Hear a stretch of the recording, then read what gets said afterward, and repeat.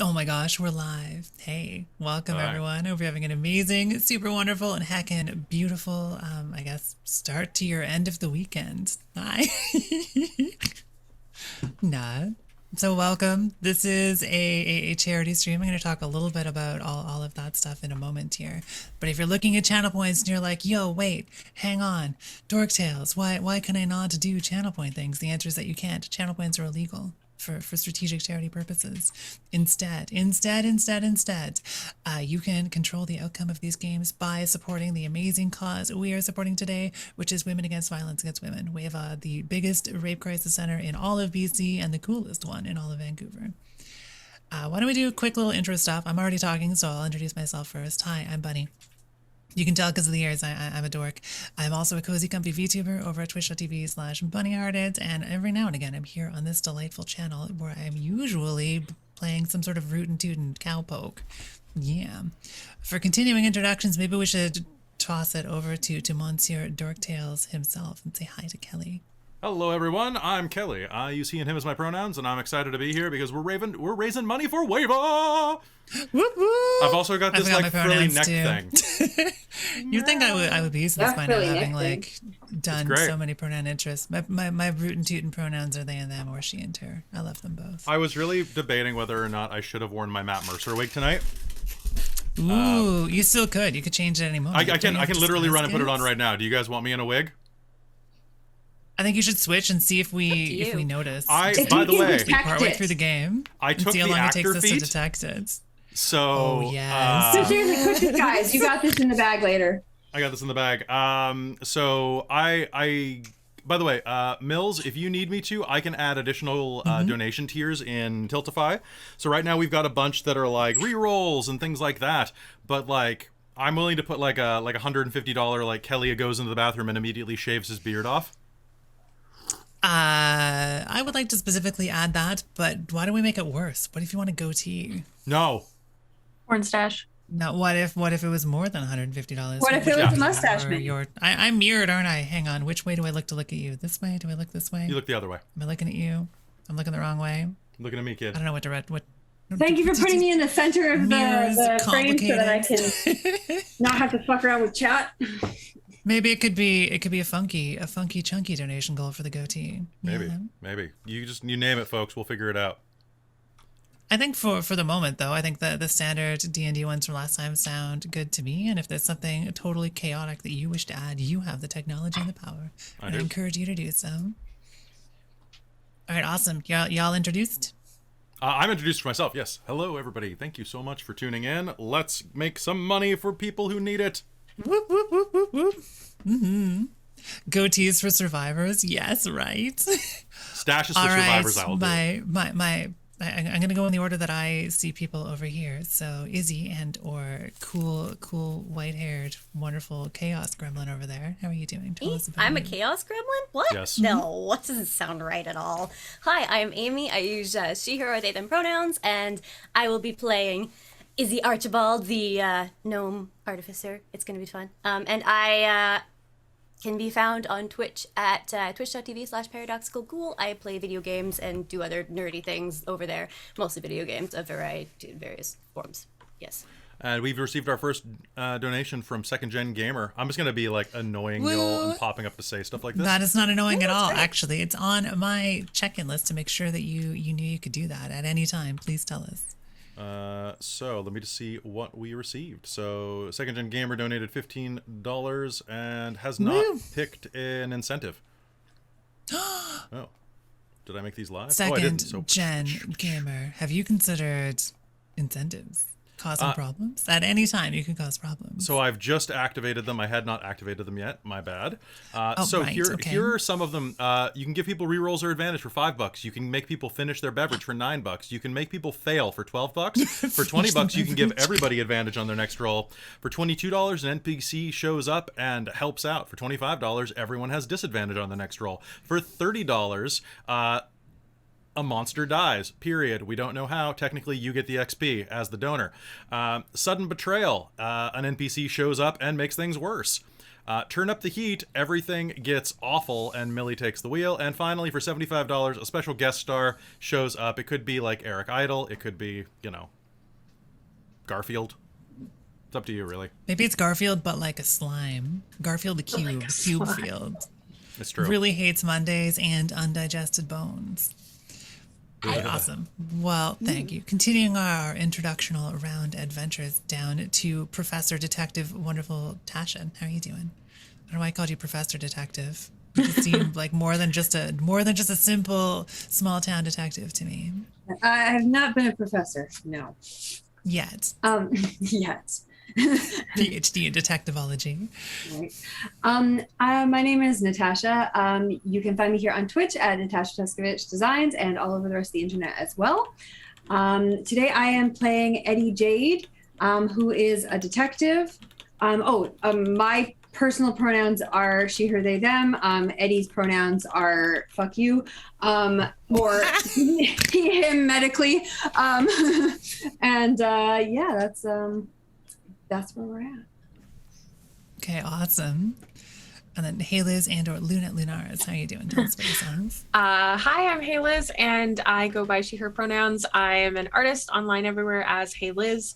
Don't forget all the extra I's. And you can catch me here on Dork sometimes doing some fun charity stuff. So I'm pretty excited. I'll be playing Luna, who some of you have seen before, but she is not evil this time, I promise.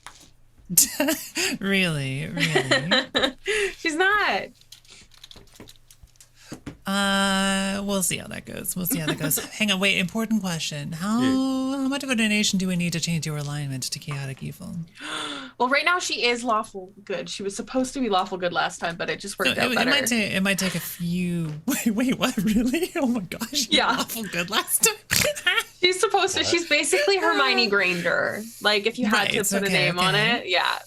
So this all checks out. We'll have to see. I'll let you decide what that cost might be. Okay, we shall find out. Speaking of finding out stuff, we talked a little bit about how there's no channel point buy because this is for charity, and I want to tell you a little bit about this charity. So we are gathered together here to raise some much needed funds and support for WAVAW, Women Against Violence Against Women, which is the largest rape crisis and sexual assault center in BC. They provide feminist services to all survivors of marginalized genders, which does include cis and trans women, trans folks, non-binary folks, two-spirited folks, genderqueer folks, all across Canada and beyond. Although they're managing a caseload of more than 300 survivors, they have more than 200 still on their waiting list for their free of charge counseling services, and the wait list right now is more than 2 years long due to a lack of funding. So this is somewhere where our support can have a direct, very important material impact. Their services include a 24-hour crisis and information line, which does, chat and text services and all of that sort of thing, one-on-one as well as group counseling, educational outreach to schools, businesses, and other service providers. They have a by and for services for Indigenous and queer survivors. They do court and police accompaniment as well as 24-hour hospital accompaniment. Each year, they receive more than 4,000 calls on their 24/7 crisis line, and just $35 of support funds 1 hour of their 24-hour crisis line support. So the way that their funds are used, that $15 will fund an hour of text chat support, $35 is an hour of 24/7 crisis and information line support, which is the one that receives more than 4,000 calls a year. $60 will provide a survivor with an hour of one-on-one counseling. $100 provides cover for taxi fares for up to 5 survivors to get to and from the hospital. $275 will accompany 2 survivors to the hospital so that they are not alone when they begin their healing journey. And $650 will fund an entire support group session for up to 8 survivors, which allows them to reconnect with themselves and their community.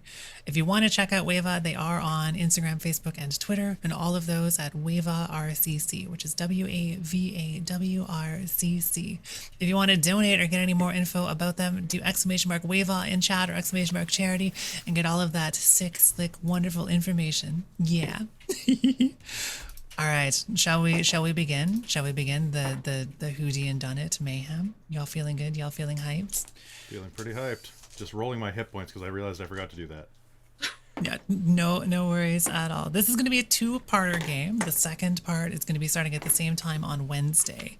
So conveniently, that means that however far we get today, we can pull it all together dramatically through through the skin of our teeth in game 2.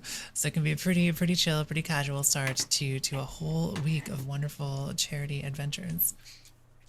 Thank you for running this, Millie. Thank you for bringing me aboard to support and run. I'm more than happy to.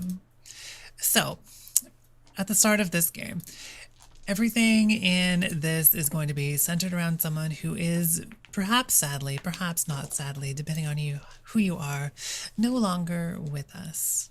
Each and every single one of you, at some point in your past, and we're going to go through that in a moment here, has had an encounter with renowned international dashing adventurer explorer lady Ida Darlington, who sadly passed away. At the start of this game, once we get there, you will be receiving a summons as per the terms and conditions of her will to see if you can last one night in her possibly a little bit spookily haunted giant heck mansion. And if you do, mayhaps you'll receive quite the inheritance to become richer than your wildest dreams. However, I want to, as a way of character introduction, give all of you a chance to tell us how you met Ida. Ida is very much someone who is like some kind of rogue wizard combination. She's very much Indiana Jones with a fireball. She has been everywhere and done everything and can fit into literally any backstory quite strategically. You can have rescued her, she can have rescued you, whatever feels the most appropriate. You can have had a dashing, chaotic romance while she was younger at some point, then been trapped in a time portal. All of these things are up to you. But if we want to go through and use this as a quick introduction for who your character is, tell us a bit about yourself, as well as how you are connected to Ida. I would freaking love that. Does that sound good to all of you? Sounds great. Sorry to put you on the spot at the very beginning of a game, but I'm a lazy DM. Also, thank you to Chandra Magic for donating $5 and giving a reroll to somebody. Woo! Thank you very much, Chandra. I appreciate it. Sorry, how old was she, and what race was she? She is a human. Well, she was a human. And old is pretty wrinkly. But at this point, pretty wrinkly. She may not always have been pretty wrinkly. I mean, most people weren't. You know, I will say she was pretty aged. I think if I were to choose a number in D&D fantasy setting, she was probably around 70. She's lived a long, chaotic, and adventurous life, though. She was a very, very fit 70. The kind of person who looks 30 at 50. Okay, cool. Who wants to go first? We can roll for it if you want. Y'all got a D4? Yeah. Let's do it. Let's start the dice rolls. I have a 3. I guess one of you has a reroll if you want to use it here. I think it's Amy, Chandra said. I also got a 3. Okay. I got a 2. Okay. What does Eddie have? 15. On a D4. 4? We're Damn, that's a good D4 roll. Wow. 2. 2? 2. Okay. Okay, so you were So we have Hailiiz 2 goes 3s first. and 2 Eddie's 2s. just cheating from the get-go. Yeah. Well, why don't we do... Let's do Hailiiz, Tasha, and then we'll go to Amy and Kelly. Does that sound good? Yeah. Okay, awesome. Sorry to put you on the spot first. I just agreed it at random. No, actually, tell Luna's us- is probably the easiest, so that's awesome. okay. Tell us about Luna and how Luna encountered Ida. Ida is her aunt, like 3 times removed or something like that. Luna comes from a rich family, and thus all of this is very normal to her. So that's basically it. She's heard about her, but has never actually met her. Oh, so you've never Was sent. actually met her? Okay. She was sent by her You've definitely family to seen- gather the will stuff. Right, of course.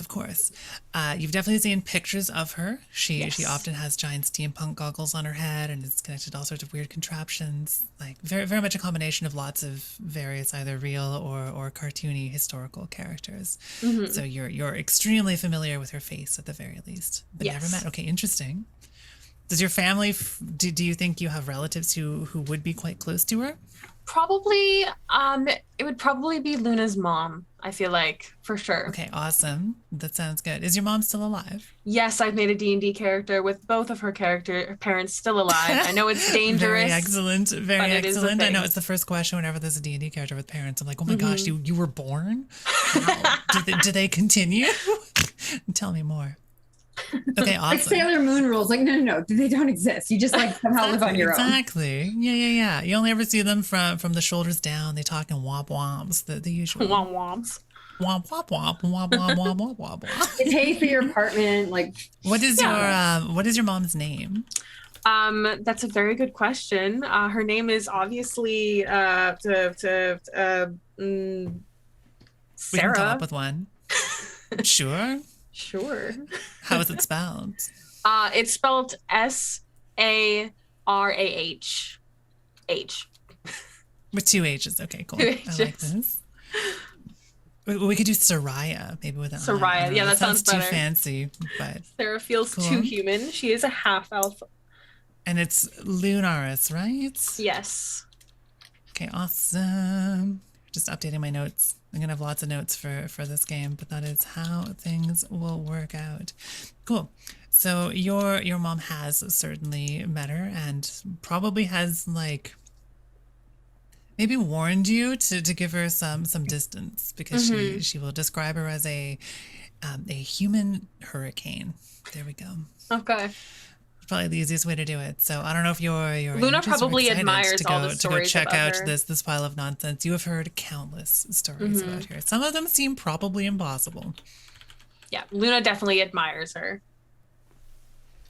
Okay, awesome. Well, thank you very, very much. And I guess so, Luna, what do you do? Do you go to school, or are you a dashing adventurer? So originally Luna went to school for a super, super, super long time, and only recently has decided to try and put her book knowledge to life knowledge, if you will. So she only recently started adventuring.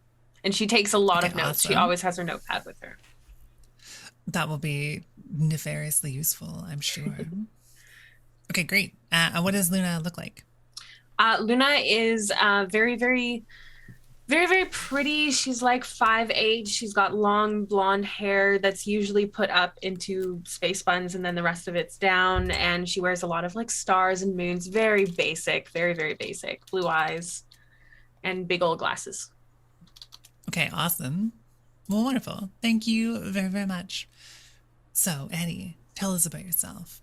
Your hard-boiled self. Josh? Oh, can you hear? Hi there. Hi. All right. Eddie's been around the block. There's I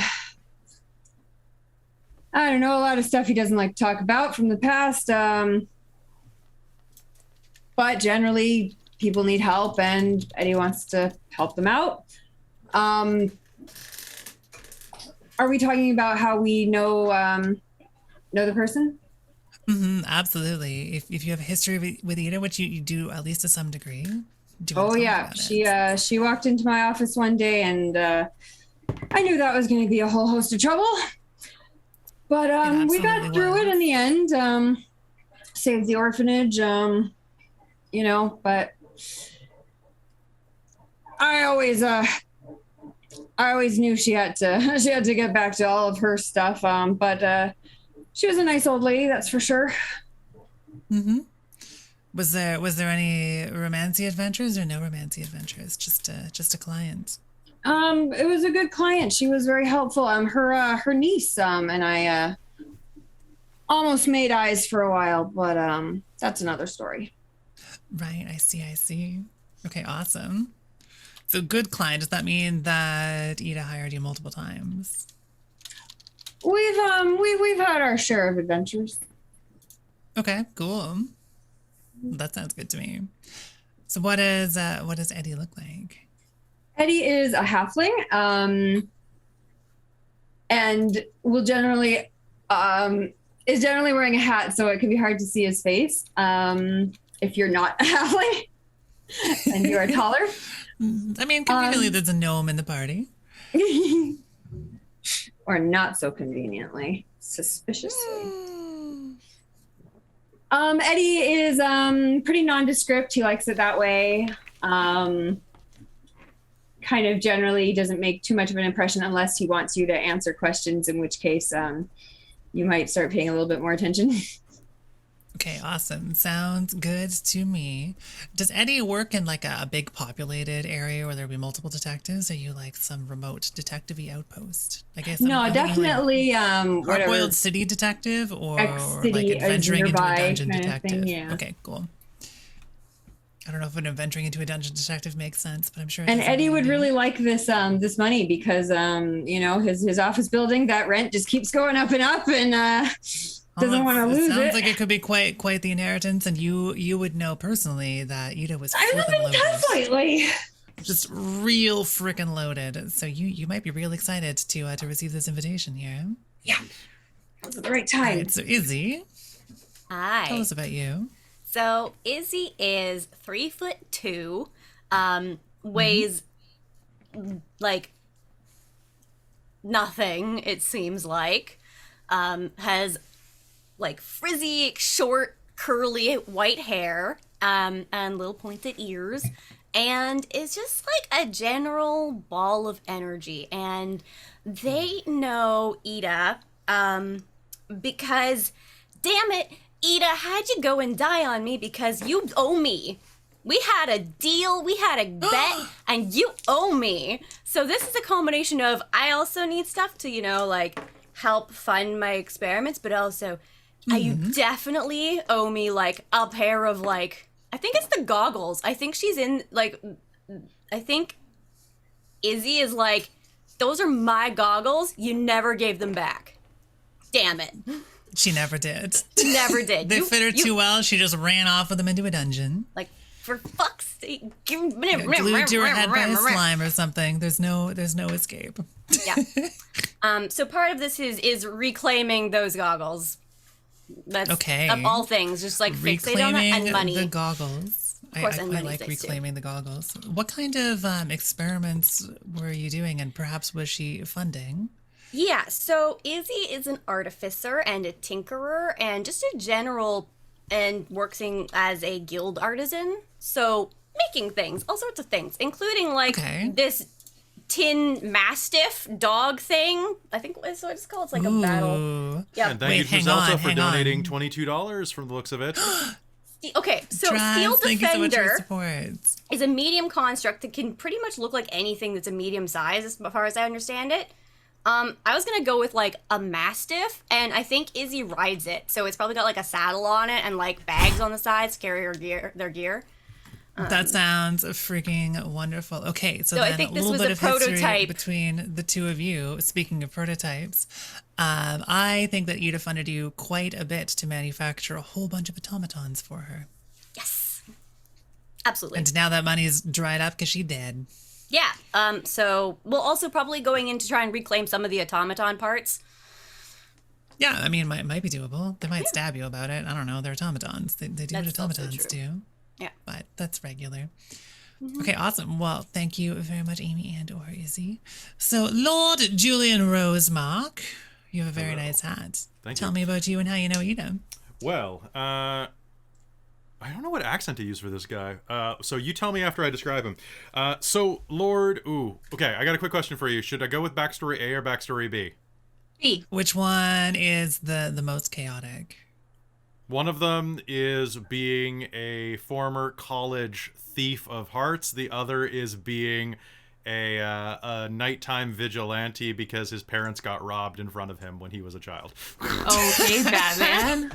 So he's either Batman or I honestly a phantom like thief. them both. I honestly like them both. Okay, fine. So he's a high school. So they got robbed. So young Julian Rosemark's parents were robbed in front of him at a high school pep rally at his noble academy.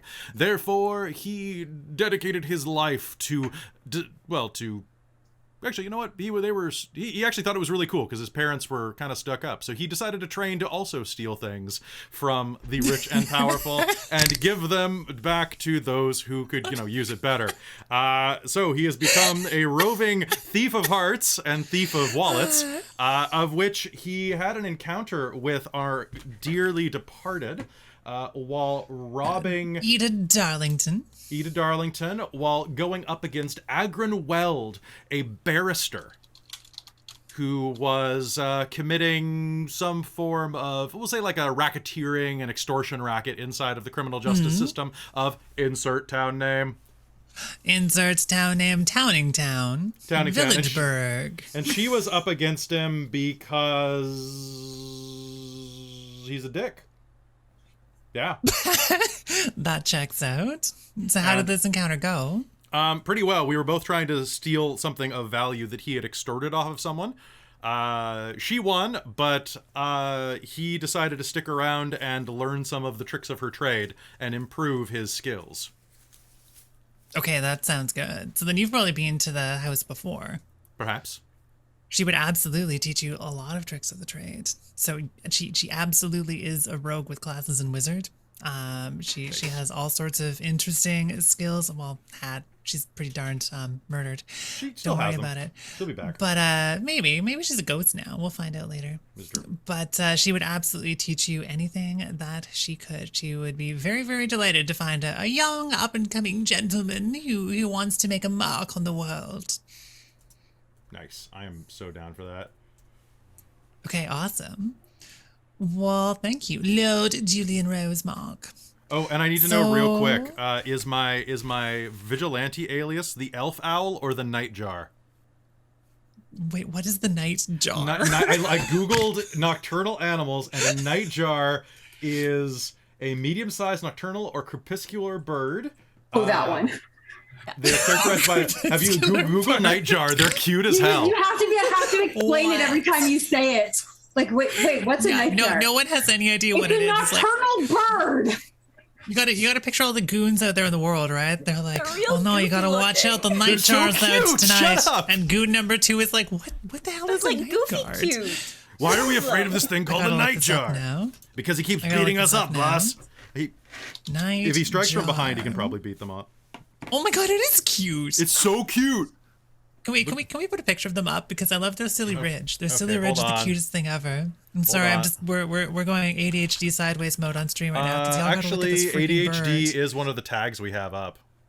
Well, so it's allowed. by our powers combined, we've got this. Okay, hold on. Ready? It's coming on the screen. Whoosh. There's a Nightjar right there. The tags I always have up. It's so cute. I love them. I'm waiting to see it on stream because I have it out of sync. Wait, is there a filter on me on stream? Oh, actually, there might be. I will fix it. I'm so filtered. Oh I my will gosh. I'll put the tiny Nightjar up by me. Bam, bam, bam, bam, bam, ba-da. Bam, bam, bam, bam, bam. Wow, I must be super, super delayed on Twitch. That's weird. Yeah, I've been thinking about putting it on low latency mode, but I was kind of worried that would be, like, it would cause a problem. I actually don't know what it does mechanically. I think that's something on your end, isn't it? Like your end is a chat member. I don't think it. I have no memory. Who knows? As I just noticed you warping that image, I have recently determined that fucking Streamlabs is one of the only ways to warp an image, like stretch an image. It's just so freaking hard to find a program that does that. I use OBS, not Streamlabs, so I don't. Whatever. The streaming programs tend to be able to like warp images, and like image fucking editing services just do not do that feature anymore. Also, Tosh, check the Zoom chat. Huh. All right, that's me, and that's my Nightjar. My God, they're so cute, and is it on a branch? They're so cute. I think so. I don't know. It's hard to tell. They look a lot like Toothless from a head-on view. Chef, I think you're right. I think you're very right.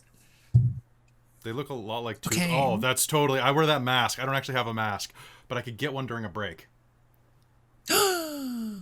Maybe we should make this happen later. Oh, Do them have dramatic hair change just to confuse everyone? Speaking of dramatic changes, can we put on some chill vibes? Yeah, music? I put on some chill vibes. Technology. I have the technology. Some chill fantasy vibes. Let's go. I turned the mic up a bit. Is that better? It was down by like 10%. Now it's max. It's a bit loud. So go drop it's it a to. little loud, I think. So drop it. 5%. Is that better? That's might be better. Talk. Yeah, much better. Please talk. Okay, I'm talking now. That sounds good. The trick is just making sure you're close to your mic because your mic. Well, it's like a foot away from me. Yeah, that's probably a bit for your mic, but I don't know. They can be persnickety. Yeah. Yep. All right. So, other things to figure out. Y'all are a party. We should get some bonds together. Those are important. I think we should be called the probably Spooky should have done Rogues. before a game. The Spooky Rogues. Okay, or maybe the Spectral Not Rakes. all of us are rogues. The Spectral What was that, Spectral? Rakes. The Spectral Rakes. Spectral Rakes. That sounds good. The Phantasmal Have Takers. Have you Rakes is done good. some adventures together, or are you you're like, yeah, we're totally gonna go into one of those dungeons, but we've all been invited to this cool, survive the night and not die thing. So let's do that first. Yeah, that sounds probably Or do you better. have some adventures It's behind that you? one. And we probably have like loose connections already. Like, I don't know Yeah, if you've okay, encountered okay. me dropping stuff off at like when you're training under Ida, Mr. Lord Julian. And we talked about Luna potentially being one of my students at one point. Yes. Luna Okay, highly cool. respects Izzy as well as Eddie because they're like the law, or teachers are like the law to her, you know what I mean? So Mm-hmm. Yeah, that I'm not actually a teacher. But you could be. I just fooled you one time into thinking I was. yeah. You're And I will never teaching, tell you like, otherwise. The life lessons of hard knocks. You got a lot to learn, kids. Hard-boiled mustache time. Mm-hmm. Okay, so bones on your character sheets. Oh gosh, I don't actually have a D&D 5e character sheet up right now. I just have like stat logs. Millie, can I ask you a very, very important question that people are going to scream at me in the chat Absolutely. about? I What is the took question? Fey Touched as my level 4 feat. That sounds sick as hell. I get one enchantment spell, and I'm wondering if I can have Silvery Barbs. Silvery, I don't remember It what that is does. off a the top new of one my from head. Strixhaven. A lot of people ban it from play because it is a super powerful spell at level 1, but I have 2 spell slots. Oh, at you're level 1. level. You're level 4. level You got the technology. Cool. So what it allows me to do is I It distract the takes a creature. reaction slot. Yeah, so I force someone to use 2d20, and I force someone to use disadvantage, although it's not disadvantage. So this can work even if they have disadvantage. And then I grant someone else, including myself, advantage. I steal luck. Huh. So you magically distract It's a reaction which you take when a creature you can see within 60 feet of yourself succeeds on an attack roll, an ability check, or a saving throw. It's kind of neat that it's a reaction. So you magically distract the creature that activated this and turn its momentary uncertainty into encouragement for another creature. That creature has disadvantage basically, but it doesn't count, so it's maybe even double disadvantage. You're right, that's really cool. And then you choose another creature, and then that creature has advantage on the next thing that they do. I'm cool with this. This sounds like chaos. This is going to be a complete mess. Let's go For a it. sorcerer, this is an awful spell. For a level 4 rogue, it's a great spell. It sounds like a great spell. Absolutely. I'm curious what it looks like. It's like how does little this- like sparks of silver kind of shooting at people, kind of like it's. Yeah. Okay. I'm picturing it like a mage entropy effect, right? It's like, how do you steal someone's luck? The I'll threads steal of your fate true are being. luck. Dun. Yeah, no, I'm more than happy for that. That looks like a really cool ability. Soul Omen in the chat says it's pocket sand, and I can't argue with that. Pocket sand. It's pocket sand to sand. give someone a buff, though.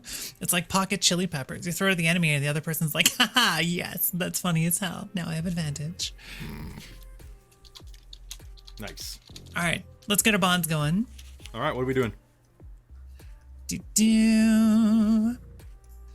Well, let's see.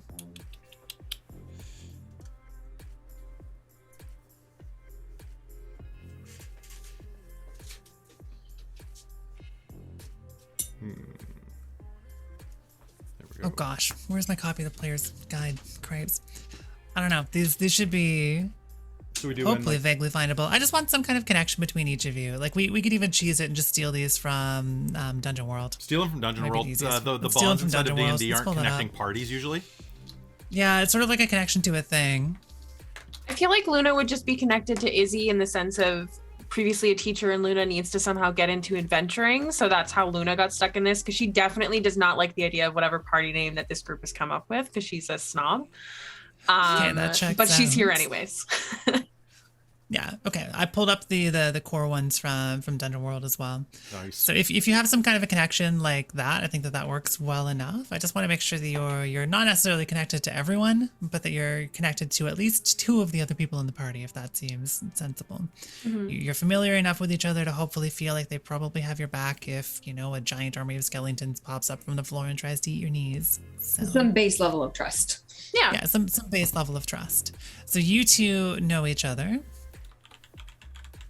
I feel like Luna wouldn't have to know anyone else because she would trust her teacher enough to trust the other people. Also, I feel like we know each other because I've definitely told you I'm a professor at some point when I wanted to learn something from you. That checks out too. Okay, so you Have you know investigated me before for some reason? Definitely. Oh my god. Ooh, okay. Wait, did you prove Izzy's innocence in something? Probably Our school lab reluctantly. was blown up. Oh, That yeah, seems I like may a- have blown a up good the lab connection. once. Yep. Yeah. And you totally looked the other way, possibly with a bribe involved, depending on your decision there. And it totally wasn't Izzy's fault. It was that nefarious other student from the house in the school that they don't like. I'm sure it's fine. Yeah. Well, I guess the other teacher, the professor of explodiology. It's always the professor of explodiology. I had a even- feeling when I No learned punk. about him. Right? The worst house. Okay, so Eddie, you know Izzy then, and it sounds like you know Luna because you were being a teacher, right? Or you were being sort of maybe a teacher, but not quite. Trying to find out about that professor of explodology. Okay, then we got to get the Lord Julian Rosemark connected into at least a couple of you. All right, let's do this. I feel like I know all of you guys, whether you know me or not. So But which name do you know me by? both. Wait, Wow, are it's- you like the Commissioner Gordon to Oh my God. Julian's Commissioner Jade. Look, but you don't know they're connected. Nightjar? You don't know the I'm the actual one. Nightjar. You just know the Nightjar. Is that what the Nightjar's voice? It's not deep. That bird cannot be deep and gravelly. No, I don't think it can Just be picture either. that bird going The like, "I'm the Nightjar Night- is the To be best. Like, go with that one. I'm the That's it. Nightjar. Bats are Disguising. not terrifically deep and gravelly either. So I'm gonna steal your hat. you're from Night Joyzy, I Night see. Jersey. Night Jersey is, in fact, I'm from Night Newark. Okay, this is excellent.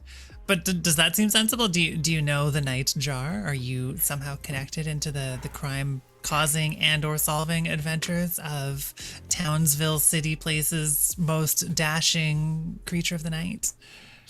Oh, And we've possibly definitely most crossed eligible paths bachelor. before. It's true. And how would you know? That The checks out. Nightjar is an elf. I'm just putting that out there. Wears a nice hat, looks like an elf. Definitely a different person. Definitely a different person because I have a hat of disguise. There's some. let me show you the difference. Watch. You ready? You ready? Okay.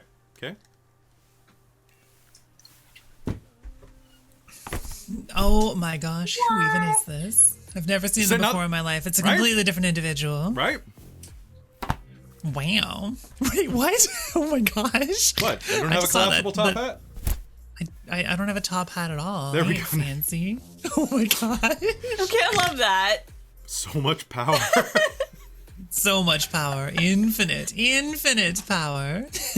Hats are good. All right. I've even excellent. got hats for me when I need to be like, oi. You're so prepared for I have this. so many hats next to me right now. You're so prepared. I just have I just have impossible hats.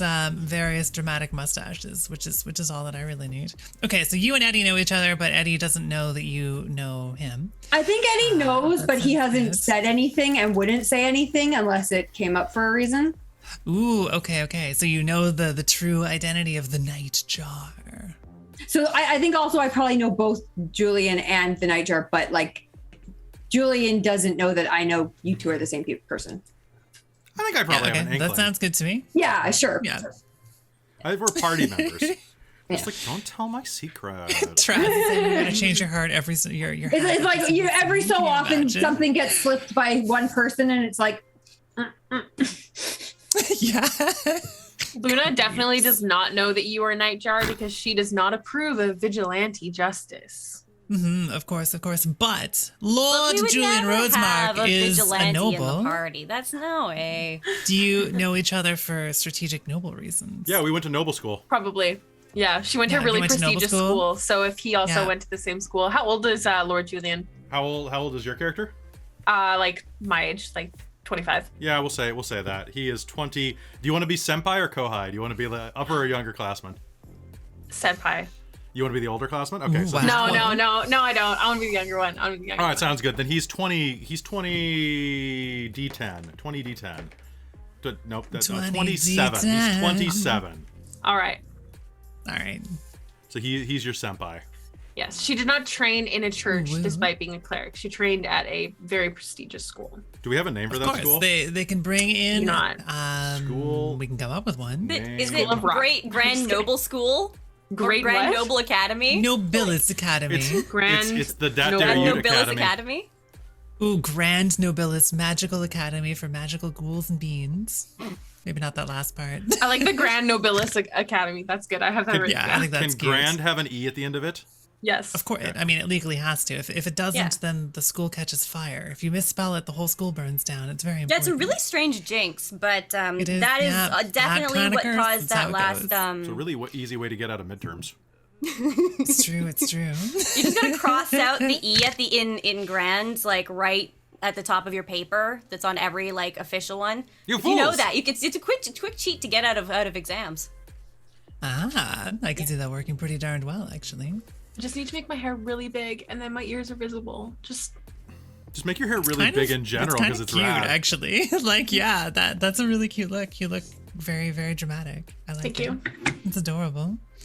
Speaking of dramatic and adorable, okay, well, thank you for connections. I guess, Lord Julian, do you know Izzy at all, or do you just only know each other through the introductions in the party? You have no other history together? Well, we bumped into each other at the house before. Yeah, and depending on which, Yeah, okay. and potentially, if we're talking, if I was a teacher at the school, Well, that's fair. we might have crossed paths even if you weren't in my class. What did you teach? Artificing? I have to check what my proficiency is. Hold on. Yeah, I went in there. I was in shop. Okay, yeah, shop Well, class basically. sounds good to me. I was in shop. Oh, You one were thing I in forgot to shock. mention is that she has a prosthetic arm, Ooh. Ooh, nice. Which okay, one? cool. left arm. Nice. It's dope. The cool Dope as dope. arm. Definitely self-made. It does cool stuff. How did you make it with just one arm though? That's really dexterous.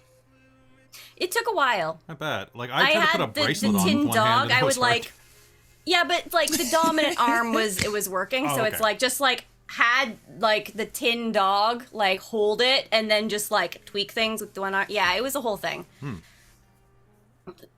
Yeah. Help if I could align this mustache. Don't worry about it. There we go. Hi, I'm very good at dramatic mustachionings.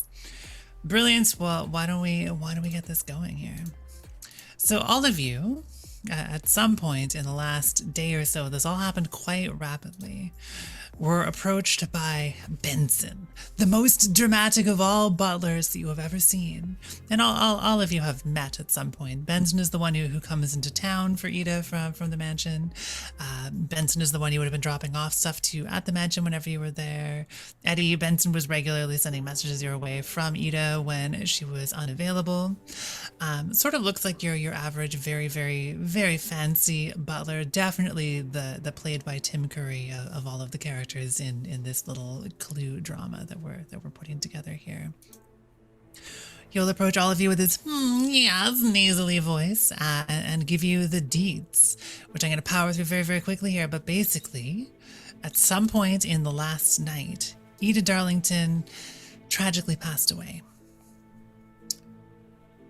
Truly the most of heartbreaking news, he says.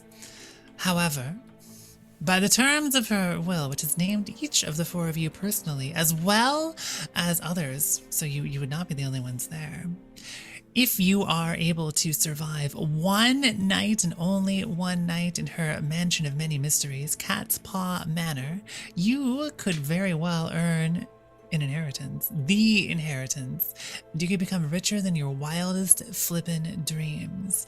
And each of you know full well that Ida is like the most loaded individual that has ever possibly existed. So this is a pretty skookum looking offer here. How did each of you react to this? Were you together at the time? Were you approached independently? Benson will just sort of appear wherever you are. Literally through a dimension door. Benson walked through a dimension door into my office. Yeah, just walks through the door, but not that it's door. Not quite the regular door on the other side. Yeah. Benson has legs that go on for days, of course. Sort of like dangerously short Butler. Always getting me into trouble. See some of the sensual ankles and such sensual, such ankles. Yeah, but I assume all of you are in. But are any of you hesitant about it? Are you concerned? So wait, you're saying the inheritance gets split? It has to be tonight. So you must by everyone who's there? Everyone who makes it through? All who survive the night will be gifted with the ultimate inheritance and become richer than the wildest dreams. Yes. Wait. Is the ultimate inheritance like a money pot that gets split? Or is this some sort of shit like friendship you found along the way? Absolutely loaded. So like divided. Well, yes. Okay. It's something that can be divided. Could of course shrink like a little coin. bit. Wait, hang on. 2 hands. There we go. I know the dam was loaded. Of course. I must ask, you say beyond a wild's dreams, but I can dream quite wildly. Oh, I assure you, Lord Julian. Oh, this is even wilder than you could imagine. No. Look. He's just going to start giggling because this is the best laugh he's had in months. What happened to her anyway? To be honest, I don't really know. I thought she was indestructible. I would have thought so too. She doesn't even a giant spooky mana. Oh. Eddie has no idea what you just said. She lives in a giant spooky manor. She should be indestructible. Wahaha. Yes. What say you, Professor Izzy? Well, it should be fun. Oh, I quite think so. I'm crossing my fingers that at least most of you will survive the night. Oh. I have a bet with the maid, you see. She thinks you're all going to bite it. Oh. Why would she think that? What is there to be afraid of inside of this manor? He just nods. Yes. Many terrifying contraptions and devices and amazing discoveries. While this is all going on, Luna looks sad, but she's also just sitting there like writing notes with what everybody is saying and responding and what they're saying. She's not saying anything. She's busy.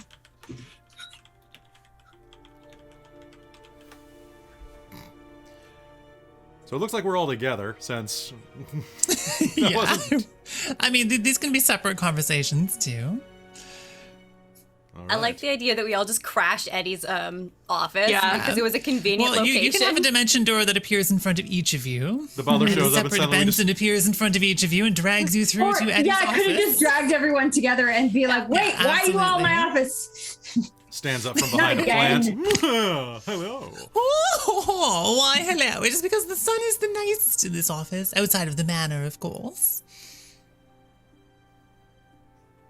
Just like You've one little tiny got a window. little window, and I like looking out of it. You can see the bakery. Oh, it smells so good. You are Yeah, I'm just gonna play don't Benson buy in the next anything from game that bakery. that I'm in. I'm just going gonna be this guy forever now. There's no escape from the mustache. What does the butler look like? Very much like Tim Curry. He has slick back, perfect hair. He's wearing a ruffled white shirt. He has a little red corner pocket thing in his perfectly maintained tuxedo jacket, and he's wearing very nice dress pants, which, as I suggested earlier, are a little bit higher than they should be, showing off just the faintest hint of ankle. It's a little bit sensational.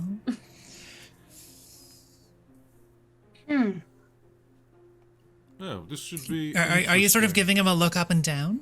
Yeah. He Luna's will very. catch your eye. She's judging and writing all the wink. notes. Oh. Ankles. He gives you a visible. little. When you look up, he gives you a wink. She looks disgusted.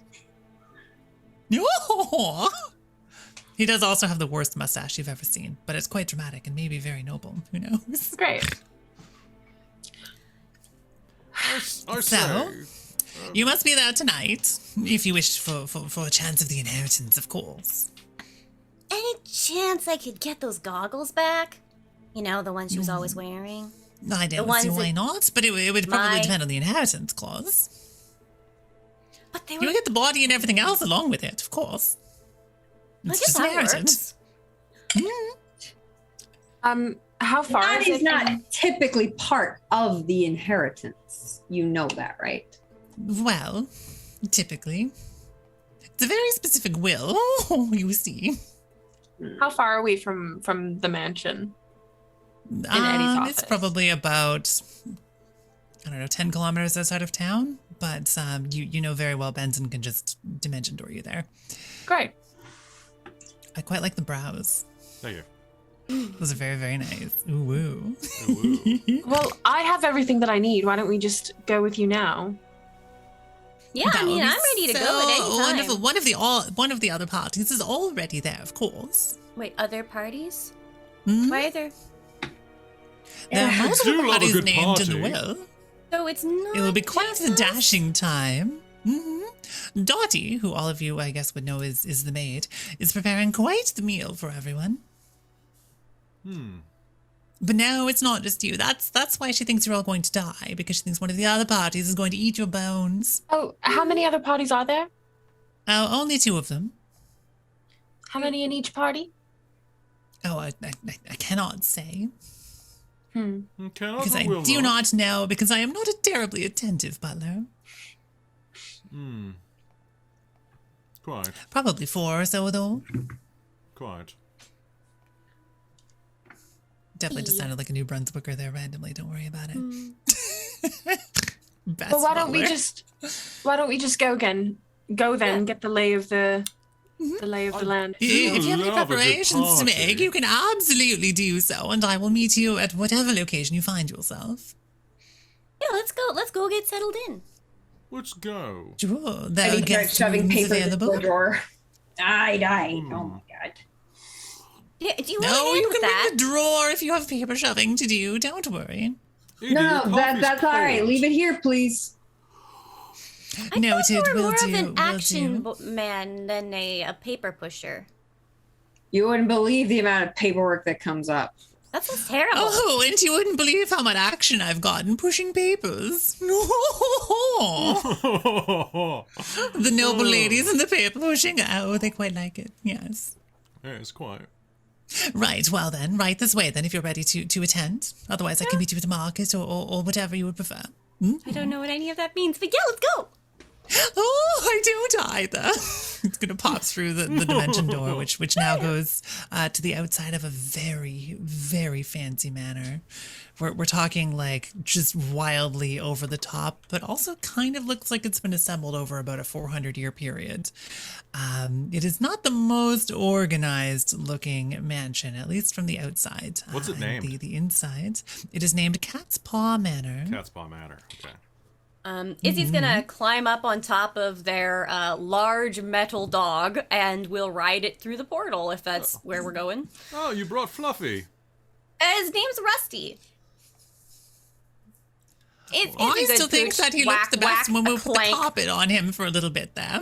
He was quite fluffy then. He was. It was also terrifying, and I felt like he was going to eat my soul, so we stopped that. Oh, well, there's an owl bear inside, so it would be competition. Sorry, His name did is you, Greg. is this a pet? You will have to speak to them. To the pet. But to the other party. Oh. I don't know if the third one is here yet either. Quite. Well, come on in if you wish to. Yes, of course. He'll usher you up to massive oaken wood doors that have metal grating on the outside that is open as well. This place looks like it would be very difficult to break into. All of the windows are barred. It's quite a secure building. You've probably cased it before, Lord Julian. I have. Mm-hmm. In fact, you probably even practiced breaking into Ida's house as part of Ida's training. So you know that the windows tend to be trapped. I would not suggest going in through the windows. I think that it is dangerous. Perhaps the front door this time. Why would we go through the front windows, door is Julian? where all of the stylish individuals go through regardless. It is the classiest of rooms. The foyer, you see. We do have an invitation. Yes. Oh, yes, of course. Ah, cripes. I just want to be this butler the whole game now. Okay, so all four of you are there, right? No one's staying behind or doing any other shenanigans? Mm-hmm. No, you're good to go? Okay, so then Benson is going to lead you in towards the foyer. He opens those two massive oaken doors into the first room that you can see on the map there that's labeled, which does indeed have a bright red carpet on the floor with sort of a large imprint of a cat's paw in it. There are 3 doors in here, one going straight ahead, one to the left, one to the right. There's sort of a suit of metallic armor at the back wall to the right as you walk in. The floor is made of stone. There's a couple of nice potted plants. And just above 2 benches, there are 2 twin paintings of Ida. You recognize her very, very well. Both paintings, she is posing with the prettiest cat you have ever seen before. What and does it actually, look you like? have all seen this cat before. This cat's name is Cece, and she sometimes brings the cat with her on adventures. It's bright white, very fluffy. What color is Cece's eyes? They are green. And kind of matchy with Ida, actually, because Ida's eyes are hazel.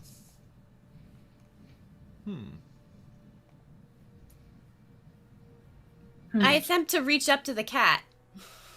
As he's gonna go On the picture. Yeah, she's gonna just like pet the picture. Yeah, absolutely. If you can't reach, Luna will help you. You scruffle the picture of the cat, and you hear a little wow from behind you.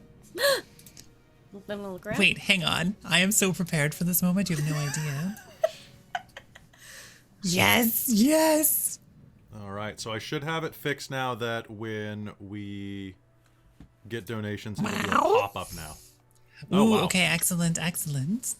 So you will hear a little meowing noise coming from underneath the bench, and there is Cece Excellent. looking up at you, I didn't think that would work, and yet it as did. if summoned. What's the cat's name? Magical. Cece. Cece. Cece! Izzy's gonna go grab the cat. Still kicking around. Sort of flails a little bit, doing the old like. It's like probably the size of like with how fluffy it is. It's probably almost the same size. As Ridiculously fluffy. This is Yeah. the fluffiest cat in the world. This cat has been shampooed recently. Good. It smells like rose bath water. Oh my God, It smells like sugar with rose scented rose soap bath last water. night. There we go. Aw, that's really cute. Yeah, so Izzy's just like wrapped around this, got arms wrapped around this cat, so it's like flopped in their arms, just like Nah, you just scoop up the cat. yes. Okay. This thing Can is I weight. Well- inside check the cat? Does it seem sus? Just roll it. Right. Izzy's just like it's so fluffy. It's just like 14. All right. The cat certainly seems weird, but it's a very fancy cat. It doesn't seem any weirder than usual, to be honest. You've probably encountered... Oh, no, you haven't encountered this cat before because you've never met her. The cat's weird. Yes, absolutely a weird cat. Okay. Seems really quite displeased about being picked up, but is sort of doing like a stern face about it instead of really complaining. Just looks pouty. Okay. Boom. Okay. It worked. Boom, it worked. Wait, what worked? The overlay. Woo! Overlays. There's just no sound, so I'll have to make a sound effect for it. But Is it a great... I donated night $5 jar to someone's give pet? Oh my Hailiiz gosh, an hang on. advantage. So Art Kairos, the nightjar is roll. actually the superhero persona of one of the characters over here. And do we want a kazoo or do we want fanfare for the donation noise? Let's do fanfare. Fanfare's cooler. Okay, so boop, there we go. So it's gonna make a noise. There we go.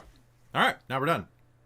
Why did I not name this cat Mr. Floofles? I like Cece. Cece still sounds great, but it could be Cece Floofleston the 14th. There we go. It's a very fancy, noble cat name.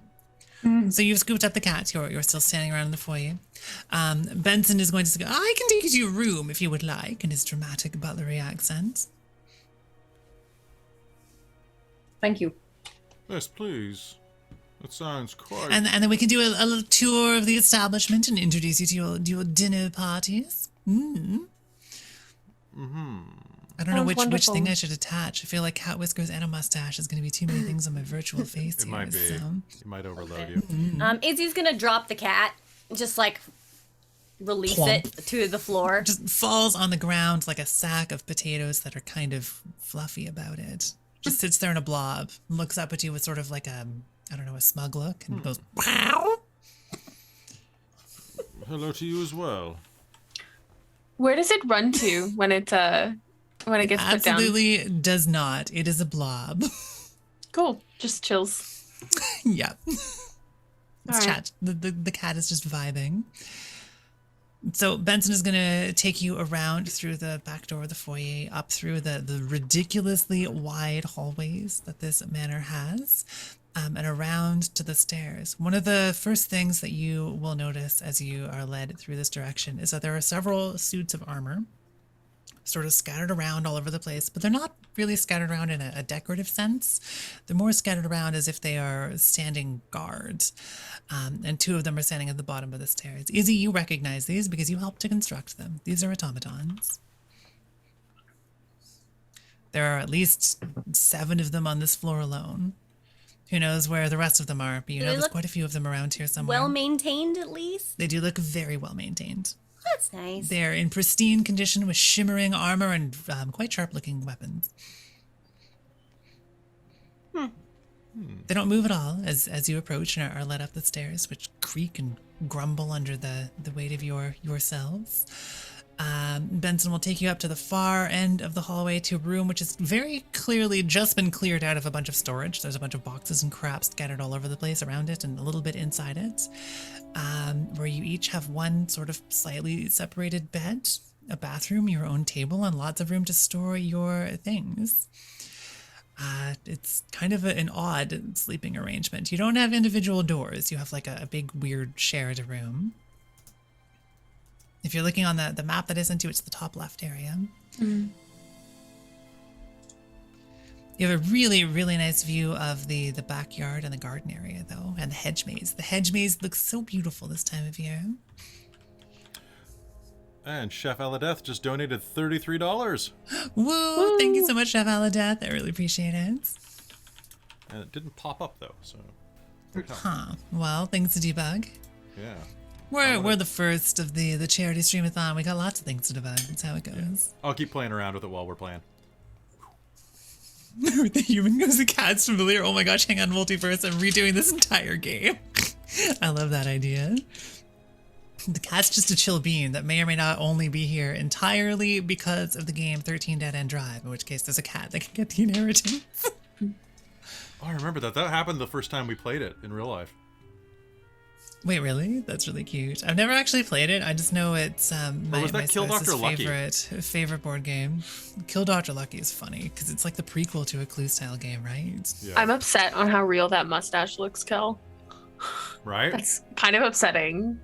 Well, the eyebrows too, right? Like, yeah. The eyebrows are watch just this. so aggressive. So good. You want to know the best part about these eyebrows? Is that from Zoom, or are you using something else for This it? is Zoom. It's the best thing about Zoom. Hold on. So watch this. All right, Ready? well 3, done, 2. Zoom. Hello. This is. Oh, pardon me. 1, 2, 3. Hello. I'm really I'm curious what Markiplier happens here. if I. Oh my gosh. I'm wondering what happens if I add it to my VTuber face. That's a good question. I'm very curious about that. I'm going to take an ADHD break here just to find out, because I wish to find out. Now I can't be stopped. Mills, you're slowly being covered by donations, so I got to figure out how to purge those. I'm slowly being covered by donations. Can we move the overlay for it, or I don't mind being slowly covered by donations. There's few things I would rather be covered by than support for an amazing and wonderful organization that definitely and just fantastically deserves our support. Backgrounds, video filters button. Wait, hang on. Happy Sprout button. What does this do? Radius, number of events to show. There we go. So I'll drop it down Sunnies. to 2. I don't think it's detecting my face. Well, it's because it's not a real face. What the heck was that? I had like a halo for a moment there. There's a bird. Hi, bird. I can be sepia toned. I can be dramatic. Okay, I'm gonna turn all of these things back off. It doesn't quite work, but it was neat to experiment with. I can just add my own silly fake mustache. All right. So, and let me just check those donations. So, for the most recent donation, Chef Aladeth donated $20 for Team Advantage. Everybody has advantage, so everybody has a point of inspiration. Woo! And wait, am I part of the team? Do I no, get advantage you're not part of the team. For nefarious purposes? However, we have also we have another $20 from Anonymous, and Chef Aladeth also donated $33 for a sudden betrayal. So that means that something goes very badly for us and an NPC costs. When do we want the sudden betrayal to happen? I have a plan. I have a plan for this one. I have a good plan for this one. Malnellen, who I adore, thank you so much, paid $22 for sudden help from an NPC and has suggested an NPC for you, which I will send in the Zoom chat to you, Mills. Ooh, okay, excellent. I'm stoked to heck for this one. And they have asked that you do it within the next 1 hour and 35 minutes while they're still awake. Because I will do this so much faster than you can anticipate, because this is the best suggestion ever.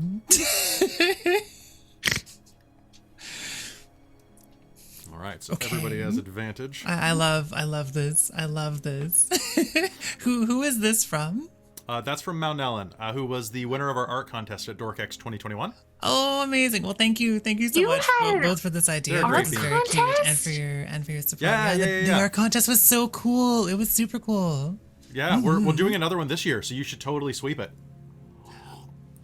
You'll get video games for free. When was that? That was February of last year, so I don't know if we were like talking and hanging out a lot at that point. Wow.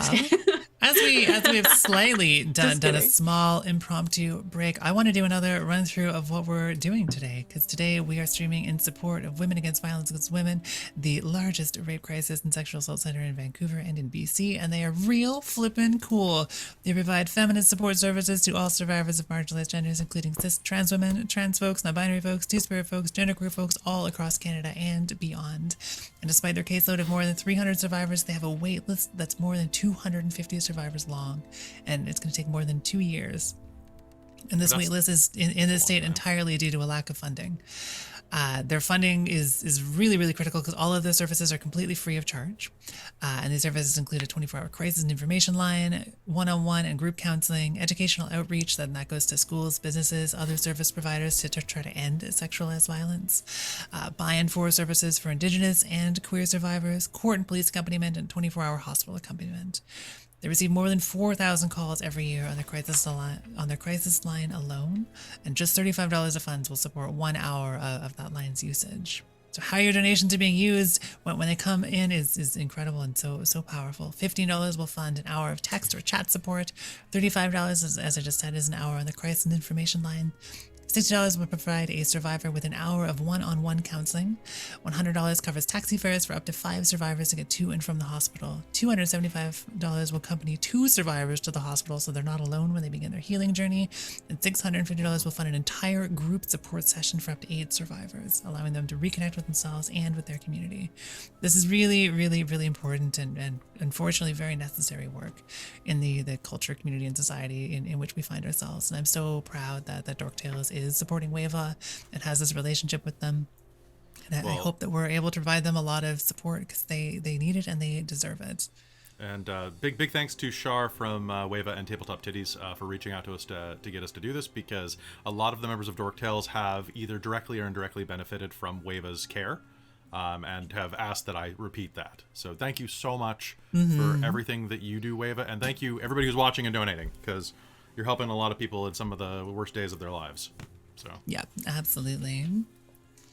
Nah. Okay, so they're so nice, right? They're so nice. I feel like I need more silly props to add to my face now that I'm seeing what Zoom can do. So are the four of you going to sort of settle in your room a little bit and drop off your bags if you have any bags? Are we all sharing one room? You do all have one room, but you have separate beds. They're sort of divided by thin walls. They don't have doors. You each have your own dresser. It's rather slapdash, to be honest. And Spank My Betty just donated $50. Oh my gosh, Spank, thank you so much. That's wonderful. Spank My Betty. Spank My Betty wants you to turn up the heat, which means basically, hey, whatever's going on, turn up the heat.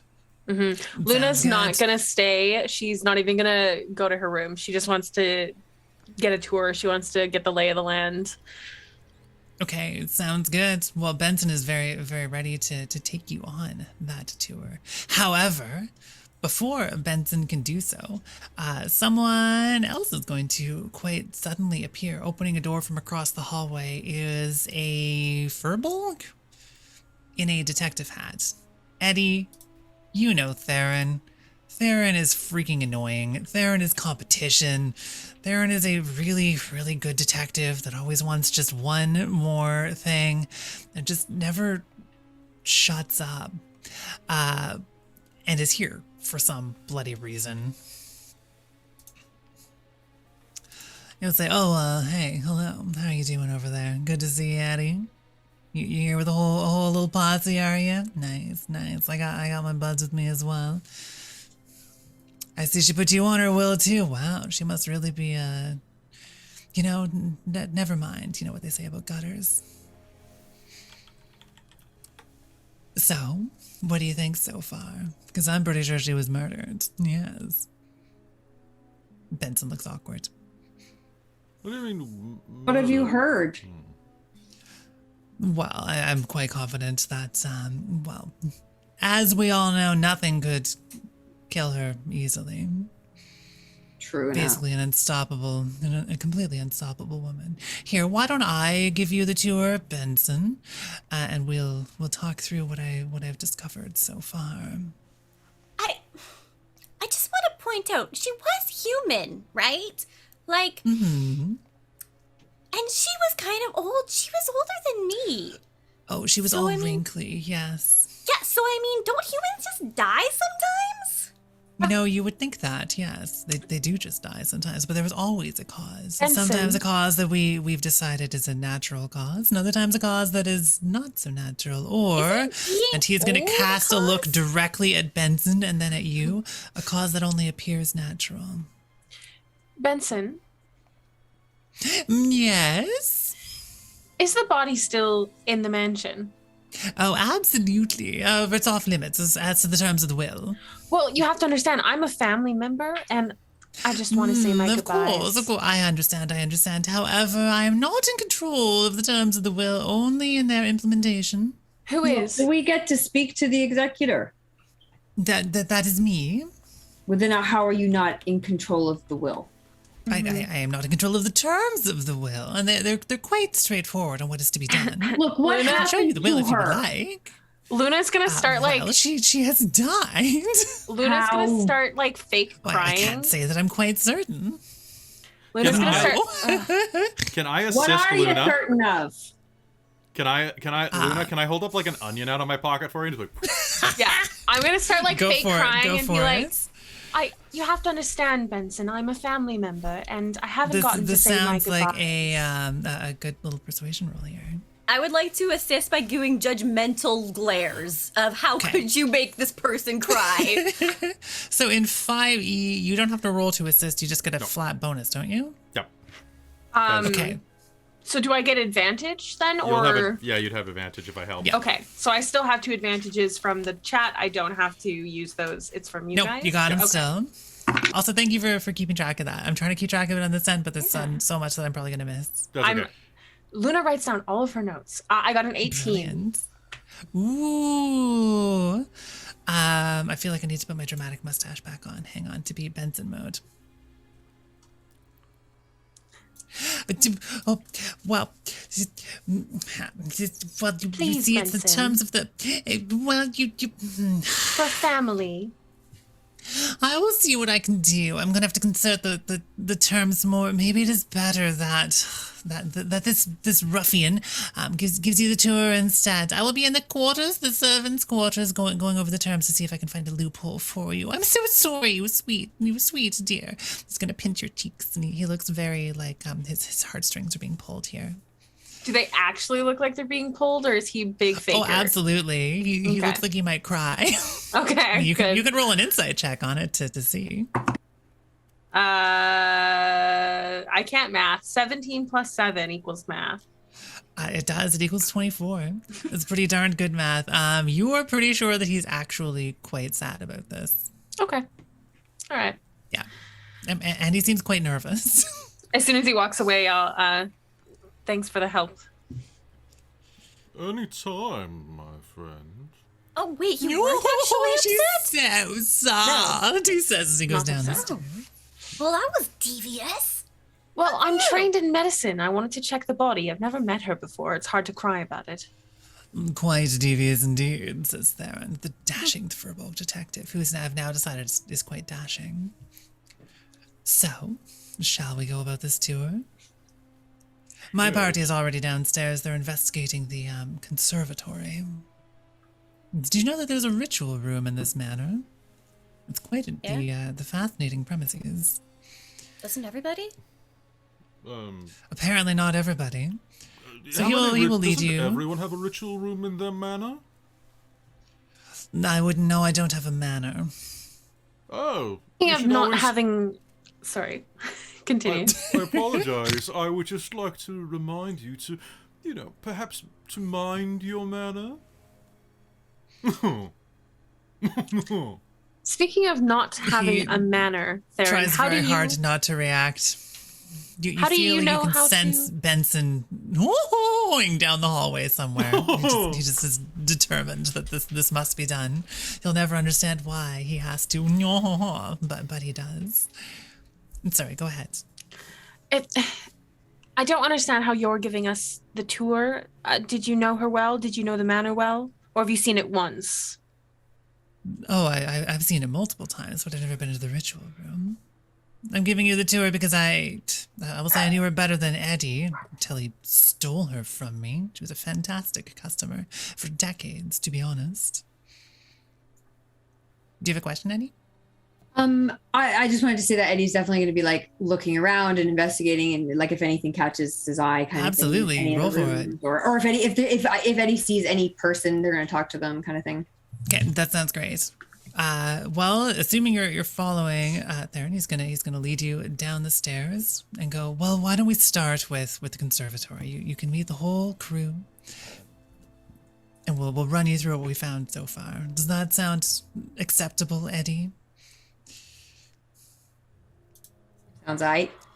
Wonderful. He's going to go to pat you on the head.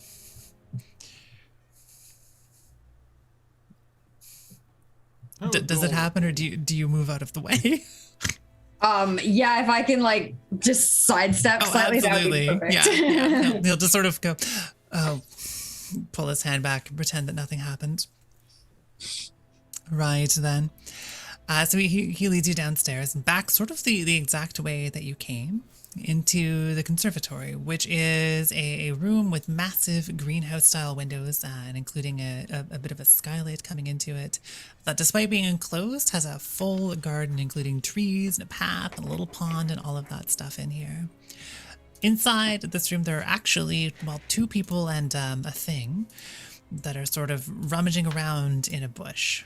There is a dryad literally just a cool tree person rummaging in a bush. There is a very, very fancy looking druid here who, Eddie, you have met before. This is Elmar, Theron's husband. He's equally as annoying. He's wearing fancy druid robes. He has a beard that just goes down to his knees. It's quite the look. He actually looks like he might be harvesting the plants in here more than investigating, but that's just how he does. And then the thing in here is that there is just sort of an owlbear in the pond splashing around. Well, here's my party. Slightly more professional than yours, I suppose. Theron, do you have any information on how Ida died? Well, not yet, but we're trying to acquire some. I can't help but feel that something doesn't quite add up here. The terms of the will I haven't seen yet, but I've been requesting it since the moment that we got here. So I'm hopeful that mustachioed imbecile will show it to us one of these days. Reportedly, we're not allowed to see the body, which seems like a fantastically delightful way to cover up a murder. This whole house is filled with terrifying, dangerous creatures, traps, and constructs, and you're telling me that she just collapsed one day. I saw her less than a week ago, and she was quite healthy. That's also more than we've heard. We can't get anything out of Benson. Mm-hmm. Who told you You she get a collapsed? delightful laugh. Well, to be fair, he didn't tell me that she just collapsed. He's just said that that she just died. That's all we've heard. So you don't know that she collapsed. I don't You're know that she assuming. collapsed. That's correct. So what evidence do you have? I am That assuming doesn't that seem Benson would terribly like me to professional, assume making that she has conclusions like collapsed. So we've met Benson Fine. before? Like, this is a known person? We know Benson? Benson has always worked here. Okay. And he's always been infuriating? Oh yes, just the worst.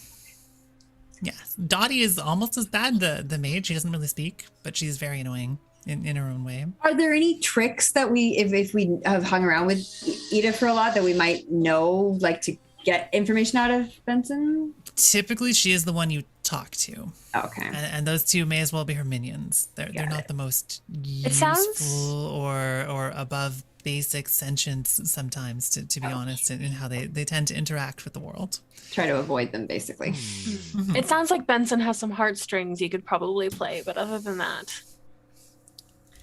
Benson, that man? No, I don't think so. What, you don't think he has a heart? Is he an automaton? Or was he... Is he Quite reanimated? possibly. He's not gonna Maybe mind. it's an automaton. Ivara, he gestures to the dryad. Write that down. Benson might be an automaton. The dryad will pull out a little scroll and scratch on it and continue rummaging in the bush. To the rest of my party, Well? I'm just gonna say, I don't think he's an automaton. Where did we find these guys? Perhaps he's a civil servant. Same thing. Theron, So, for terms of the will, were all of you named individually? I was named individually. We were. at birth. Our entire party was. Yes, of course we were. Of course you were. Right, of course. And your wouldn't be Lord here otherwise. Julian, right? Hard not to know who you are. Isn't it though? Distressingly so, yes. You Yes. hear from across the house. I'm going to Smash! I'm Darn going it. to miss Benson the most. is there no Wait, healer what? here? Anyone who's No- looked no at the body healer at all? here. See, this is what I think we must do. I think we must get access to the body. We're taking a look in here because we believe there is an access, a way to get access to the body from in the conservatory, but we have not yet had any success. The body is reportedly locked in some sort of space near the ritual room. This is Julian, where all of those automaton suits of armor are guarding the door. I see. Yes. How can I help I'll you? take you to it if you wish to continue your tour. Julian, you've been here quite a bit in your training. Yes, for after-school activities. Yes, it's quite. Do you know a code word for the automatons? Do I? Let me think about it. Are we nearby? Are we still near the Furbog and the others? Oh yeah, you're all sort of in the conservatory. I mean, I did come here on my my rich bastard's cookie drive. Let's see. Hey, Did you have that really highfalutin like internship or something? Yes. It was a stark internship, though. Yes, quite. Yeah. It was very stark. Oh my Yes, the cat's paw internship. Yes, of course. Yes. I'll pull Julian off to the side because I can tell he's trying to have a private conversation. Yes, of course. What are you doing? Well, I don't know. Code word. Just don't say it out loud like that, okay? Look, I gotta think about how we would. Okay, so how are we gonna do this? Okay. Was there a code word that I remember? I don't think so. Okay, but here's the deal. So what we can do is we can just we can maybe sneak around them. Well, okay. So the automatons are. You know that she. I will give you that. You know she could control them by talking to them. Can anybody got an change idea. their voice? What did she sound like? I need to know her voice. Sort of like a feminine but more powerful Benson. So she definitely had the fancy accents going on. Was it she was a little bit slower in her words and A little bit slower in her words. quite dotting. And, It is. yes. Oh, hello, dear. It's me, Ada Darlington. Yeah, I think that could work Ada quite well. Darlington. Can you Yes. change your appearance? Can I change my? What kind of hat did she wear? I She don't would wear think like just the hat's gonna a help. dramatic adventuring cap, One typically sec. with the goggles on. That's the one I didn't grab. One sec. Think Amelia Earhart steampunk style. To Eddie, well, those two are off. Izzy's just sitting there like, Yes, I can what make do you it think happen. they're talking about? I can make it happen. Don't worry. Well, I'm not worried as the DM. No, I'm talking to. You know So where this are you is? attempting to have this conversation whispered around a party of 4 detectives? Would you like to roll Yes. stealth? Oh God. Yes, I would with advantage. Do I have to roll it as well? How did I roll I'll let double one of you sixes? roll and then. Yeah, you have to roll it as well. Okay, I'm gonna use one of my advantages then, because I Let's go have for disadvantage it. on stealth, so I'm going to just roll 1 then. So I rolled a 15. Okay. I got 18. Okay, sounds good. So they will seem a little bit suspicious, but you don't think that they caught on to exactly what was happening there. Yeah, if we get over that, I can get us in. Okay. Okay, but don't you know the way? We don't have to follow this weirdo. Oh. Izzy. Wait, no, I wouldn't call you Izzy. What did you say your full name was? Hold Oh on. God, I just wrote it I down think for it. Was, Isilgrand Archibald Peregrine the Fifth, I believe. yes. Oh. I'm Ms. Archibald. I'll just call you. You Professor. Professor Archibald. Do you know? Did you build these automatons? Yeah, most of them. Do you know how to disarm them? Well, sort of. I didn't really design them to be turned off. Okay. All right. Well, maybe we can I could try that as our try second. to Maybe disassemble them. that'll be Plan B if Julian's But plan like, doesn't work. they're living automatons. Why would you turn them off? That's horrible. Automaton rights. Apparently, second gen gamer bought me a fail. I love Izzy. Buy you a fail. Oh dear. Oh dear. Oh dear. Oh dear. So that's just I don't get a chance to win. I just fail. Well, Use that when you choose. I will use that when I choose. And I will probably give you some control over it too, because that sounds fun to me. All right. So, are you going to stay around in the conservatory, or are you going to take off absolutely not. before? Yeah. Let's sneak off So, and follow Julian. before we leave- the way. Izzy's gonna leave last. She's gonna let the others go past, and he's gonna turn to the others and be like, "Look, as much as I want to appreciate your help, I really just don't like you. Bye." And she's gonna Oh, run thank off. goodness that someone said it out loud. You're both so short and so annoying. It sounds like we're talking through your ear. It's more high-pitched than it can even be your nose. It's just the worst sound I've ever heard. I greatly appreciate you going on your own little tour here. Good luck with your tiny little investigation. We'll be here doing the real work. Let me know if you find anything. I'll see you at dinner. No, you won't. Oh, right, because you're too short to see over the top of the table. Right. Oh, And earlier, Trizelta also bought a sudden help. So, Mill's Markdown, we have 2 NPCs that will just randomly show up and help. 1 NPC that will randomly show up and wreck us. And... one of the NPCs that's going to randomly show up and help was the described one, right? Okay. Yeah, one of them was, or yes. is there another one? Okay, brilliant. And then raise the difficulty with Spank My Betty. Yeah. Okay, noted. I typed that into chat just so that I have all of it vaguely tracked here. So, going from the conservatory, if you go to the north, you're in the games room. The door to the games room is actually open. There we go. And I have you have swapped this to your the... passive perceptions. So I'm going to go by your passive perceptions here. And you will actually hear a noise coming from the games room. And it is on view screen for the audience now. What kind of noise? Ooh, I wonder how this looks. The silly map that I made. Sort of a scratching sound. Can I take a peek in as we walk by it? Totally. You have to basically go around the corner. There's like a big empty hallway that goes nowhere, and then the games room door on your right. But if you take a peek in, it's daytime, so it's pretty well lit in here. This room is a complete mess. It looks like there are board games and all sorts of things scattered all over the floor. And at the far end of this room is the fluffiest Tibetan Spaniel you have ever seen in your entire life, scratching at the door on the other side. Just fervently scratching against it. Can I got this? Wait, oh. you got this. No, you can do it if you like. Let's do it together. Okay. Izzy's gonna grab Luna's arm and like drag her over to like. Hello? How do How do you greet a dog? Like this! And Izzy's just gonna grab its face and just like scrubble. Do you say the sentence, hello, how do you greet a dog? Yes. The dog is gonna turn around and say, oh, better than that. Oh. And it's immediately filled with the face of Izzy just like scruffles in the ear. Wow, interesting. Brilliant, brilliant. Just wonderful. Just wonderful. I want to go through this door. Can you get me through this door? Why do you want to go through the door? Because there's cool stuff over there. Can I insight check that? Oh, yeah. I will use my other advantage because funsies. Oh wow, I rolled even lower. So 5 plus 7 equals math.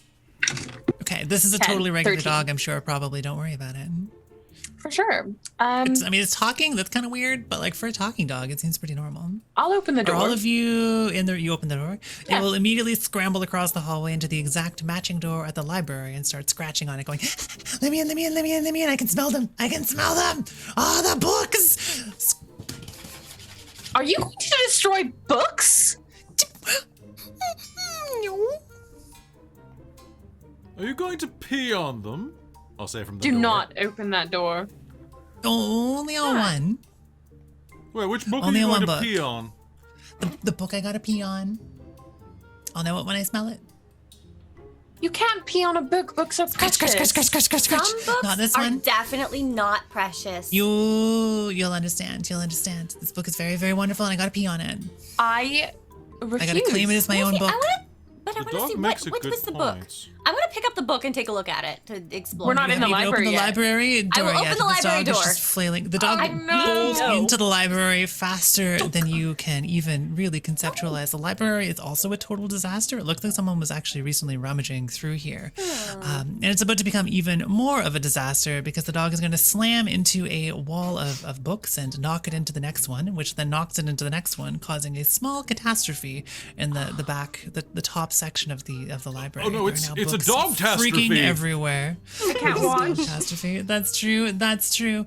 And then Reassuring the pat dog on is going to Luna's, start rampaging or through the books, hips, leg? just I rummaging don't know through, where the height is. throwing them all Probably my over the hip. place in Yeah, a pile like- of pure and unadulterated Okay. mayhem. I cannot watch this. I'm gonna go. What's your go. AC? Me? Oh. Yeah. 20. Okay. You will very deftly dodge a book thrown at your face. Who's throwing a book at me?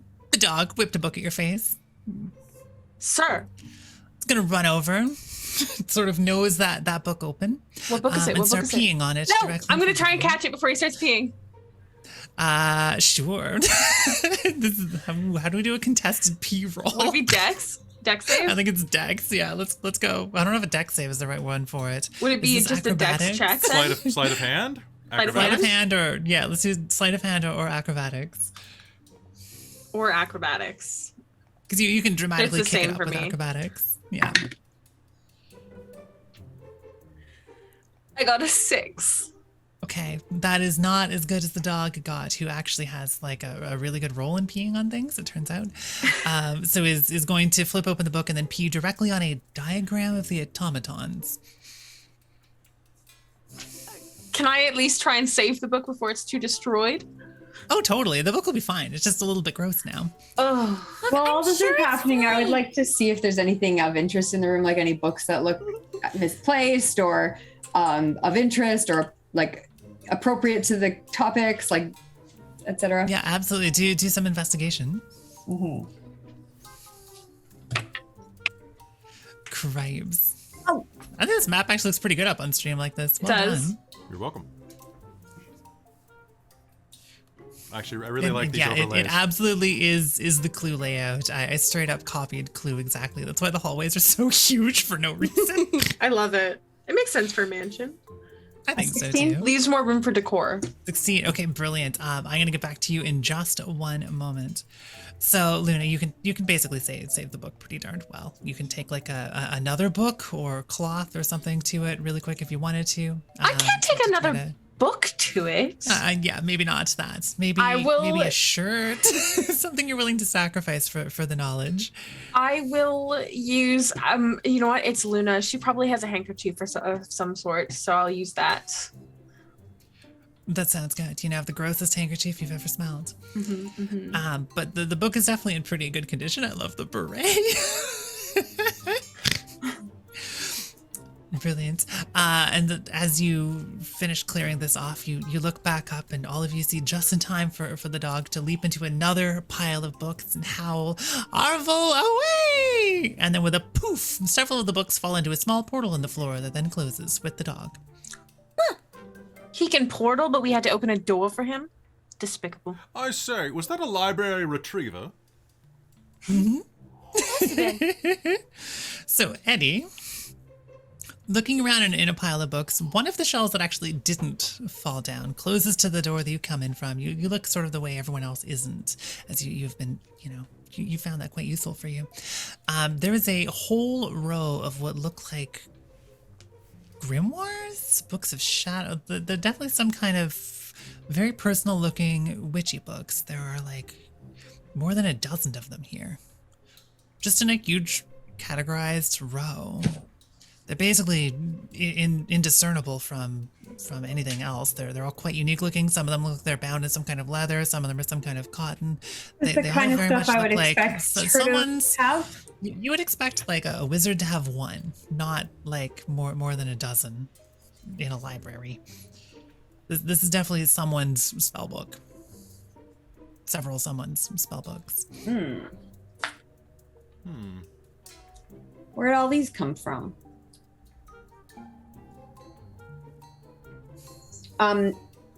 Do any of them stand out as being like particularly noticeable or important or anything? Some of them look quite old. Okay. They're barely being held together at this point. Probably like more than 100 years old even.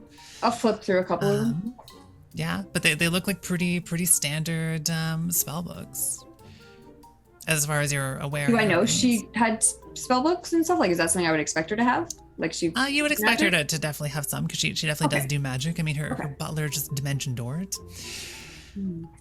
Okay. So there definitely is some magical things happening here. All right. Is there anything else in the room of? You had 16, right? Yes. On the desk, it looks like someone has been rummaging through papers and maybe trying to do some of their own research. Yeah, I would like Not to the check most papers. clear on what it was, but a quick look, you see a lot of books on law, Okay. as well as actually another spell book in there. This one looks Lost much more modern. spellbook. One more spellbook, but this looks like a very modern one. Okay, what's that one Like about? it's not super old. It's another person's personal spellbook. It's not labeled on whose it is, but it has a bunch of wizard stuff in it, probably. It doesn't explode you when you touch it. I feel like all of these should have been trapped, but I didn't want them to be. So. All right. DM, Hmm. for the next hour, Luna's gonna cast See Invisibility. Oh dear God. Okay. So she can see invisible creatures and objects as if they were visible, and I can also see into the ethereal plane. Sorry, creatures and objects appear ghostly and translucent. Just for the next hour. That sounds absolutely brilliant. And cost of perception is 17. Cool. Yeah, I'm also gonna check to see if I can see anything in here after I cast it.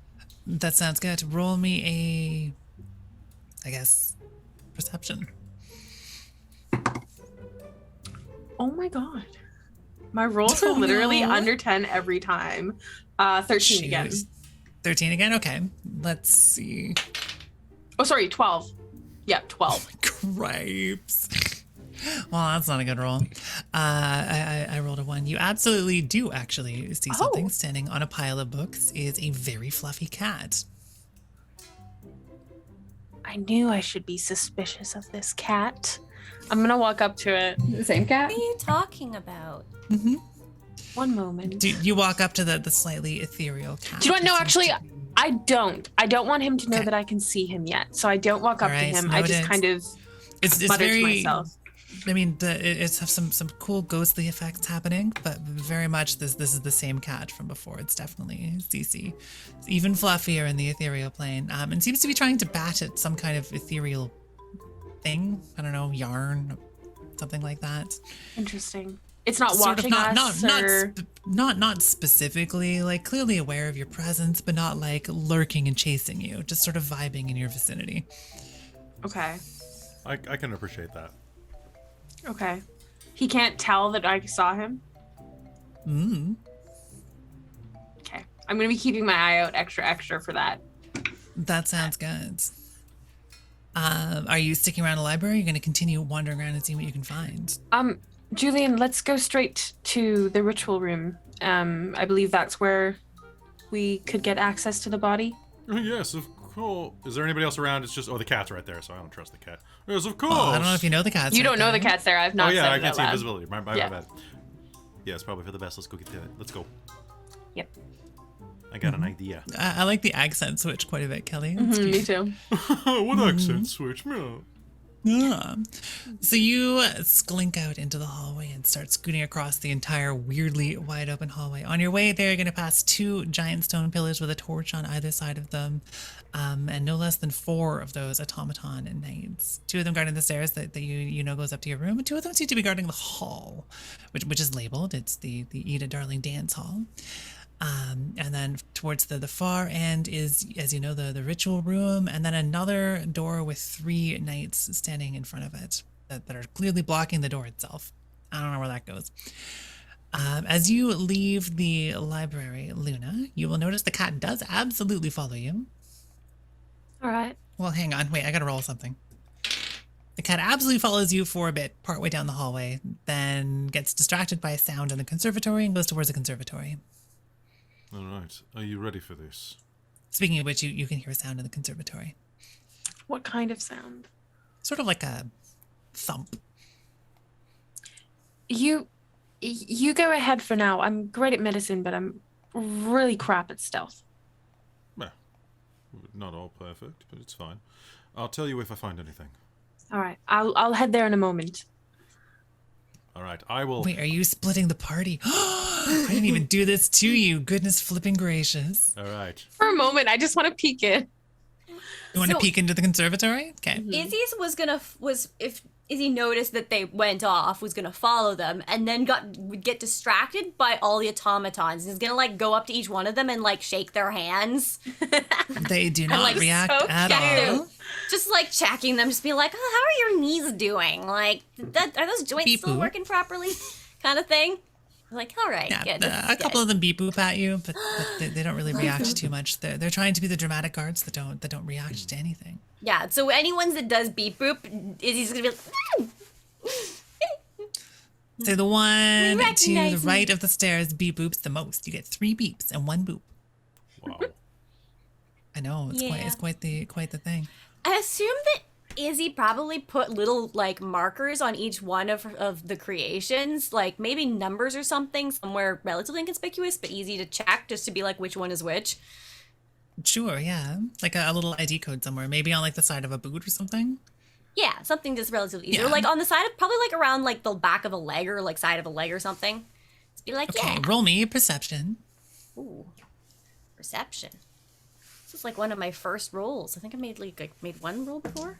Oh, that's not a great roll. There will be many more rolls very soon here. Perception? That's a 6 because I don't add anything. Cool, carry on.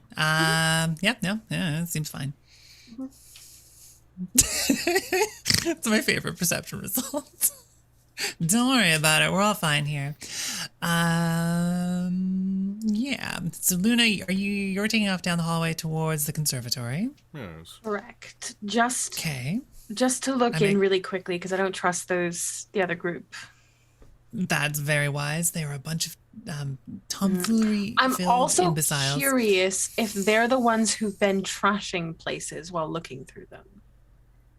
Who's to say? Who's to say? It's about to be you to say in a moment here. Are you following the cat in?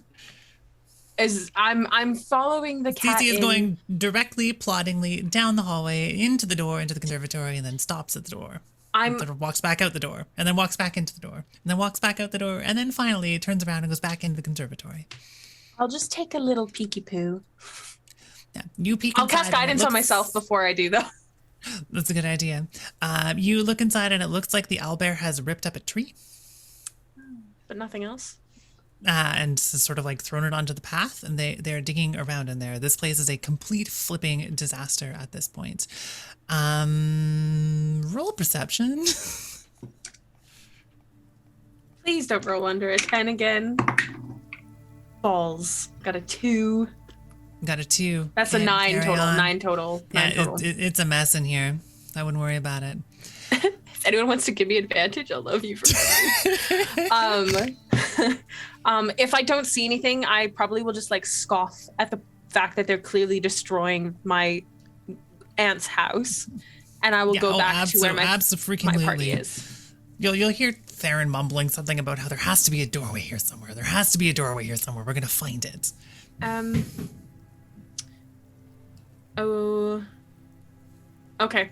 Yeah, I'll leave it at that, and I'll go back to the ritual room wherever my friends. Lord, Julian, and Eddie. I think the 2 of you are going directly to the ritual room, right? Yes, we are. So you approach the door. It has a little sign on it, daintily hung over the door handle, that says, in you think Ida's handwriting, very dramatically, "Do not open." Yes. Usually that means do open, if I remember Ida correctly. Well. And there are like how many guards? Well, guarding unless this it's door? a note for someone else. The guards don't seem to be guarding this room. They are guarding the next door. So there's no guard standing in front of this door. It's just hanging out there as a door. All I right, mean, so it might be locked. Talk to the guard I'm from not the a doctor other of door? Doryology. Perhaps we should go straight to the other door. Sorry, what was that, Eddie? I just wanted to talk to the guard who's guarding the other door. Oh, they're sort of like automatons. They're not the most okay. interesting They don't have or things to reactive. say. Okay. Unless you try to open the door. Then they might be very interesting or reactive. Yes, if you try to push past them. I may not suggest it at the moment. I think it's we should Yeah. go. So are you just gonna leave the ritual room door there? Yeah, I'm gonna leave it there for the moment because we were supposed to go in and investigate the body, right? All right, here we go. Ready?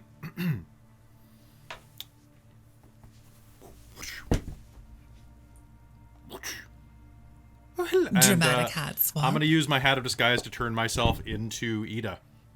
Brilliant. So, And then I think we gotta get some deception checks happening here.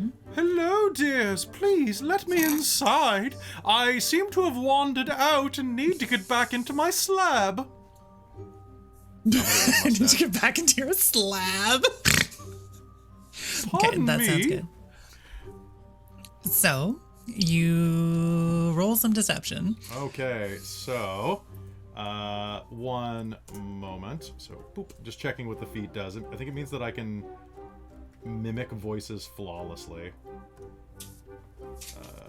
It does a bunch of crazy stuff. Actor 5E, because all of my books are in the next room. It pulled up Zachary Quinto when I googled that for some reason. Oh my gosh! I have advantage. I have advantage on these checks when I'm trying to pass myself. Okay, off brilliant. Let's go for it. I was gonna give you advantage anyways. That is a 12 plus 21. 12 plus. Okay, brilliant. Hang on, I gotta mute myself really quick. 1 second.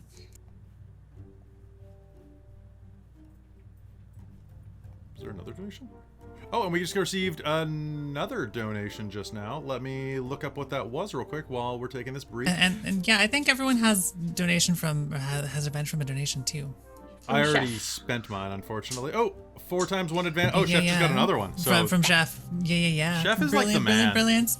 Absolutely. Thank you so much, Chef. I'm gonna need it your for support sure of this beautiful, moment. brilliant, and so important cause. So, and Robin sorry, I had to mute has myself really quick. has a Spice fail had a condition question for me, so don't forget about that. Yep, I do. I'm not using it here. Okay. But I will use it in a moment, probably. We'll find out. So the automatons will give you a dramatic salute and say, "Yes, ma'am, you're looking fine and fit today," and step aside for the door. Thank you very much. The first one will swing open automatically, but there's another door right behind it. Well, can you get It that looks door like it's for got me, dear? a key and a lock on it. Can you please open that door for me? My hands are quite full. Automatons do not have key fingers. Did I Only ask you to use murder it? fingers. Then murder the door, darling. Affirmative. It's going to stab the door. Does the door open? Nope, but it's been stabbed. Good. Is there a hole we could see through? Stabbing, good job. Yeah, you can totally see through a stab hole. I would like to look through the stab hole. Through side is a dimly lit cavern. It does not look really furnished or like there's proper walls in there. Can I cast like light through the inside the room? As long as you can see it, touch, you can. Or is it? Oh no, light is a touch. That's distance? correct. I think light's touch. You can make the door light. Would that light up the inside of the room? I don't know. Sure. Do it. It is. I mean, there is a torch in there flickering. You can see, but it's not well lit. But sure, you can cast light on the door. It is now a slightly better lit, dingy hell cavern. It's gross. It looks like there's a bunch of dirt and grime There's scattered body on the in floor. there? There's an exposed chunk of rock dead ahead that you can see. It sort of looks like a support pillar, but it's not fancy about it. Yeah. Not much in there. Pretty Yeah, dingy, the door dark. has, I mean, just describe the door a little bit more. It is, fancy looking oak. It's got a nice lock on it. I think Izzy's probably gonna arrive at this point after Yeah, being I think heavily so. distracted. You've It's heard just like, what clanking are you and you definitely heard a door get stabbed. Speaking of Luna, you definitely heard a door doing? get stabbed. Nothing. But do I recognize the sound of a door being stabbed I'm- specifically? Yes, you do Specifically, but recognize it, there's a pretty probably. big thump. Eda Darlington is I'll standing kind of there. like Yeah, Sorry. right. Also, Eda Darling is just standing there. I thought you died. I got better temporarily. Y'all can if you wish to roll insight or perception I would like to on who insight this that. is. Did you not I would like see to him use change? my inspiration. No, I was distracted looking at my automatons on the way. both I of got you were off 14 when the insight. change happened. Okay, well that was Oh, terrible. I would know that it's him because I already asked if he could change. 11. Yeah. Yeah. 11 on my insight okay. after using If- one if, of my. If you feel like advantage. you would not catch on, this insight will not save you. But if you feel like you would catch on, then you probably can. This was part of the plan they already discussed, but Luna will I'm let not wise. Professor Archibald roll with it. That checks out. Oh, we just received So? another donation, my dears. I can feel it through the astral planes. A donation made by refresh window by Anonymous for $40. Oh Team my gosh, advantage. thank you so much, Anonymous. I guess that's team team ad- advantage. We have 2 team advantages now, don't we? So that means we have 3 team advantages because of Chef. Okay. Y'all gonna be So I have so plus- advantageous and I have nice. so many extra dice in front of me. This Okay, is so- great. I used my other Just want two. to check. I only have two. Do I have? I want to circle back on something really quick too. So Luna, do you keep the book with the automaton diagram stuff in it? Yeah, I would have kept it because it's a book and I don't want him to Brilliant. pee on it Yeah. again. Totally fair. It's a bit smelly, but it looks like it probably has a lot of useful information in it. Okay. Did you keep the piss book? It's a book, Professor. Yeah, but it smells like pee. Yes, mean- well, And no one's science. perfect. Nobody's perfect, they say. Do they say that? Some That's people. now officially one of her favorite expressions. So yeah. I don't have prestidigitation. Sorry. Yeah, no, I kept the book. I kept the book because I'm going to save it. It's fine. While they're trying to get into the door. Do you want me to break down the door? Yes. Actually, I do think I remembered my key. One moment. Please move, dear. I'll say to the automaton. Of course, madam. Beep Yes. boop boop ba dee ba boop ba doo ba dee let's ba see. boop. It says as Oh. it walks to a slightly different position. She did love that song. All right, just give me a sec. I got this. Whooshing. I'll just pick the lock. Sounds good. Roll for it. All right. Did you check for? I choose to fail whatever I should have checked for. Brilliant. Carry on. Yeah, so- definitely no problems on this door at all. So I got a 13 to pick that lock. Yeah, you can totally pick that lock. All right. See, it's not a problem at all. I'm keeping an eye out for any sort of trap as So, oh gosh, cripes. So you open the door into a dimly lit tavern. Immediately, you're going to hear the jingle say- of a very loud. A dimly lit cavern. Not Okay, I heard Sorry, tavern. I was tavern like- would be way cooler. You open the door and there's a bunch of orcs and they're like, "Hey, how you doing? Nice." What's up? That'll be later though. Don't worry about it. The orcs are coming. So you open the door into the dimly lit cavern. The first thing that you notice is there's a loud bell noise that dongs. The second thing that you notice is a maid startled and stumbling back from where she was trying to clean a bunch of boxes around the corner into a huge pile of jars, knocking one of the urns over. She is going to let out the tiniest as she falls on her butt and looks up at you and then looks very startled. I am a ghost, fear not. You have served me well, except for those things you stole and then lied about. She is going to reach to her side, pull out a duster, and hold it between you and her Fear as not. if it's a weapon. Could all of you roll me perception? I am not dusty. I'm using one of my advantages. This Nat is 20. ridiculous. Not Okay. 20. Oh my Hell yeah. god! I got a 21. 6. So that's a That 20. was the better of the two rolls. That's a 29 for me Aww. with the I nat rolled 20. a 5 immediately after. 13. Ugh. 13. Okay. So Luna and Lord. Okay, noted. So she holds the duster up between the two of you. This music is particularly appropriate because 'cause something I was was knocked worried. over in the House of Mystery. This was a terrible, terrible decision.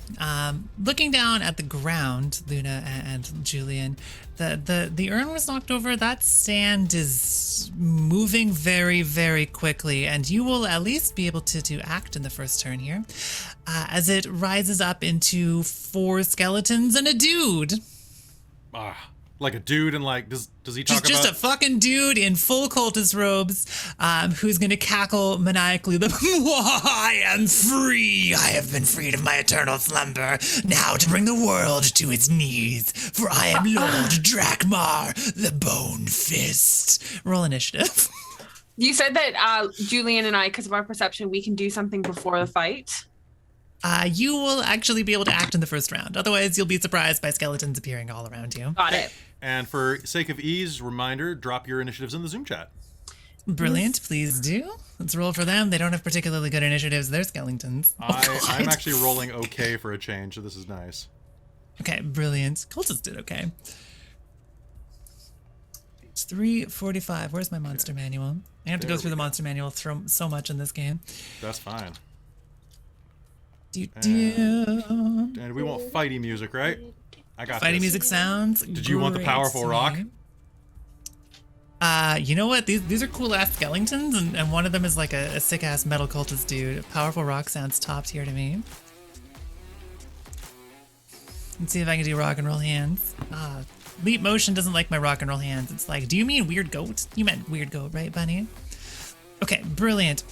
So first up is actually straight up the cultist somehow, who has a completely and utterly ridiculous initiative. The skeletons donked this whole thing up, but the cultist did great. However, the cultist sucks, so he is going to pull out a very dramatic looking spooky cultist dagger, and Eddie is going right for you. What's your AC? Oh, never mind. It's in chat. I see it. Your AC is 12, right? Yes. Well, I've got good news and bad news. The good news is that he totally failed because it's a rolling. The bad news is that he actually has 2 of these.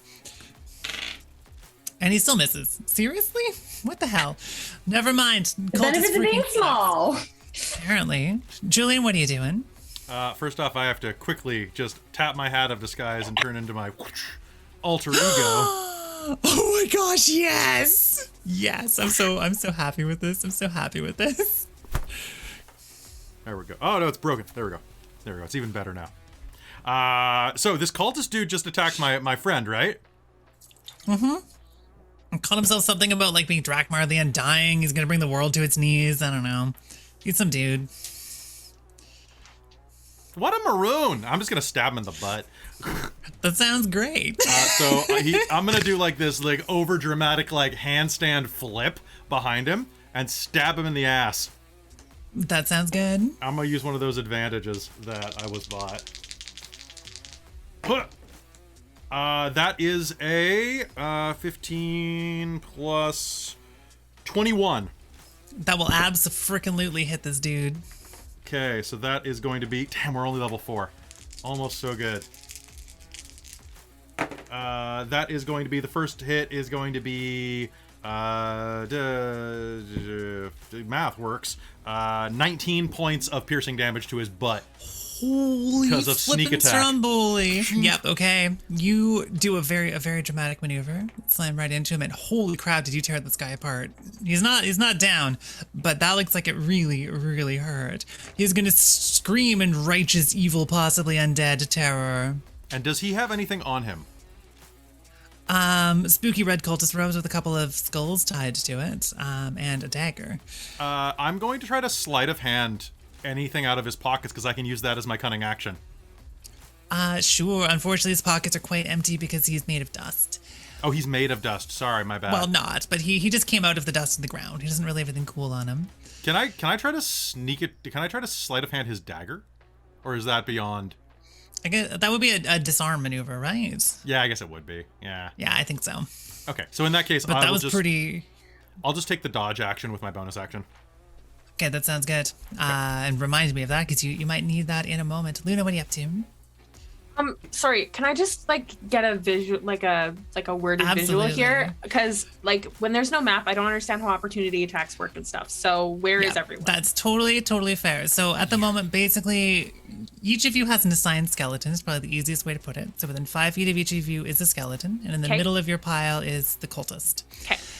So if you move, you'll probably get an attack of opportunity by a skeleton. I will say the skeletons are a bit shit, so you're probably fine. But the cultist is not a bit shit, despite my rolls. So yeah, I would suggest not trying to move through them at the moment. If I were to put it on the map, let me pull that up over here. You're sort of right at the entrance to the cavern thing. I don't think you've even really come in. However, this dust has spilled out into the hallway. So regardless of where you are, they will appear around you. It's what they do. Okay. So I'm going to start by casting, actually, do you know what? As an action, can I, with my good old nerd brain, can I recognize anything that this red cultist said? What they might worship, anything that could be beneficial? Absolutely. You got some religion or some arcane? I guess we could do religion Religion or Arcana or History, any of them, whichever you prefer, because it's all the same for me. Which is the best roll for you? They're all the same. Sure, go for it. Let's decide that it is. I guess you tell me which one you would prefer it to be. I feel like because she's a nerd, it would be History. Okay, cool.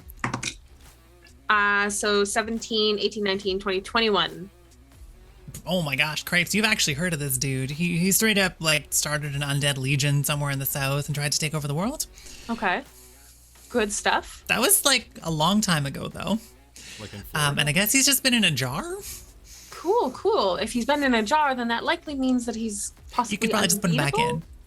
Yeah. Maybe. Is there another jar around here? night jar. There are lots of jars around Is here. there actually. any empty jars around here that looks like it could be the same sort of Yeah, material quite that the possibly. broken There's like one is? the same material that's quite old, but there's like a bunch of cleaning equipment that the maid has in here.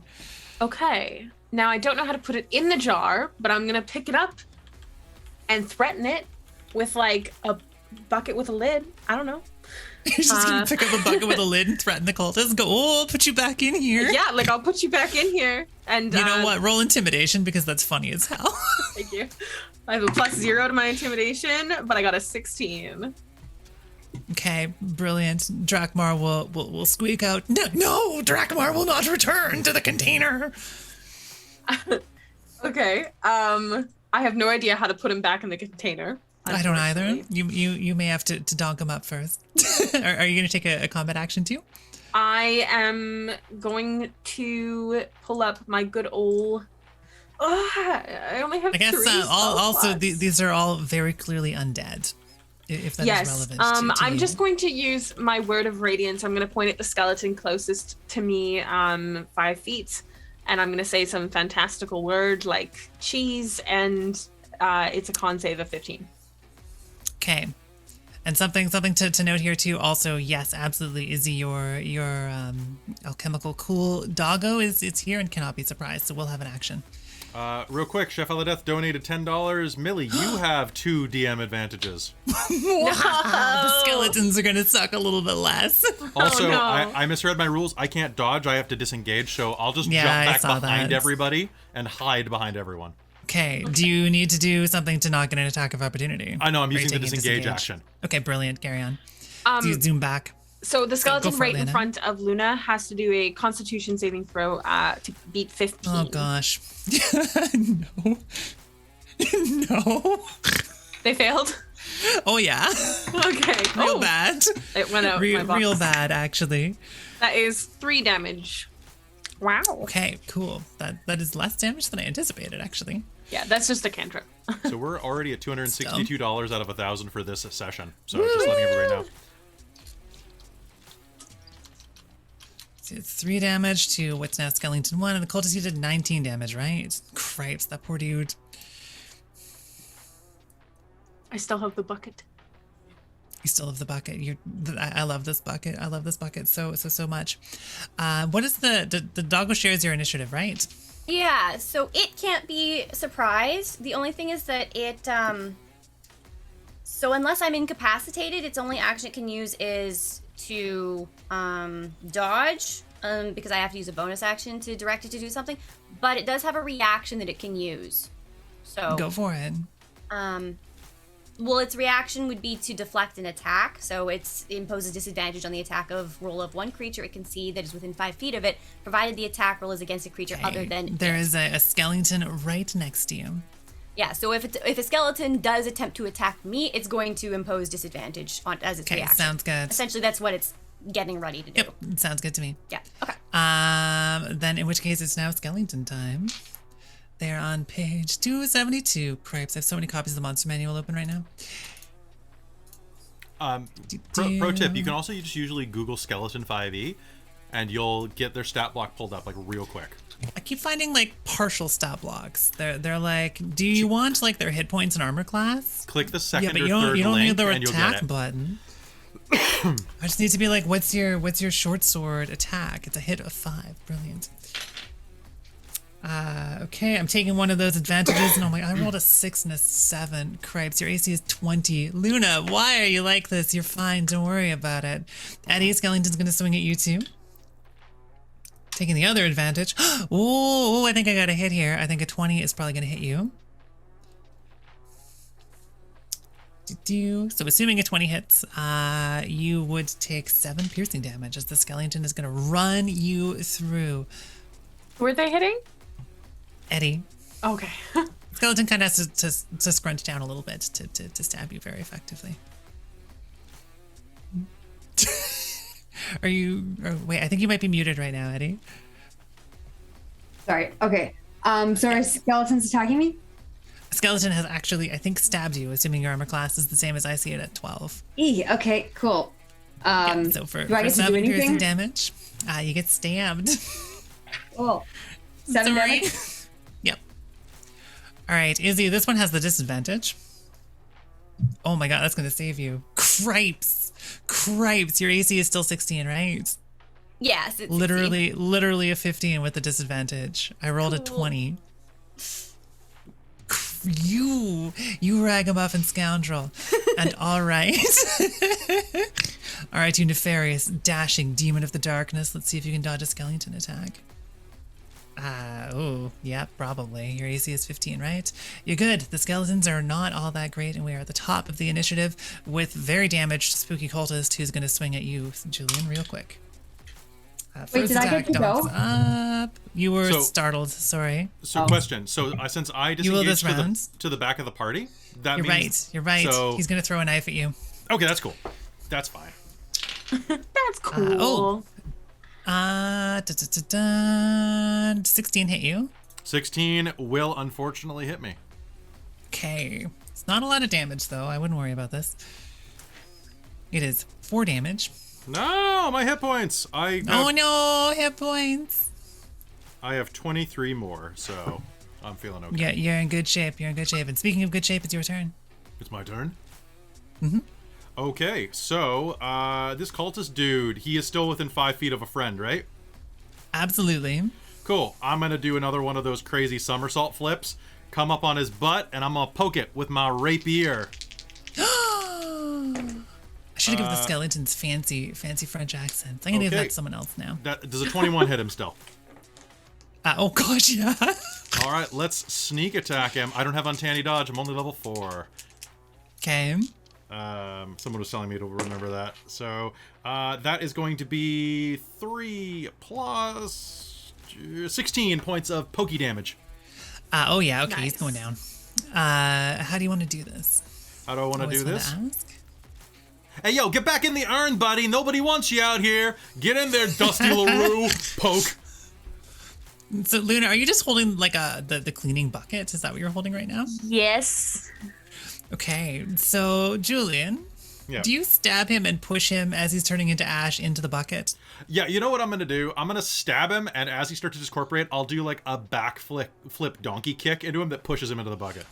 Okay, this is the coolest thing I've ever conceptualized. I'm ready. I love it. Luna, you catch him. He screams something about how the world will burn, but you can't make out the end of it because he's now a pile of ashes. The skeletons, however, are still up and still probably pretty darned dubious about it. Up next, I believe, is Luna. And then Izzy, and then you, Eddie. The skeletons literally have a 2 for their initiative. So I'll take the disengage action again to go and hide back again. That's my bonus. Sounds good. Is it just like a free action to put the lid on and put the bucket down? Oh yeah, I'm giving that to you. Great. I don't know how to guarantee that the lid doesn't come off, so I'm just gonna leave it for now, and I'm going to take the warhammer off my back. I kind of forgot to mention that she's wearing like splint armor and has a warhammer and like. I thought you must have been wearing something cool based on the armor class. You're an extremely well prepared academic. Yes. So she takes her warhammer and just like hits the skeleton like under the chin, like just. Okay, sounds good. Roll for it.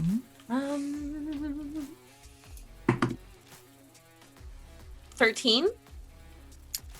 Yeah, that hits. Oh, thank God. Okay, so that is. Oh my God. Oh my God. That's a good old. So that was 2-handed. So that is 4 damage. Oh, no. Okay. That's two-handed. I rolled the wrong dice. I'm so sorry. One moment. No worries. That's why I put the bucket down. 4 damage. I still rolled a 2. That's 4 damage. Thank you. No. Okay, well, this is the one directly in not the front same of her. skeleton that got hit before, right? Oh, no, is this the same skeleton you hit before? It's the same one I hit before. Cool. Okay, it's looking pretty rough, but it's technically still somewhat corporal. Okay, and then there are 3 other very intact skeletons. Okay, and I don't think I can use a bonus action with that because I did it two-handed, so we're good to go. Okay, sounds good. Izzy, what you up to? So there's one that tried to attack me and failed. Oh yeah, it whiffed it. Yes, I'm gonna use my bonus action to say, Rusty, get him! To direct my metal defender to launch itself with a force-empowered rend at this guy, the skeleton. Okay, that sounds good. I use my spell attack modifier to hit melee weapon attack. Okay. Wait, hang on. What kind of damage was you're using a warhammer, right, Luna? That is bludgeoning damage, isn't it? correct. That is in fact Never yes. mind. You freaking wreck this thing. Its head flies off. Oh, sick.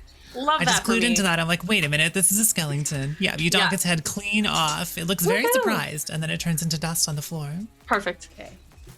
So that's a 16 for the defender to hit. Boy, howdy, does that ever hit. Okay.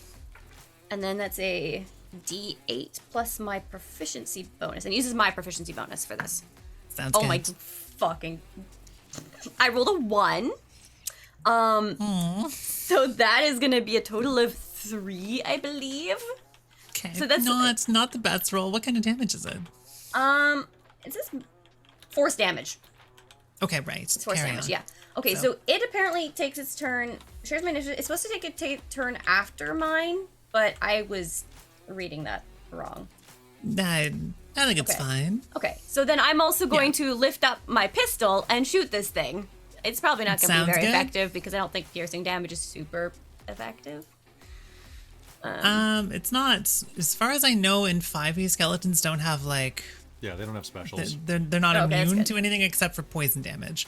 All right. Like they're fine if you shoot them with a gun or an arrow. It still sucks to be a skeleton hit by an arrow. I still have one more advantage, I think. Because we had 2 party think you do advantage too. and I I'm got pretty one sure you person do buy too. me one. Yeah, you each okay, I'm got gonna 2. use that. Oh my god. At least that's slightly better. So that's a 13 to hit. That hits. And this looks like it's a D10 plus my dex. Eddie, I love your pose right now. I don't know. It's just a good look. And oh, this one I forgot to mention this. This is my an infused pistol. It's got my with the Right, of course, artificer. Yeah. yeah. So it's one of my 2 infused things. So it is a +1 to attack and damage. So it is a oh, so it would have been a 13, a 14 to hit, I think. Okay. I mean, 13 hit anyways. Yeah. So that is that. They're made of That's my bones, dex not armor. plus They got tiny armor scraps that sort of materialized with them. 3. So that's 6 piercing because I roll high. Battle hurts. Yeah. Oh, That is actually, my hang on. turn. Okay, so that works there. It's gonna go down. Well, that's nice. It will Just like, disproportionate. get him, Rusty! Yeah, by the power of you, exactly. It also seems quite surprised. Looks down to where there was once a rib that you just blew off and goes, That's the bones into for dust. you! "Don't know you looked at the bones." All right, we did Julian, Luna, Izzy, Eddie. I think it's your go. Oh, I think he might be muted still. Okay.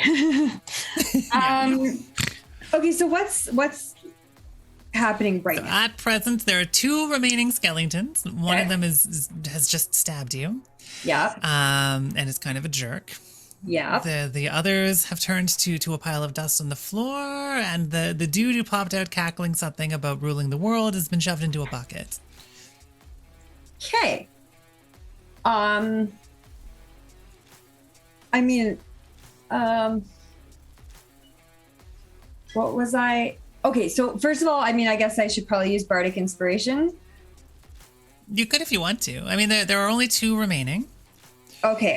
How many Bardic Inspirations do I get that after a short rest or? Oh gosh, I don't remember.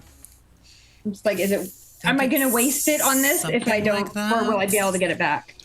You do get it back. I believe it's short rest. Okay, yeah, so I we think can probably take a short rest after this. Bardic Inspiration. Because it's a bonus action, right? Yeah. But Pardon me, you I've never regain played a bard in expen- 5e. You get them back on long rest. You get number. You can do it a number of times equal to your charisma modifier, and the dice type lasts for 10 minutes of in-game time. Yeah, so that's pretty cool, actually. Okay, yeah, I'll So use it then. have If lots I get on. 2 of them by default, then that's fine. And then we'll probably Sounds sleep good. tonight before next game or whatever. Probably, All right. assuming you survive the night. Dun, Yeah. dun, dun. Right, hopefully. Is Just don't there knock any more things over. is there anyone who looks like they need extra help at this point? Well, I think you're the only one that's actually been successfully stabbed. Okay, so it's me. Yeah. Great. The skeletons suck. And I cannot believe how badly the dude rolled. Oh my gosh. If this was like an actual boss fight, I'd be so disappointed right now. I'd have to like replace him with a demon or something to give you an actual fight. You're like, haha, this is my plan all along to be sacrificed. Don't worry about it. Who's closest Dude to has me? good stats. The skeleton who stabbed you. Or who on my team is closest to me? When your team is closest to you, I Probably guess me. I don't have a total Okay, map in my well- mind, but I think probably Julian, because Julian came in right into the middle to stab the dude. And then I jump back to hide behind whoever. All right, I will give Bardic Inspiration to you then. Nice. And is that a Sounds D6 good. at your level? It's a D8 now. Oh, hell yeah. Ooh, Yeah. fancy. So that's your bonus action. What's your That's action? my bonus action. Like? My actual action. Can I stab the skeleton who stabbed me? Boy, howdy can you. It sounds like some comeuppance. Yep. Short sword. Just roll an attack. Mm-hmm. 19. Oh boy, howdy does that ever hit? Okay, let's see if this works. Let's see. Wait, well, let's see if what works. I'm very curious now. You gotta tell I me. just donated more money to the charity to see if I got the overlay fixed. Ooh. And I'm So what do you waiting. get for damage? I should roll that probably. 3. You know. 3. Okay. Well, that sucks. Yay! Okay, the sound didn't work, but the pop-up did. Okay, so that's halfway there.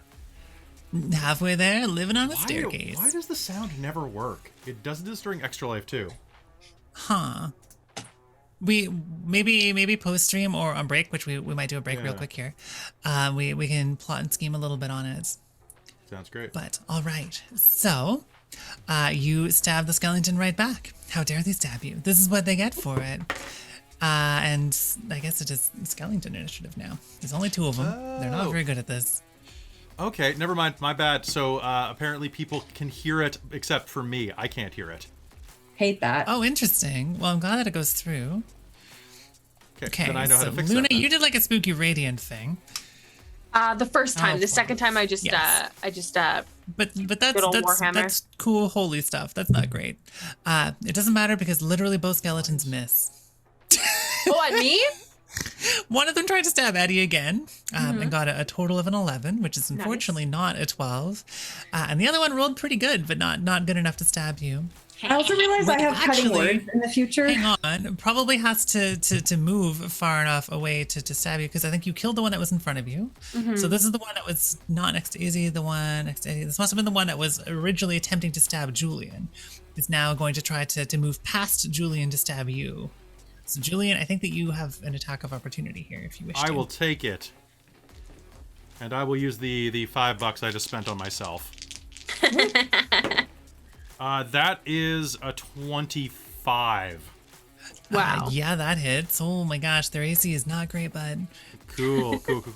And because it is not my turn, technically I get my sneak attack again, which is great. Wait, really? Yeah, your sneak Do you attack. get sneak attack bonus on attacks of opportunity? You, Cripes, that's you do awesome. because it's technically not as part of your turn. You only get 1 per turn, but reactions occur on someone else's turn. It's this weird thing. I wouldn't know without Way. Way pointed it out, and it's like, Wild. I love whoa, this. rogues are 100% better now. It's a rogue with a pole arm. Rogue with a pole arm is how to do it. And Polearm Master, yeah, it's ridiculous. Yeah. You're just a helicopter of death. That is going to be 14 points of damage. Oh, yeah, it goes down. Never mind. Don't even worry about this, Luna. There's literally one skeleton left, and they're not very alive. Let's see. You know what? Whose turn is it? I think we're out of combat because it is going to look at the three of you, look at the ground pile full of dust, shrug, and turn into dust. Okay. It's kind of sad. Yeah. That's what I thought. So you're now officially out of combat. Eddie, you did get quite thoroughly stabbed. What? But otherwise this went pretty well. Can I check on the What's that? maid? She's lying on the ground, wide-eyed, sort of hiding behind the dirty stone pillar over there, going. I'll help her up. Beep, beep, poo, pa, poo. You help her up. She's going to grab her broom and dust bucket and start dusting the skeletons into it and start pouring them into a can. All right. Are there usually skeletons in here?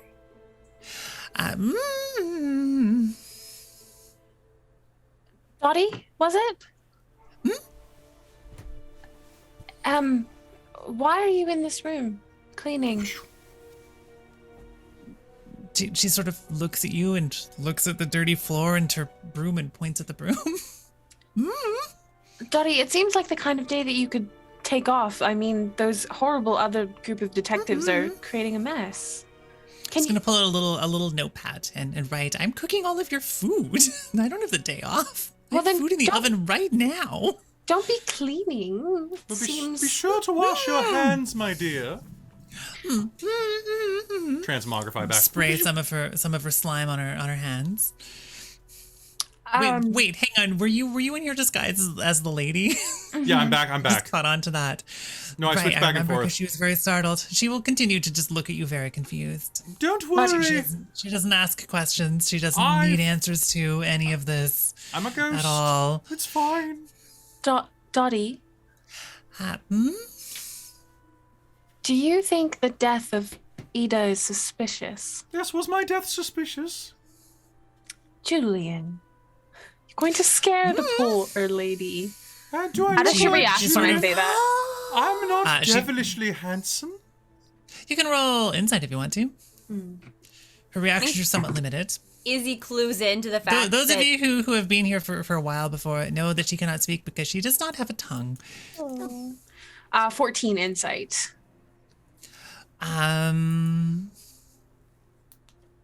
She seems pretty blasé about it, to be honest. Can you tell us where the body is? She just sort of looks towards a staircase, actually, at the end of this cavern that looks like it's carved into the rocks, and just sort of tips her head towards it. Yes. Okay. Keep it a secret that we were in here for now. Yeah. Won't you? She says, looking at you with sort of a cheeky face. Okay. I'll grab Izzy's arm and go up the stairs. Or sorry, Professor Archibald's arm and go up the stairs. Thanks, the stairs go down. Neat. Down the stairs. I love hidden stairwells and secret passages. Thanks, love. Keep it between us, and I'll give her a gold. She will take it and sort of bite it to confirm that it's gold. I'm not going to try to do any business with you. It's real gold. It's delicious. Do you think she would stick her tongue out at you if she could? And she will continue cleaning up the skeletons. All right. Sounds good.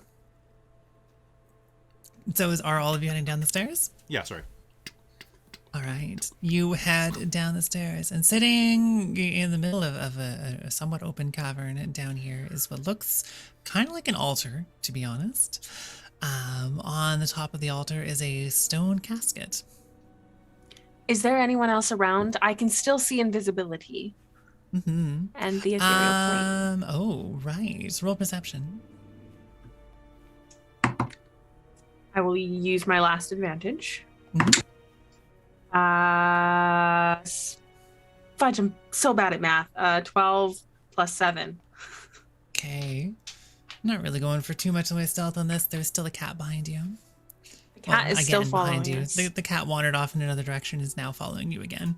Okay. I'm keeping an eye on to see if the cat reacts. It doesn't seem to go down the stairs. Interesting. But it definitely follows you through the room with the now being dusted skeletons and sort of stops at the stairs and sort of observes you go down. Is there anyone in this altar room with the casket? No, it looks completely empty. There are several sort of twisting pathways coming out of this. They look like just maybe naturally formed caverns. I'd say 4 of them going off in multiple directions. It's really poorly lit down here. There is like a little like candlelit desk next to the altar. That's about the only source of light that exists in this room. Is everyone comfortable if I examine the body? I'm trained in medicine. Oh, go for it. I think it'd be very interesting. I would be interested as well. Bip. Sorry about that. Quite. Yes.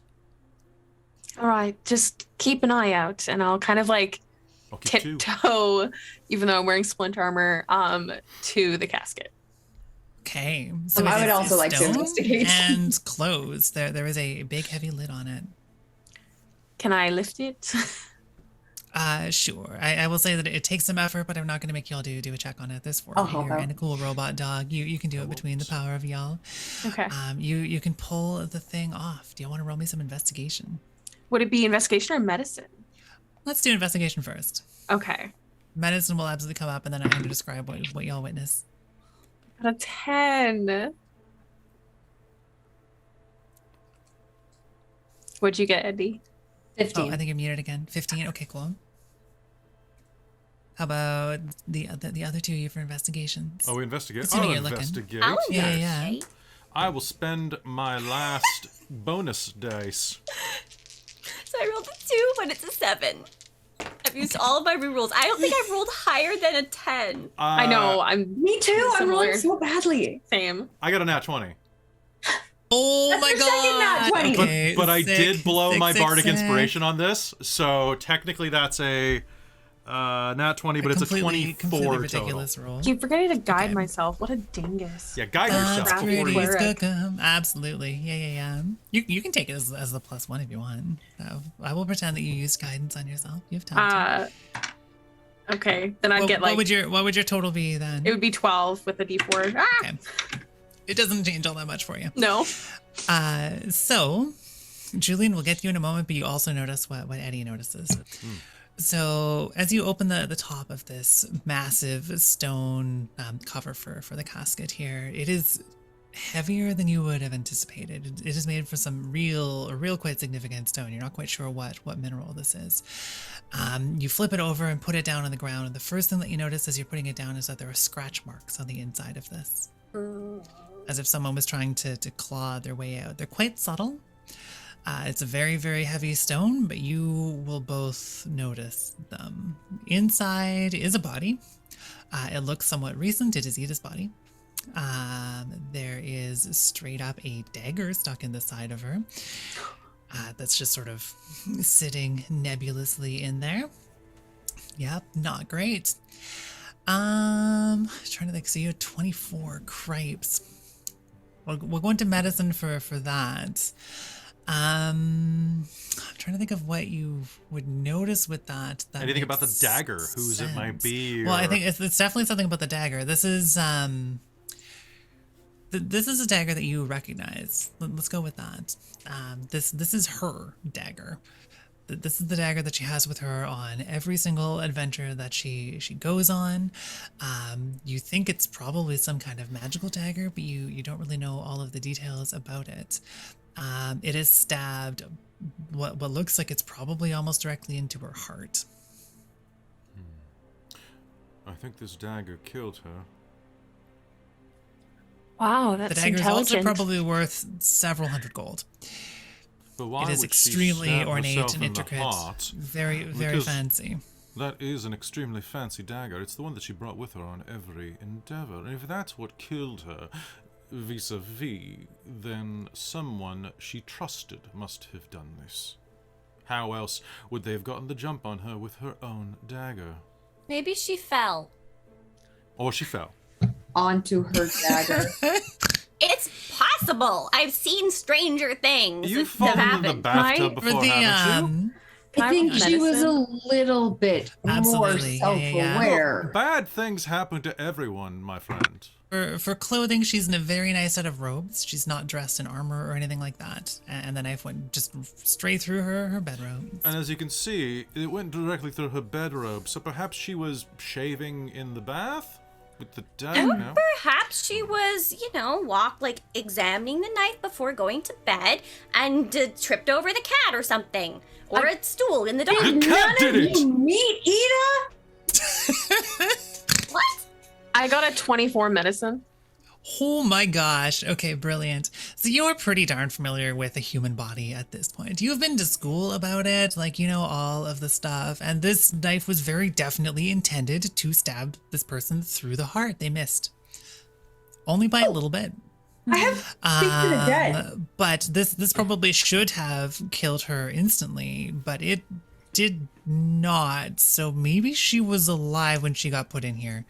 Does she still look is there any form of or anything at all that could indicate that she's still alive somehow? She is very much not alive at this point. Very much But not you alive. can confirm for sure that she definitely was technically alive when she got put in here. This was not successful murder. Do I If it was notice a murder. anything else on the body other than the dagger? She Stabbing? is very, very clean. As if she was just bathed or showered.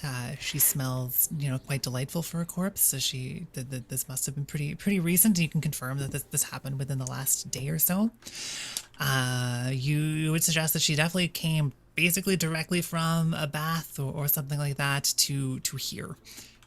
What is she wearing? Just her night robes. I would like to speak with dead. Sure, go for it. I'll cast guidance on you before you do. I boop people in the nose when I cast guidance. Nice. And I'd like to use lucky, I guess. Sounds good. Oh yeah, okay. I'm glad I did that. Oh wow, no, I'm useless. I rolled a 3 and a 4. You can. How many more rerolls do you have? Yeah, I'm gonna just use an inspiration or something. Okay, hang on. So what did you get on it? Just a straight D20 score. Hang on. I'm just reading on this. Sorry, I thought you rolled something while I was reading the spells. I was like, wait, hang on. What are you rolling? Because you cast down one action. It lasts for 10 minutes. I think it just happens. It just happens. Right. Oh yes. I think so. It takes some time. Okay. No, it doesn't. It's literally one action to happen. This grants the semblance of life and intelligence to a corpse of your choice within range, allowing it to answer the questions that you pose. The corpse must still have a mouth and can't be undead. The spell fails if the corpse was the target of the spell in the last 10 days, which it has not been. Until the spell ends, you can ask the corpse up to 5 questions. The corpse knows only what it knew in life, including the languages it knew. Answers are usually brief, cryptic, and repetitive. And the corpse is under no compulsion to offer a truthful answer if you're hostile to it or recognizes you as an enemy or something like that. It doesn't return the creature's soul to the body, it only animates it, so it can't learn anything interesting. That's a cool spell. Can I ask who, do you know who killed you? Do they know how they died? I feel this might be a good opportunity to start maneuvering towards a break after this. So just so you're prepared for bathroom breaks. So you cast the spell. Do they remember that they're dead? I don't know. We'll find out in a moment. All right. Here. You cast the spell, and with a horrifying, the body lurches up. As it rises forward, it seems to almost clutch the dagger on its chest and then sits there motionless. What do you ask it? Do you know who killed you? Is she okay? No. Who would want to kill you? Probably a lot of people. At least 4. I don't know.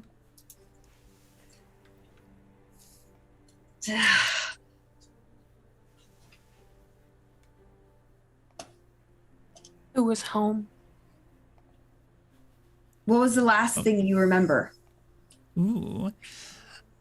Mommy and Daddy picked me up from school.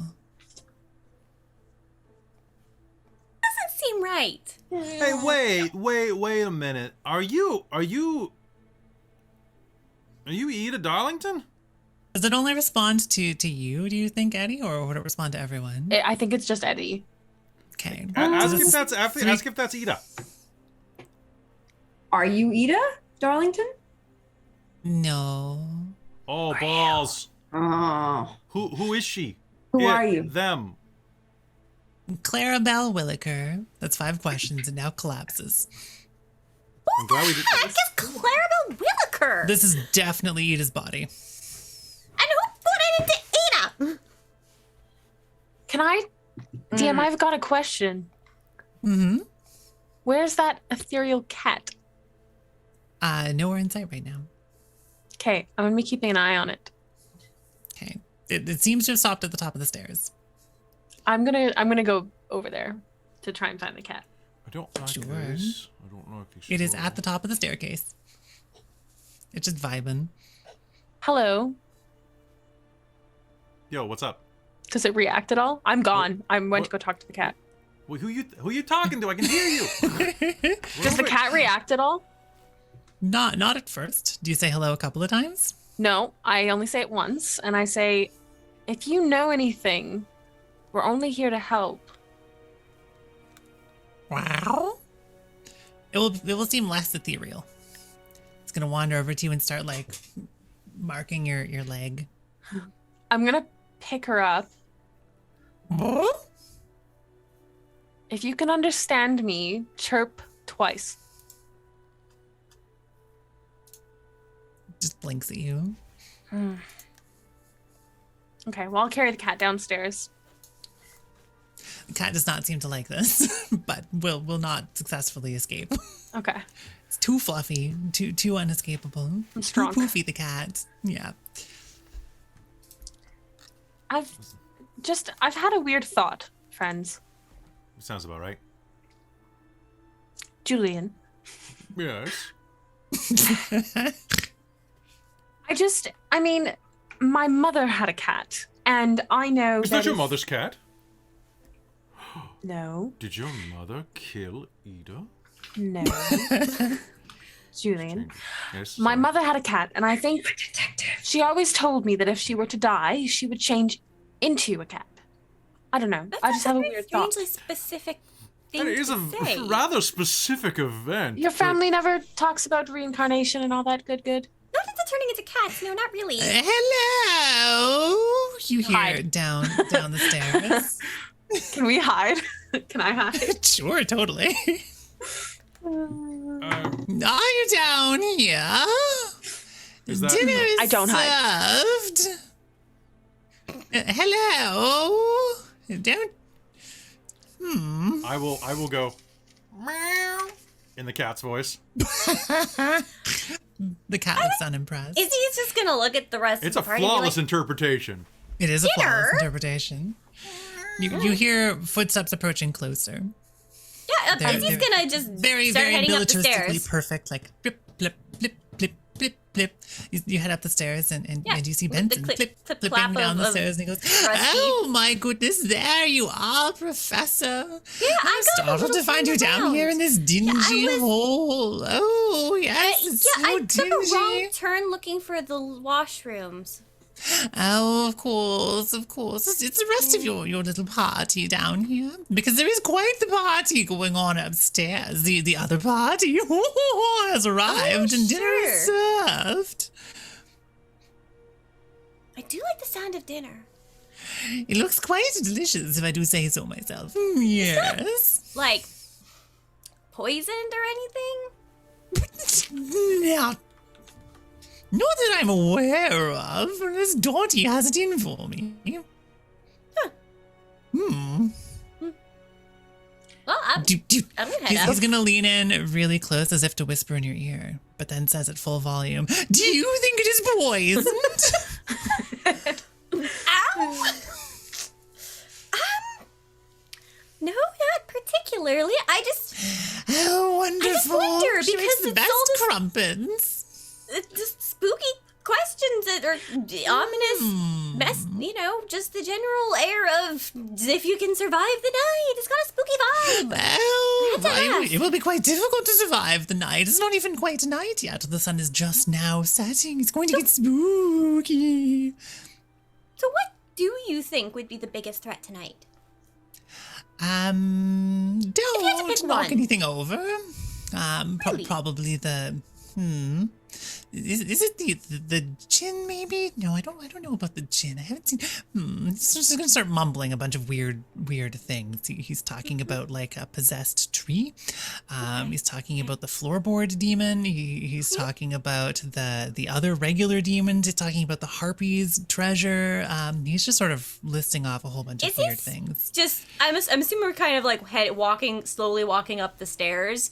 And what are the other three of you doing? Are you just hiding downstairs nodding, still? Listening, just like okay.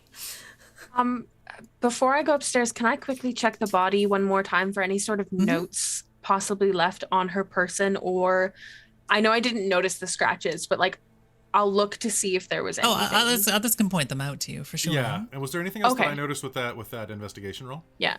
Was there any notes? I think it was primarily the dagger, as far as I recall. It's difficult because it's not a high difficulty investigation roll, right? There's fair. too much more to find there. Can I ask a quick question out of character? Would Ida be okay with me taking this knife? You think so? Okay, then I will take it.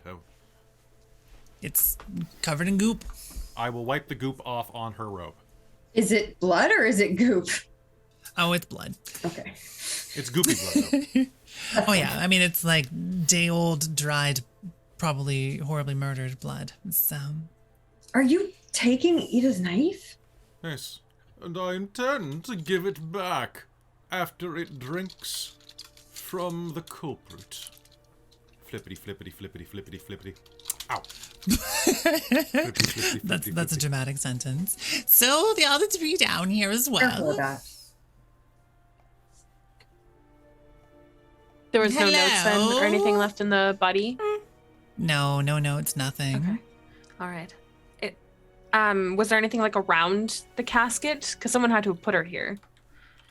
Absolutely. I mean, it's quite a dingy, dusty cavern. You could search for footprints or something like that, maybe. Yeah. And actually, maybe that's something that I should give to you too, Julian. You do see some footprints around. Dusty. Definitely people have been in here and have wandered around and did this. She probably didn't climb in herself. Probably. Okay. I think our next action should be to figure out who this Clarabelle is. Yes. She sounds like a child, Why? so we should be careful about it. Yeah, and nobody kills kids in my city. Nobody kills kids in any city. I'm Gets pretty away sure with they it. do in That'd Cold be Blood. cool. Cold Blood's a weird place. Yeah, that place sucks. Cold Blood is an awful city. Says the DM's voice.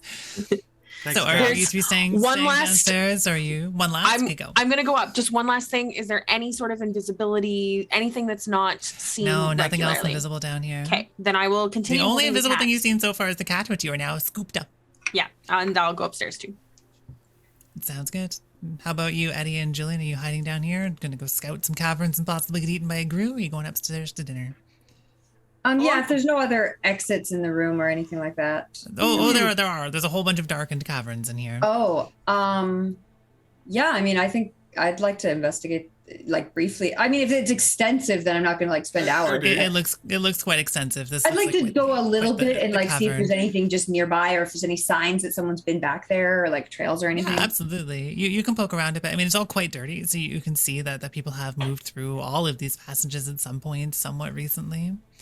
Eddie, I'll have to leave you there, my friend. It appears that Lord Julian Rosemark will be expected at dinner. There are appearances to keep up, old friend. If you get what I mean. Depending on like, I mean, how long it takes me to determine whether there's anything of interest, like I'll be like, yeah, I'll be right along. Like, you know. Yeah, I would say this is probably very interesting to you. You had no idea there was a whole network of catacombs underneath the Catspaw Manor. However, this is not a small investigation. You would probably need to map these out There's I'll have to come back there's later. air coming from at least 2 of them. Like these are probably quite significant. Well, I'll have to come back later. There's way more back here. Oh yeah, don't worry. We'll be back. Who knows what's down here? I'm going up though, so if you want to stay down here with Edie, I'm coming. Or Ida, you're gonna be doing it by yourself. Okay, right, sounds good. Ida or Clara? Benson will wait for all of you to approach the stairs and go, Tomato, oh, it's so tomato." spooky in here. Oh, I hate it down here. Shall we go to dinner? Yes. And start leading you down towards the dining room. You will hear the dining room well before you arrive, however. What's your question? I was going to say, Benson, a murderer says what? I thought so. Yes, quite. Can I make my way? Do you have something in your throat there? Ooh. Just class, my dear. Just class. Oh, don't we all? As their noble laughter dies down. Izzy, I think you had a question. Or was it Luna? I was going to say, Luna's going to make her way past the dining room to the kitchen. Ooh, okay, sounds good. So, I mean, I guess all of you will probably reach the door of the dining room at the same time. It is real freaking loud in there. In the dining room, assembled around the table is, Theron and his little, like, adventurer posse. They've managed to cram the owlbear in at the end of the table. He was trying very, very carefully to hold a teacup right now. Also, on the far side of the table is a group of folks that none of you have ever met before.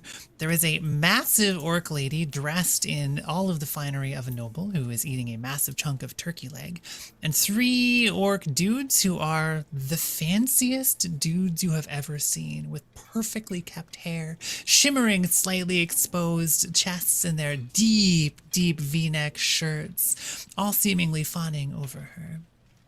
And Luna, you go off to the kitchen. Let's pause here, and then we'll return to the hell that is dinner after a quick bathroom break. That sounds good. Transitioning All right. out. 3, 2, 1. See you soon. Whoop, whoop, whoop. Whoop, whoop, whoop, whoop, whoop. We're back, folks. And I'll put on the sound effects when you're ready to start running, Mills. I know that you might be I was eating definitely something. just eating some food. Hi. I do also want to do a really quick chat with chat moment before we continue the thing, and to talk a little bit more about what we're doing, because I want to go through it one more time. But just in case you have appeared here since the last time I talked about all of this stuff, we are at the very beginning of a whole week of tabletop gaming for a cause. We are streaming for survivors in support of WAVAW, which is the Women Against Violence Against Women. There we go. In Vancouver, a really rad sexual assault and rape crisis center.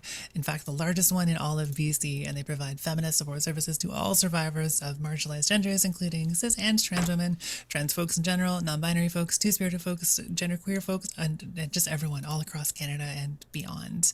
They have a caseload of more than 300 survivors right now, but more than 250 in the queue, due entirely to low funding. So this is where your support comes in directly, and yes, there are prizes too, aren't there? How do we do these prizes? So you know the prizes much more than I do. Sorry, one sec. Just gonna actually I don't, because that's the one thing that I didn't look up when we were starting this. But let me look them up right now, and we'll see what the prizes are. That's very hot. I believe there is. I know that there is some stuff for. It's Idle D&D, right? D&D Idle Champions. I believe so. Yeah. So hold on. Let's go prizes. Let me just see what was sent by our good friend Shar. Our amazing guest we spoke. Oh, fantastic. Pardon me one second while I just look this up. How's everybody doing? How y'all doing this game? Sorry for my laugh. I'm doing pretty well. I mean, I feel like this. Are you this sorry? I'm having a lot of fun. Like this, I'm running a D&D game kind of similar to how I would typically run, a Dungeon World game, right? So we have D&D mechanics, but barely. I've been missing D&D D&D a lot, so I'm excited. Good. Okay, so oh damn, these are really good. Yeah. So, what we can do right now is, do we have a raffle set up? I believe there are ways to do it with bots, but I don't know if there's one configured I don't know on if your we have that bot. set up. For I So am we'll- not we'll- the master of your bots. What do you mean a raffle, Kel? Well, because right now, so everybody who donates in the next 5 minutes, I will count up how many donations we have had so far. So right now we have 1, 2, 3, 4, 5, 6, 7, 8, 9, And I think 10, also 11, 12, 13. We've had every 13. $15 in general is entered into a chance to win a free digital gift value, at a free digital gift package valued at $500 of tabletop RPG content, aren't they? Yeah, so basically, right now, anybody who donates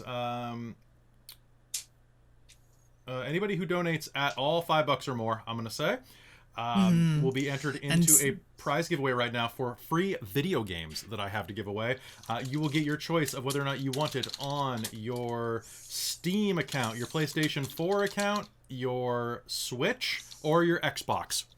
And I will give you a game off of that. Yeah, there might be some stuff with raffle things we may also that's need fair. That's fair. That's fair. To ponder this more. So yeah, so I guess that's a good point. Yeah, I would do like recommend a- instead, once we reach certain goals, doing a raffle to anybody who's in the chat. Yeah. Yes, Okay, I let's do think that. that might be the. So We need to then, set up a then- night then bot or what I'm going to something. say is that Amy, you look up how to do that real quick. How to do raffle of people who are in the chat. Which Do you which use bots do Streamlabs we have chatbot or here? anything like that? So we use Streamlabs and Nightbot. Do you have just like the chat bot that comes with it? It's old, but Yep. I still use mine. You can do the raffle right in there with chat. Okay. Yeah, absolutely. If you go along the edge on the left, there should be a So- raffle or a giveaway section. I think so it's once called you reach that goal, giveaway. Yeah. I think it's giveaway. I will check right now. So underneath In- your chatbot, I've got modules. Hang on, looking it up. Loyalty. Link It's it. under loyalty for giveaways. What I will say is, I can do it for subscribers only if I wanted to. no, because it's still a paywall. Yep, you Is that the can't. way okay. Yeah, I had to look into it because Canada. I do Okay, giveaways. but you can do subscriber luck where subscribers are twice as. or Absolutely, you Yeah, can have you can like do that. multiple tickets, but Okay. I think for most stuff like this, you typically have to have. It depends on the rules, but I think for how things typically work on Twitch, you do need to have a free entry kind of thing. Okay, yeah, that works for me. We will do one when we hit $300 because that is our first milestone. Okay, that sounds like a good plan to me. And enter. What's up? Yes, pardon me 1 second. Yeah, sorry for having to pump the brakes on that. I just want to make No, sure no, we it's don't, okay. we don't get in trouble with Twitch and all of the other various authorities. I rarely use donations and stuff. Here you go. I rarely use raffle prizes, so I'm very Exactly. Lava's on point. Entries have to be free, or this counts as a lottery, in which case you might actually need to get a lottery license. You Okay. may need to go get a license for it. Yeah. Then in that case, it is it's a gift. So enjoy. Yeah, it's a gift raffle. So yeah, It's to a anybody giveaway. who's in chat, Specifically. basically, you should be good. So yeah, everyone give. Oh, so I can click give everyone their first ticket for free. Sure, that would probably work. So long as everyone has. Well, that just seems like you have to buy tickets then. So whatever. I'll just do it like. Yeah, I'm trying to show I you think something, doing them but I don't know how when we to, hit like, take a milestones picture. makes a lot of sense. On your computer, you could use the snip command to take a screenshot of a section. How do I do of your screen. that? If you type snip in your start menu, you just click the start menu and type snip. Assuming you're using Windows. And then the snipping tool should come up. Okay, I'm starting to. Oh, there we go. So damn it, it's set as so nobody do that one yet. No,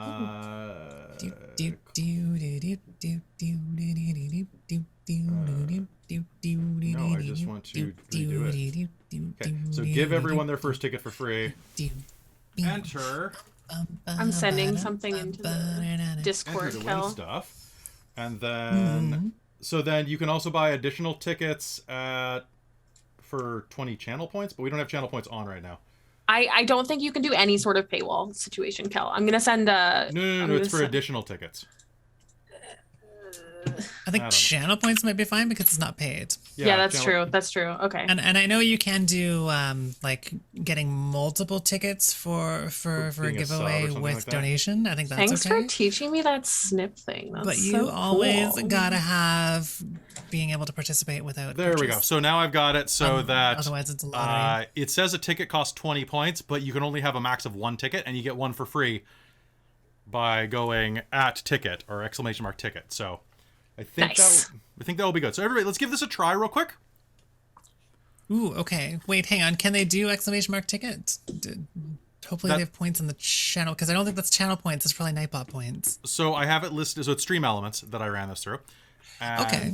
And I have it so that, so Soul, you just did it. So I have Soul Omen in there. I have Second Gen Gamer in there. Yeah. So if I could ask somebody try to do it twice, I should have it so that you have a max of 1 ticket. Boop-bop-ba-dop-bop. Okay. So thanks for your patience. I mean, this is always the stuff that's got to be figured out in the first room of the charity adventure. Good. No worries at all.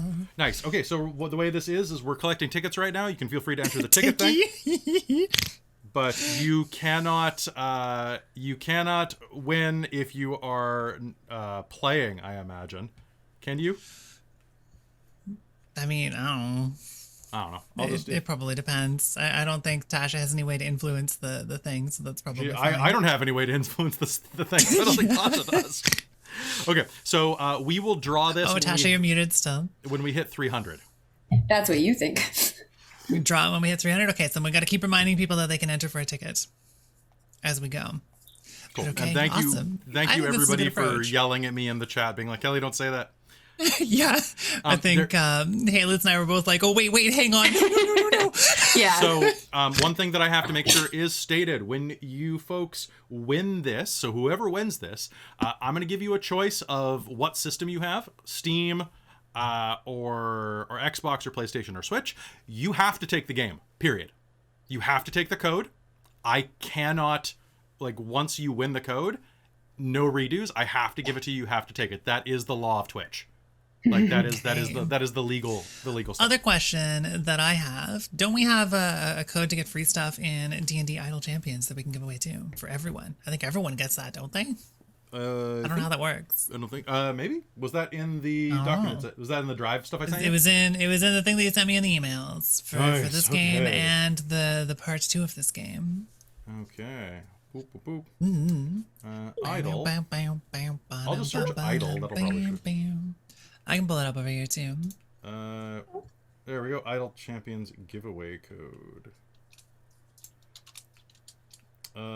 Yeah, for today. So use the following code to unlock 1 Electrum chest.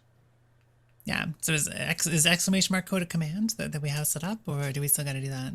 Well, did they give us the code? Because it's just the X's that they sent us. Mine definitely has a code in it that I'll paste in our internal chat here. Yeah, this is what's in the email that you forwarded to me. Oh, yeah. Sorry, I was looking at the wrong tab. So yeah, if you're using D&D Idle Champions, I'm curious about what that is. D&D Idle Champions is the idle game of choice. Is it? For okay, everyone. I kind of like idle games, so maybe I should give that a go. I'm gonna borrow this code myself and get some free things. And I just have to reaffirm that, because I saw somebody in the chat just now say that we can skip them for prizes. If you enter the raffle with a ticket, you have to take the prize. If you do not enter the raffle, you do not. But if you enter, you have to, legally. Just gonna say that. Whatever you do with the code once you have it is. It just has to go. It has to go from us to you. Yeah. Yeah. You can then you can give it away to someone sell it else on the gray market.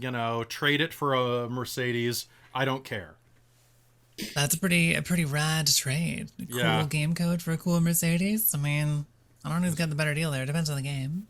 Depends on the Mercedes. Yeah. Oh gosh, that's true.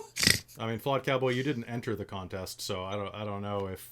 But you still could, Flawed Cowboy. You just do ! tickets to enter right now if you want to, and then when we hit our next milestone, you could be raffled upon in this chaotic reality. Mm-hmm. Speaking of chaotic realities, so should we set up the code command so anyone who is playing the D&D Idle Champions can have free stuff? Sure. Yeah. Go ahead, Amy. Do you mind doing that? I'm not okay. I'm just looking at it. It says because it's specifically saying using the command in chat of exclamate like that code. So that's their exclamation their example for it. That's so what they're they're telling us to suggesting do. that we have exclamation mark code puts that text out with the code that is relevant for which And they So also ask everyone us- can use that. It doesn't matter. Like it's not a one I person. believe claim? everyone can use okay. it. Yes. In I that don't think case, it's yeah, I'll just put it one in. person thing. Yeah. Yeah, And so yeah, that's good. And also, like, yeah. Yeah. Mm-hmm. So I have CC in my arms, right? Like this. Absolutely. Hello, CC duplicate. CC is now not pure white. CC is also kind of gray. Can you hear him purring? There's Oh, like, oh gosh, my a little God. bit, but it's coming through interestingly. It sounds like orcs. Okay, we'll move him from the mic. I mean, it is specifically perfect considering there are a bunch of flamboyant orcs in the next room. Okay, I gotta tell you folks though that like you want to enter this because there are some really good games here. Like I'm not gonna tell you what they are, but there are some games that I want to stream for the channel on here that I wish I could win, and I am now frustrated because I'm pretty sure I can't. Since it's my channel, I probably can't. I'm gonna say I can't. Yeah, I mean, Because I could you just lie probably and should read not, it, right? no. So Are orcs not cats? Oh my gosh. The rumor has come out. All cats are orcs and elves at the same time. Wait, this actually kind of makes sense. all right. Okay, hopefully There's just a that half orc works. elf. It totally does work. Cool. All right. So thank you to It D&D expires Idle. on April 2nd at 5 p.m. Yep, and a reminder to shut that off at the end of this game because it gets a different code. Okay. For the March 23rd game, I think. Okay, speaking of this game, this is a two-parter, but we should continue on into towards the end of this part. We were thinking of going for another hour or so, but that was half an hour ago. So how are y'all feeling, players? Do you feel like Pretty you want good. to go half an hour? I can go half Oh, hour. I think you're muted. Amy. Oh, I can go half an I might hour have just or an not hour. picked it up. Okay, cool. I mean, I could totally go for the full hour and a half, but I want to make sure y'all have time to like rest and be humans. So Shh, nope. I hear good things about rest and being humans. So why don't we aim for about half an hour then, and we will have a nice dramatic little dinner party. All right. So Luna, let's flip over to you first here, and can we put on some classy music maybe? I was about That to sounds ask. great too. This sounds good. So all of you who are heading into the dining room, I'll get to you in a moment. Sorry. Actually, maybe I should do you. Yeah, I want to talk to Luna first. So Luna, you're bypassing all of this to go to the kitchen, right? I'm looking for Okay. Dottie. You're looking for Dottie. Well, you will see her. She is bustling outside of outside of the kitchen with a cart full of what looks like probably really delicious food. You can't tell. It's all covered by those metal cover things that go on fancy people food. I don't know, I'm a bunny. Yeah. But it's all covered in that stuff on a big old cart. And she's putting more and more and more and more and more things onto that cart from the kitchen. I'll like try to like help her a little bit, like not be in her way, but just kind of like help her pick things up if she needs or whatever. The moment you approach, she starts handing you things to put on the cart. Great, I will do that. Dottie, as we're like doing stuff, have you? My notes are over here. Hold on. Okay. I have a Also cat the on worst my arm. person to talk to. Yeah, I know. I did make both of the staff based on dice rolls useless in different ways for solving the mystery. Dottie, This one's not actually the way that can't speak. More in the way that it's just not attentive. Yes. was there ever a little girl here recently? Mm-hmm. Do you by chance know the Willikers?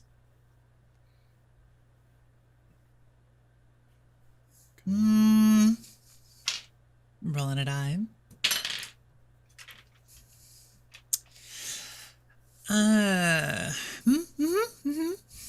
Just gonna pull out a piece of paper and jot down, like, you know, nice family from across town. I met them years ago. And they weren't here recently? No, they own a fishmonger shop. Okay, I assume I'm reading that from her little notes. Yeah, you're reading fish. it. Yeah. What's a fishmonger? That's why it's in my voice. And someone who sells Seller. fish. Okay. Is there any fish for dinner here? Are you asking? I'm checking. I'm not asking. There we go. There is fish among many other types of food here for dinner. Do the Looks like Willikers? the primary food is probably pork. There's Okay. like an entire pig going into this meal. Do the Willikers supply the fish for the manor? Huh. All right, and then I'll just help her bring the stuff to dinner. Yeah, absolutely. You will enter through the side door with her, and the moment that you do, I got to put my dramatic mustache back on because it gets to be dramatic and mustachioed, and at all opportunities, I can make it on a funky angle too. Ha! Even better. There we go. There we go. This is perfect. Oh, it's even missed. I missed entirely. Oh no. There we go. Wait, how did I do this? Always on. There we go. Mustache. We got it. We got it. Mustache science. I get something reset for me here. So as you enter the side door, you hear the dramatic voice of a certain Benson saying, introducing Lord Julian Rosemark of the Rosemark family, all the way into this delightful dining room experience. Yes, sir, please take your seat over here. Seating Julian down next to an Izzy and an Eddie who have already been seated. Eddie, you've been seated right next to, some annoying beings. To your right is Theron and his husband Elmar. To their right is Ivara, the dryad from earlier, and then that's the end of the table where the owlbear is sort of just hanging out and trying to sip tea. I say, And that of is course, quite a large dog you have there. oh yes, it's the fuzziest thing I've ever seen, says Benson. They will just sort of nod at you as you comment on the dog. A Yes. strange breed it is. Seems to have feathers. Perhaps it's not a dog, but some sort of murder duck. Oh. A murder duck? From across the table, the massive orc woman dressed like a very fancy noble will slam her fist down and go, I know an owlbear when I see one. That's an owlbear. You ain't never seen an owlbear? You've lost. Is that an owlbear? Oh, goodness, I did. I forgot. I hate these silly noble games. Oh, it's Gonk, Bullfin, more. She gestures to two or three dramatic, barely closed orc harem, maybe, around her. Please readjust my hair, because I've lost the terrible game, of course. They will go and redo her braids so she looks even more fancy. Is she full orc? What was half your orc? name again, Lord? Oh, she looks very full orc. She's like 8 feet tall. Julian, Lord, what was it again? Julian Rosemark. Julian, we're practically neighbors. Wonderful. It's so fantastic to meet you. I'm Duchess Vola, Feet Slasher Upperton, Master of the Vale. Oh, of the new Westminster Feet Slasher Uppertons. Yes, of course, married into the Uppertons. Oh, yes. Well, I'm sure the Feet Slasher clan is quite taken with your new situation. Oh, they are. What do you think, boys? They're like, oh, we are. Now, are those your entourage? Yes, absolutely. Are I you? share. She says, downing just this massive pint. I beg your pardon? I do share if you're interested in them. I should take off What do they Benson's look like mustache, but I'm just leaving it forever. Like the sexiest orc boys you've ever seen, with flowing locks, barely concealed pectoral muscles. Hold on. and ruffled shirts. I gotta roll for this. One sec. I rolled for all of these characters, and they're so good. Perhaps.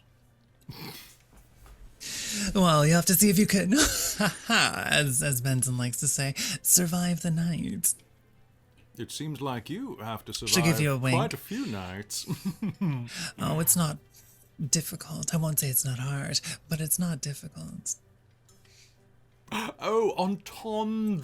Another How pint, droll. please, alternate maid, she says, gesturing to you, Luna. I didn't even know there were two of them. It's really moving up in this manner. I'm not a maid. I am Lunaris. Could have fooled me wearing armor to a dinner table. Clearly you're a maid.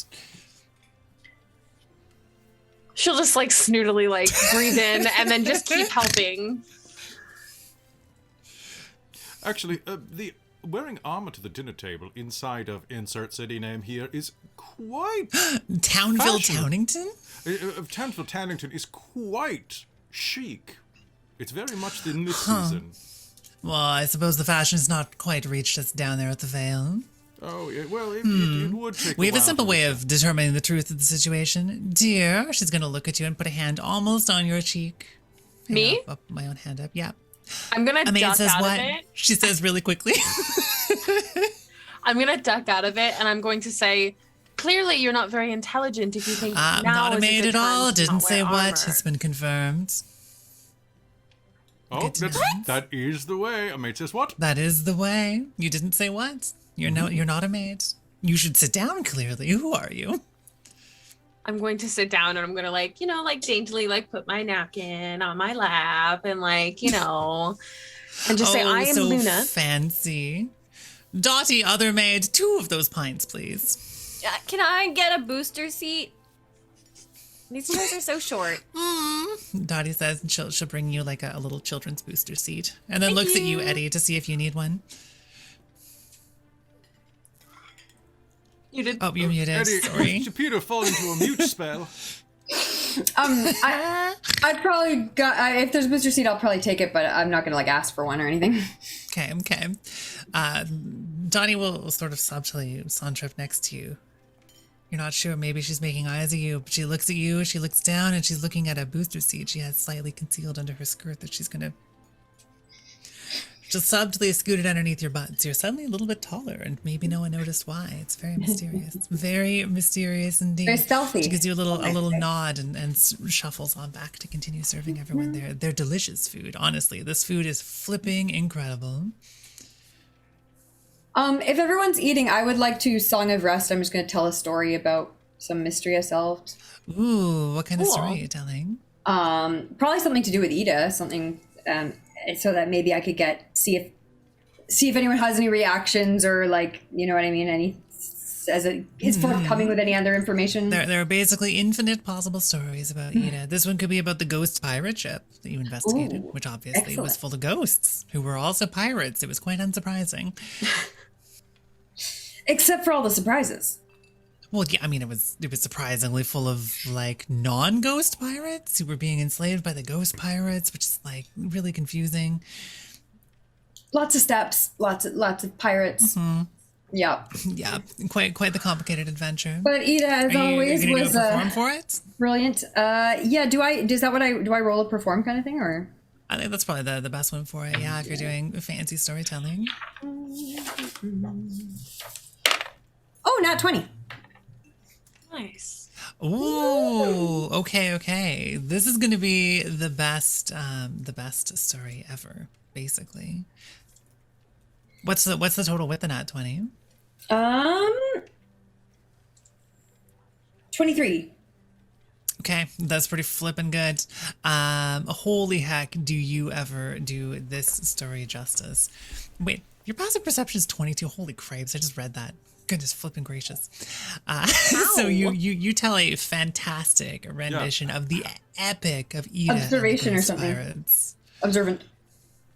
Do you have like a feat for it? For the passive perception, yeah. Yeah, that would do it. It's wildly impressive. So yeah, is there any cool flourishes or details you want to add to this story? It's sort of your story. Just that, like, I'll tell it so that it's kind of a mystery as to who, like, kind of what was going on until the very end, and then it'll be a reveal at the end, kind of like, oh. Ooh, what was the dramatic reveal? The dramatic reveal was that it was Old Man Willikers all along. Old man Willikers, you hear Benson Wait. from across the room go, the Williker? I never would have suspected. And you hear a very dramatic orc woman slam the table and go, I knew it. Was it? You mentioned Williker.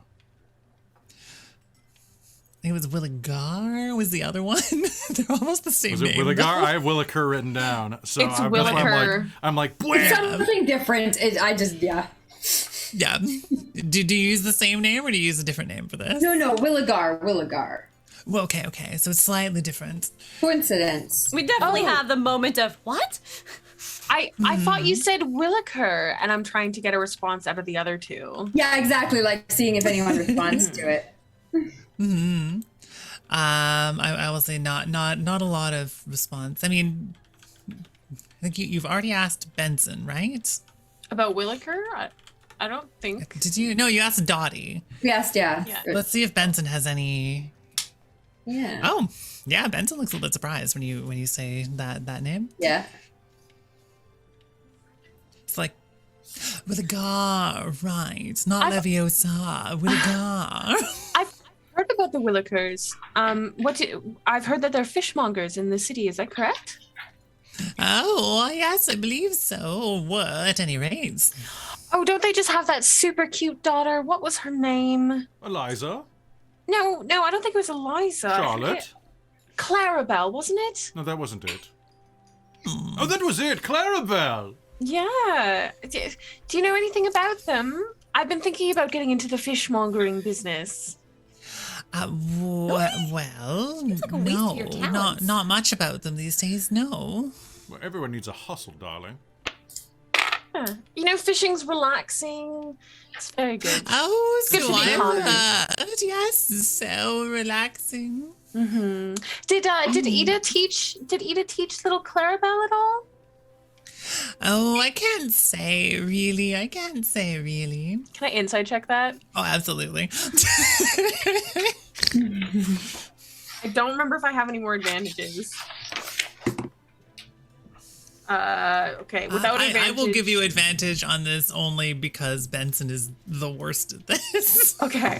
Quick reminder Okay, that if you want to that's- give us advantage, disadvantage, etc., please donate now You to can help donate people in to an need. amazing, wonderful, and super worthwhile cause. Like giving us net 20s. I got an 18. Cripes. Okay. You are pretty darn sure Benson knows something about the Willikers, and maybe even Clarabelle. Okay. I still have the cat, don't I? I haven't put her down. Oh, I assume so. I know you're helping out with dishes and stuff. Do you just like Yeah, put so the I cat wasn't on sure. the pile of dish things, or Can I put them? Will they stay on my shoulders? yeah, totally. Great. We'll just vibe. Does it seem to react at all when we talk about Clarabelle? No, not really. Okay. I just don't trust this freaking cat. That's fair enough. Cat. I mean, everything in I'd this like- house is pretty darn suspicious for some reason. Yeah. So. I'd like to I guess talk more to Benson. Can I use persuasion to kind of see if we can get some more information? Sure, go for it. Allow me to assemble my dramatic mustache. Mm-hmm. Oh. I got an unnatural 20. What are you asking him? So what are you asking him?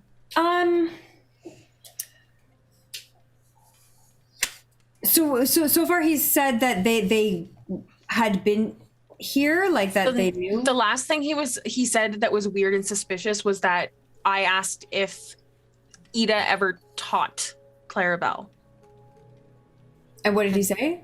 He just said, I can't You say. said I can't Oh, really okay. say, I think. Yeah. When was the last time you saw her?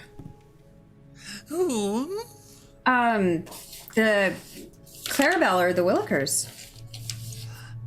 Oh, I don't think I've seen the Willikers for years and years now.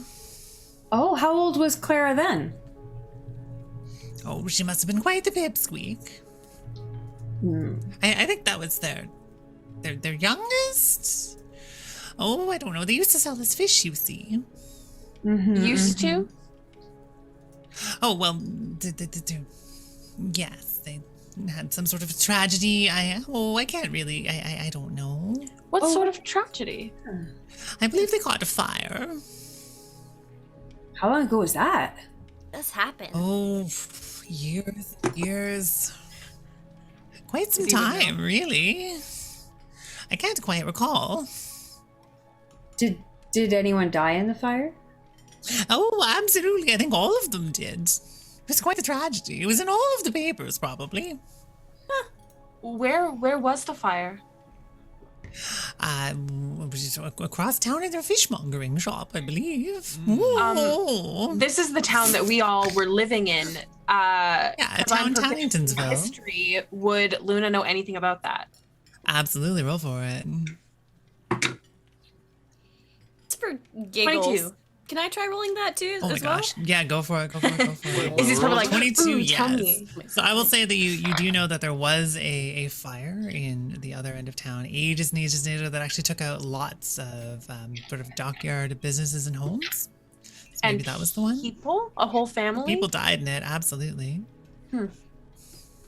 Out of 12. That was like a long time ago, though. Like 70 years, maybe? Oh, wow. Okay. A long time ago. It was basically ancient history. Yeah. Not a recent circumstance. What did you get, Izzy? 12. And if it was 70 years ago, I would have been very, very young. Yeah. Which, I mean, I guess you were you living here at the time? So this Possibly is not. just a it might have been random something ghost. potentially, if I know anything, it was like something just that someone mentioned at one point, being like, "Oh yeah, it's the thing that got rebuilt after the fire." Like at best, probably. Yeah. Yeah, I'm guessing no. Now, was that in townings? Oh, yes, the Townington Docks, I believe. I always thought that would have occurred in Towningsville Shire. Oh, no, that's to the south, isn't it? Oh, I don't know. No, to the south is Towningsville Burg. Right. And if you go a little bit further, you go to the Vale, where Vola over here is from. I thought that was Towningston Township. No, it's Townington Township upon Townsville.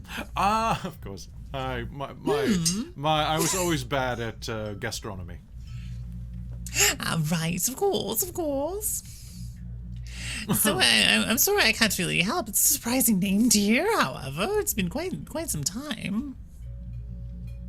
She used to dot all over this place, I believe, with her little feet. Sorry? Who was? Little Carba, I imagine. Did Ida do work with ghosts? Oh, all sorts of ghosts and monsters and spooky contraptions. And there was a Here in the dragon house? once. Oh, the dragon was quite romantic. Oh, I remember that dragon. His mustache, how it glistens. He looks Do you know wistfully into the distance for a bit. What am I doing? Dragon. Sorry that I have given you the dragon. worst characters to interrogate over dinner, but I love this. Sorry, what was your question? Do you know why the ghosts would be hanging around here? Oh, I'm almost certain this entire house is haunted by all sorts of ghosts and ghouls and goblins and things. But why the Willikers in particular? Are there ghosts here? I wouldn't know. There are ghosts specifically. I don't mean ghosts in general. Of course there are ghosts here. There's lots of ghosts in a box even. Really? Yes, basically don't break anything here. It's a terrible decision.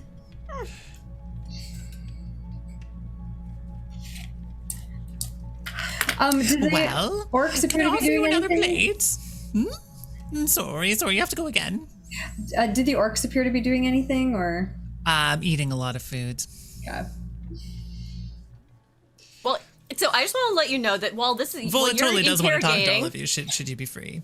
Izzy is absolutely just like sitting on this booster seat, like shoving food into their face, like just like Okay. chicken and like whatever, and just like looking around and like listening intently and just chowing down. The giant orc duchess really loves this. She looks at you with admiration. Nice. So, you keep that up, you might be big, chunky, and in charge. That's how this works. I feel like that's not really a problem for me. I'm good the way I am. I'm the perfect size. Oh, you say that now, but you could be always larger. At least for the muscles, right? It could be, but it could be smaller too. I think that would also be Imagine good. how many people you could lift if you had larger muscles. But I can always just have someone Small else people, lift I other people. suppose. Imagine all the small places I can get into that you could never fit in. Why would I fit into them when I could simply annihilate them? with my fist. Why would I annihilate them when I can just fit in? The argument of the ages, the immovable object versus the annihilatable rock, something like that. Oh, you know Turkey that. leg. She pulls out a full leg of turkey from inside her corset and just starts chewing on it. Do you want some? I'm quite good with what I've got here, but thank you for offering. I hope you enjoy it. There's always more. So, do y'all have a nice dinner? Luna Izzy has a picks great it. dinner. That sounds good. Sorry, what do you say, Luna? Luna's just picking at her food. Like she's eating, but That's like pretty fair. Yeah, it is extremely well done. Someone very rolled polite. amazingly on their cooking roll. oh, that's good. Yeah, I might look disappointedly at you if you don't eat the food. And she doesn't have a cool prop to be her. I should have given her a monocle or something. I don't know if I could wear a monocle and glasses at the same time, though. I don't know that would work terribly well. Yeah. So basically the plan for everyone at the dinner is basically to have a nice dinner and then, go to bed or lounge around in the study or any of those sort of things. What is your plan? I mean, I'm rather excited to see all the things that are going to come try and kill us tonight. I'm gonna keep investigating. It sounds exciting. That's fair Thrilling enough. even. Same. Is there anyone else staying here? Or have we met everyone? Now, this is everyone. Did we Each ask and every the orc single how one of they... you is named in the will. Sorry, did I we guess ask... Not the harem. The harem, which is specified as the harem. Did we already Sorry, ask the orcs boys. how they knew Ida? Nope. How do you know? I would Ida? like to do that. Yes. Yeah, there we go. So how do you know the old bird anyway? Well, it's thanks to her that I find myself in such dashing company. She introduced me to the Automatons and their delicious but sadly crushable son. Did you crush him? Not intentionally. Oh yes, death He's by fine. snoo. He's just Oh, he's not he's dead. at home. No, he's simply quite injured.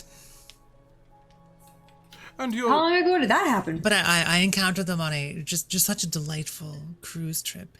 You see, I attacked a cruise ship, of course, with my men, boys. The boys say "yar" in piratey voices.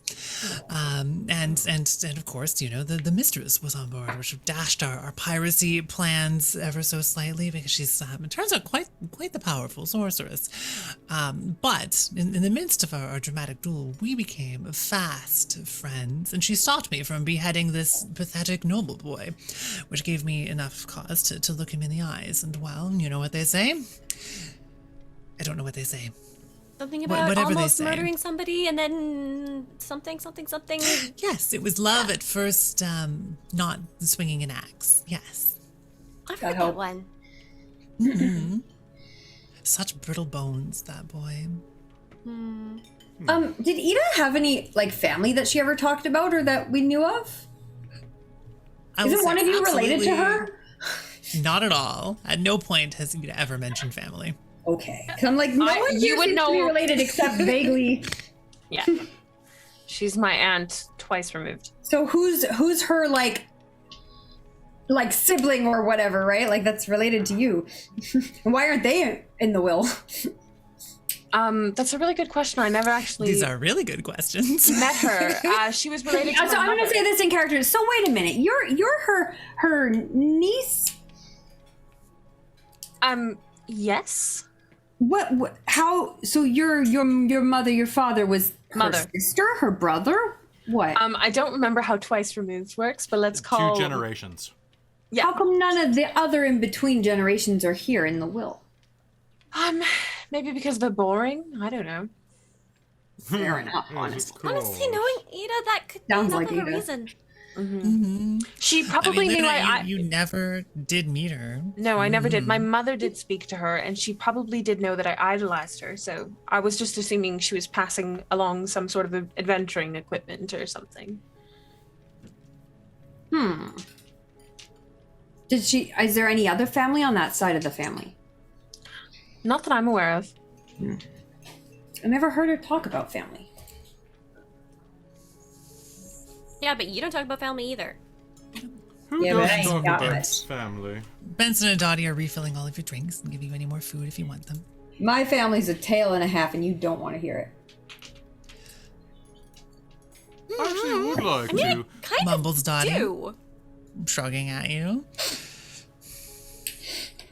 Takes another drink. Well, now we're curious, Jade. You have to explain yourself. Look, my mom didn't want me, and my dad was never in the picture. It didn't work out. We don't talk. Oh, it's truly a sad fate, my boy. You know, that was We'll tap you. pretty depressing. I'm actually kind of wish I hadn't heard it. I told you. Yes, I warned you. me too. Oh well, it could be worse. How is that, my boy? Need my mustache back. They could be Could be serial killers. here right now. Yes, that's probably. Yes, serial killers. I hate it when people kill grains. It's just the worst. Our breakfast is always ruined. Thankfully, they would not kill us. Back at the honeycomb hideout. Grapes. Fundamentally misunderstood part of that sentence. I'm sure it's fine. It's probably fine. Well, if you're all done with dinner, I believe the hall will be open for some dancing. Miss Dottie plays a quite dashing piano tune if you wish to dance along. Otherwise, simply try not to die overnight. I'm sure you'll be fine. Benson, just one quick question before we go to the dance hall. Of course, I'm like an open book. Sure you are. Whose dog is tromping around? Wait, whose dog is tromping around? Yeah. He looks confused. Whose dog? Yeah, like Where? a basset hound. It was a basset hound, right? That's what he said. I think it was a nefarious, very, very fluffy Tibetan Spaniel. Yeah, I say that. Oh, that thing. No, that's just Arvo, the Archfey. We hate that guy. He's the what Interesting. now? He's an Archfey. He's deeply obnoxious, keeps peeing on all of the important things. But why? I believe he's claiming them as some sort of plot-relevant device. Oh. Is the dog in the will? No, I don't believe so. She Can we hated see that the dog. will? Oh, right. No, it's in the will. Why? How is that legal? It's what it says. I don't know. I'm not a lawyer. You will require, or I suppose you would acquire the will should you receive the inheritance. You could choose to share it or something. It is part of the inheritance. Who has the will now? It is securely secured in a secure location that is secure. Where? It's secured. I think that sounds perfectly rational to me. I mean, it's a secure location. That's a good Yes, place it's for it quite to stay secure. until this is all sort See of. why Ida liked you.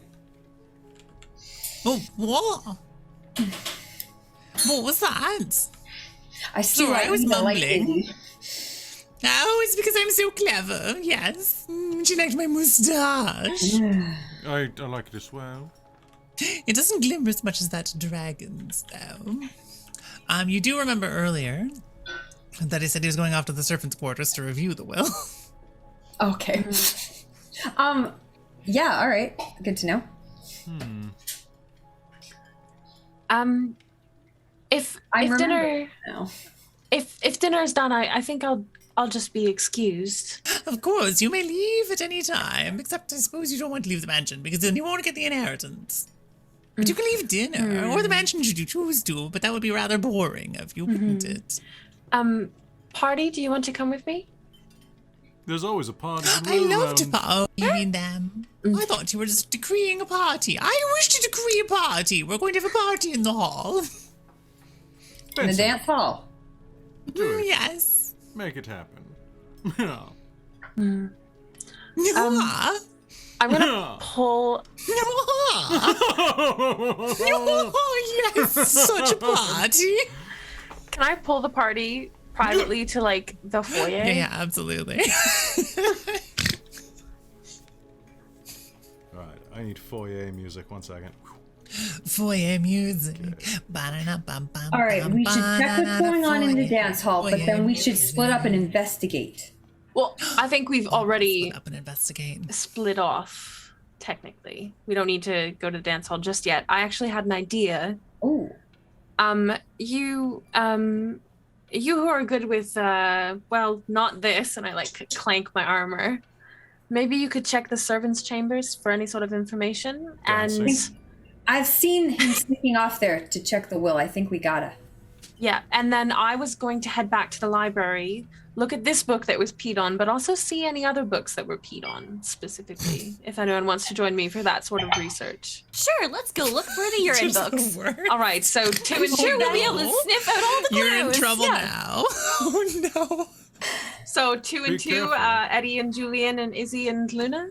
That Works for me. sounds good. Everyone gets a short person. Everyone gets a tall person. Excellent. Very Let's be sensible. balanced. Perfect. Someone should check and see who's going to the dance hall first. We want to know where people are if we can. Especially because it's the servants' quarters is pretty close to the dining room. It's basically right across the hallway. We could go to the library if you two want to. I think you'll be a bit more sneaky than myself, and I've already left, so. And I'm clanky. Nice. Perhaps we should go. Meow.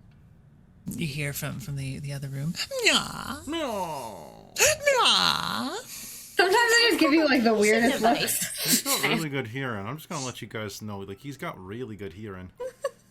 But only for the sound. Mwah. Hold on. I gotta do a test on something. 1 second. Meow.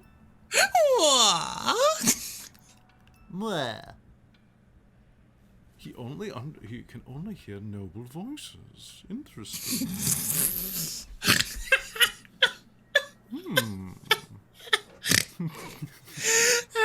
Christ. Oh my god.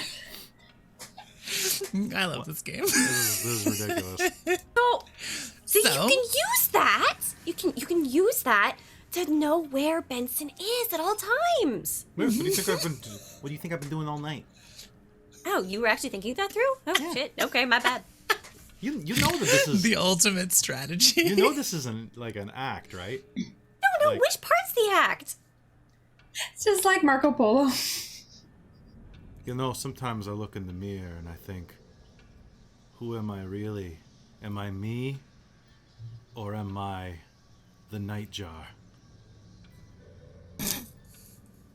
Julian, I've went to school with you for a number of years. I can guarantee you're still Julian. You've definitely now We outed change yourself as after the high school, superhero, doll. too. You haven't seemed to so far. And she'll walk away to the library grabbing Professor Archibald. Was she flirting with me? I feel like she was flirting with me. It wouldn't work out. It might work out. I mean, our families like each other. We used I to don't go know to if that was summer. a flirt or a burn, to be honest. Honestly, in noble society, I don't know who said that just now, but they're the same thing. That So was nebulous space voice. Also, speaking of nebulous It's space the foyer things, ghost being like, she's Luna, definitely what is the flirting. cat situation? If you let the cat wander around, you No, can scoop the cat if more. if the cat is staying on my shoulders, then it's switching between arms and shoulders. Every now and again, it probably tries to wander off, but if you just discourage it from doing so, it'll just vibe. It's Yes, I like a will, because cat. my invisibility is going to go off like now. You can still feel it. Okay, cool. Okay, so you're wandering off to the library to investigate this book and any other peed-on books by an archfey. Correct. Oh my gosh! what is Investigated this happening? way before. It's It's like an exciting. investigation, yes. Yeah. We must follow the stream of knowledge. Follow the, what did you say? The yellow pea slick road. Yeah. Gross. Great. Gross. Love this. So let's do the library adventure first. And then we'll circle on back to the servants' quarters. So the two of you skulk off to the library. Clank, clank, clank. I do not skulky. skulk. I know you clank, skulkily. Yes. Dog, my steel defender is just like clunk, clunk, something falls. I'm like, Yeah, oh, you're the loudest. Rusty. Please tell me that when he wags his tail, it's chugga chugga chugga chugga chugga. Oh yeah, no, it chugga, sounds chugga. like something's going to fall off when you Or wag fly it. off. Is it like a sprinkler? It's like wag wag wag wag wag wag wag wag wag wag wag wag wag wag wag wag wag. You need to fix that servo. I love this. So you scoofle on off into the library zone. It is still as disastrous as it was when you left it. As we're walking in, Professor Archibald, just because we've been told multiple times to not let anything fall over, and that Archfrey let a lot fall over, maybe we just be extra mindful. Maybe we lucked out and nothing broke. You got extremely lucky, yes. So just be careful of that. Yeah, that makes sense. Did you want to read this book about automatons? Because you're probably more intelligent than I am when it comes to that. Almost. It's my area of expertise, like Yes. specifically. So All sure. right. Okay, Yeah. I'll give her the pea-stained book, and I'll search for a new Ooh, one. Stinky and damp. Do you want I'm gonna do to it. roll? What's the most appropriate roll? Either a knowledge roll or investigation for interpreting the contents of the P book. So, I feel like maybe I'm sorry that it's a investigation. P-Dog book. It's because they added a helpful dog with a donation.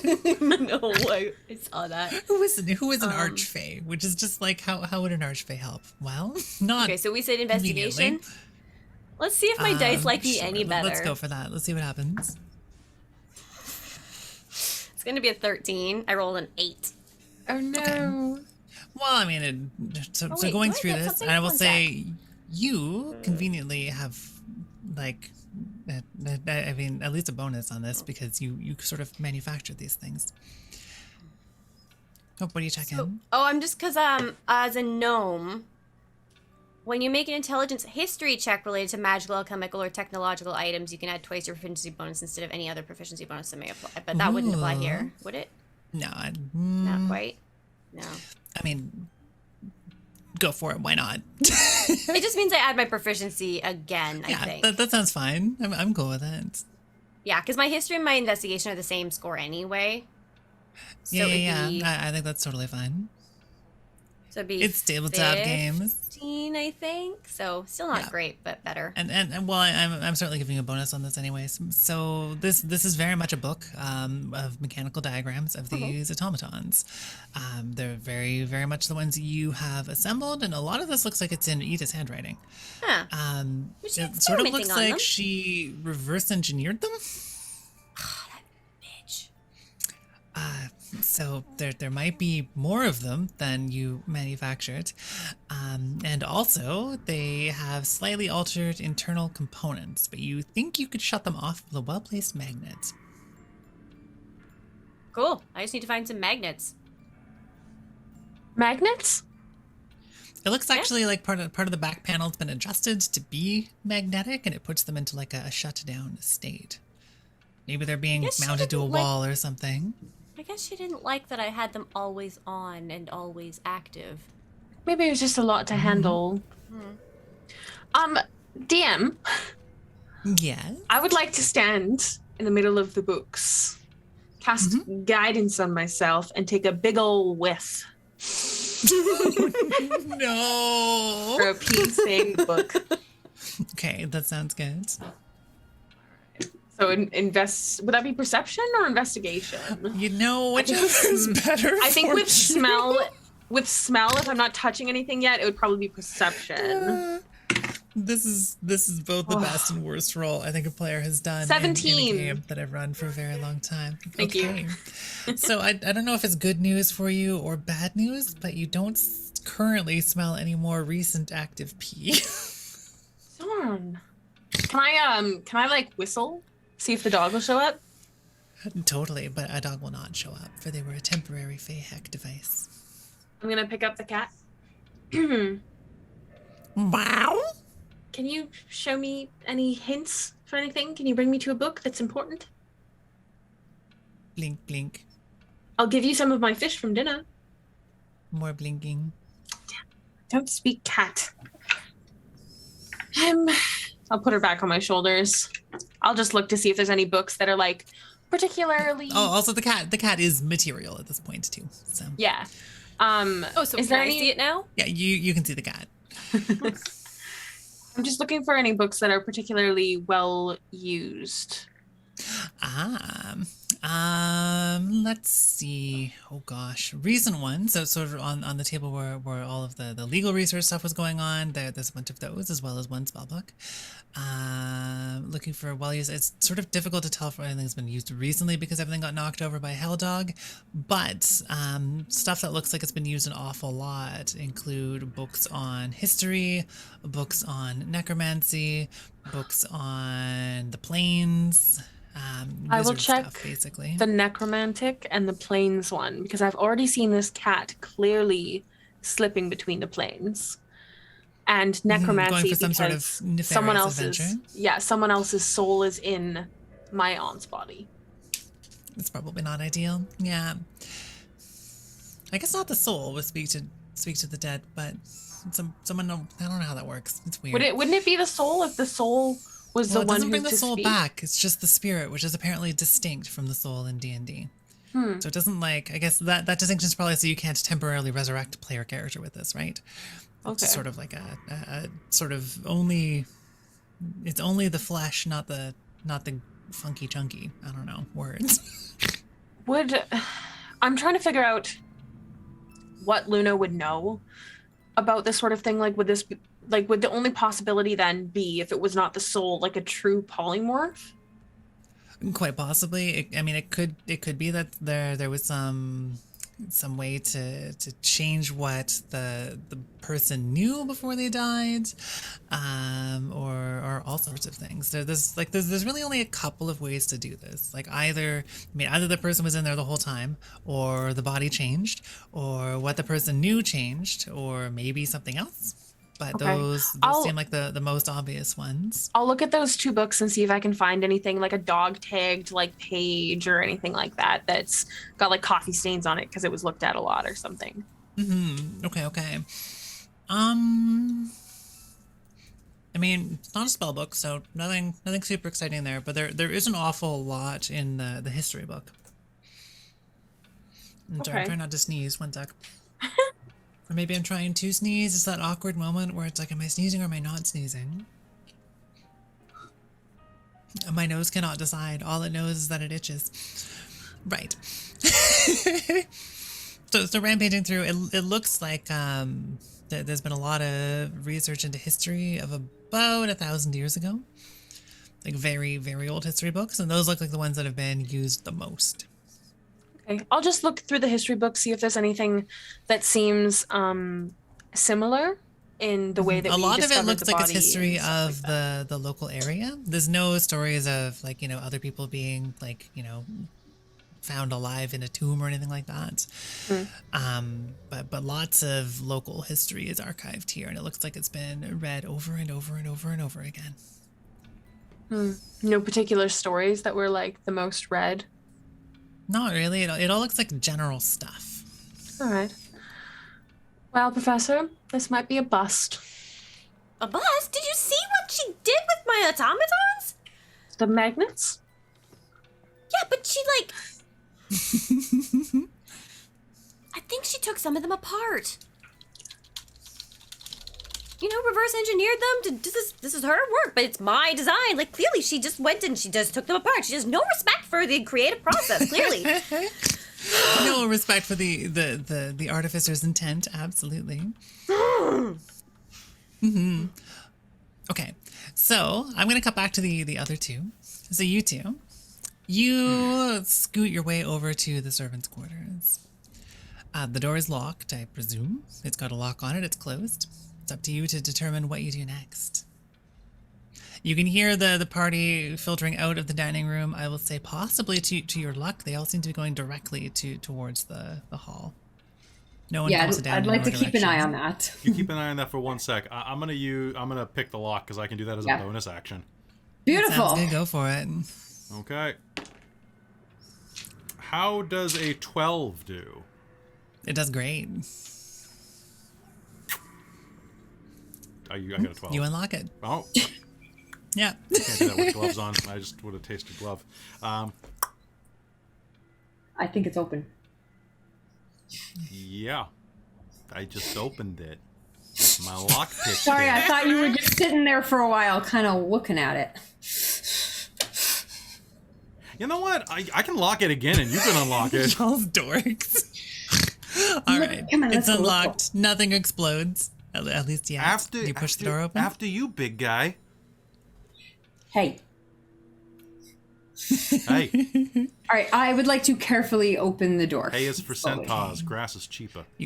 Oh my gosh, Crepes. That's actually a really cute line. So you push the door slowly, carefully open. It doesn't even make a single sound. It looks like a very well-oiled and maintained door. In the room is a table with 2 chairs next to it and a pile of crates behind them. Sitting in the middle of the table is a pile of paper. I would like to cast invisibility. That Oh would yeah, be- sure. I would like to do that right now. Go for it. Poof. Boom. Do I need to roll for that? No spell. Beautiful. Okay. All right. So sorry. Can you describe the room again? It is mostly an open room. So to your left, there are 2 doors. Both of them are open, and it looks like they go to the staff's private little bedrooms. There's a single table in here, and on that table is a pile of paper, and there's a stack of crates to the far wall ahead of you. I'd like to No see one's if the in this pile of room. paper is the will. Yeah, it absolutely is. I would like to read that. Sure. So you read through it, and it does look like it's Ida Darling's last will and testament. It has a date stamp on it. It was updated only a few months ago. I think 3 months or so ago. So vaguely recent. I don't know if that's suspiciously recent or not. That is probably up to you to determine. And it specifies that in the event of Ida's demise, Duchess Volafeet / Upperton, Master of the Vale, Gonk, Bulfim, and Moore and/or the Harem are to be assembled. Theron Sparkdream, Yvara Elmar Sparkdream, and Greg Brackets Owlbear, as well as each of you by name, is to be assembled. And should any of you survive the night, those that do will receive the inheritance. Does it say what the inheritance is? Nope. Does it have like a list of where to find the inheritance or anything like that? Any more Nope. addendums or? Literally not. It Who is distributes the inheritance? really short.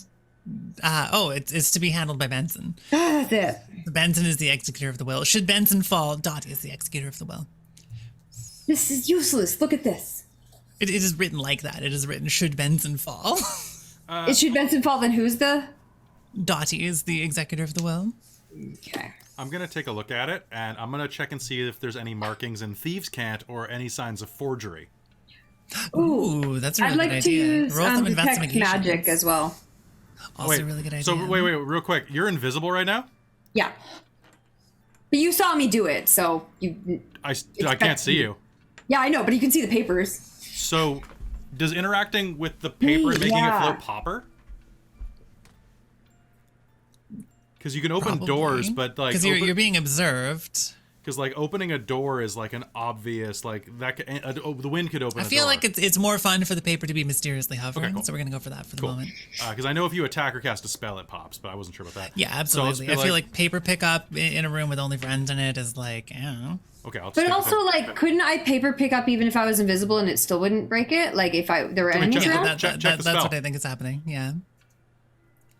I think I'm going to decide for the moment that it's fine. You're still So invisible. for investigation, that's a 14. But for Okay, cool. insight, it's an 18. Ooh, so you're almost certain this is written in Ida's handwriting. this is It her doesn't script. look like it has anything fancy and specific added to it. I will say you're quite surprised at how small this is. You would have thought it would be a big fancy document with a list of things that make up the inheritance. But it literally this just legal? says the inheritance. This is a very specific will. Very specific. Oh, no, wait. Weird. It's the other thing. It's non-specific. Yeah. Oh. I mean, it does specify that those who survive, the inheritance is to be split among them. Okay. Can I use detect magic? Yeah, absolutely. It does not appear to be magical. Cool. There is magic in this room, though. Ooh, where? In one of the chests. I would like to look at that chest and investigate. Oh, someone looked at a Sure. chest. Which, no, the magic chest is... Okay, cool. It's the one on the furthest left. Do you just open it? It doesn't have a latch. Well, or I would like to be anything on it. careful There's if a I think it latch. might be trapped. I'm not gonna, you know what I mean? It's a spooky chest. I mean, it's not really Yeah. that spooky. It looks vaguely well maintained. Is it locked or anything? Nope. I mean, there's a closed latch on it, but there's no lock on it. I would like to carefully. I mean, does it look dangerous? I don't know.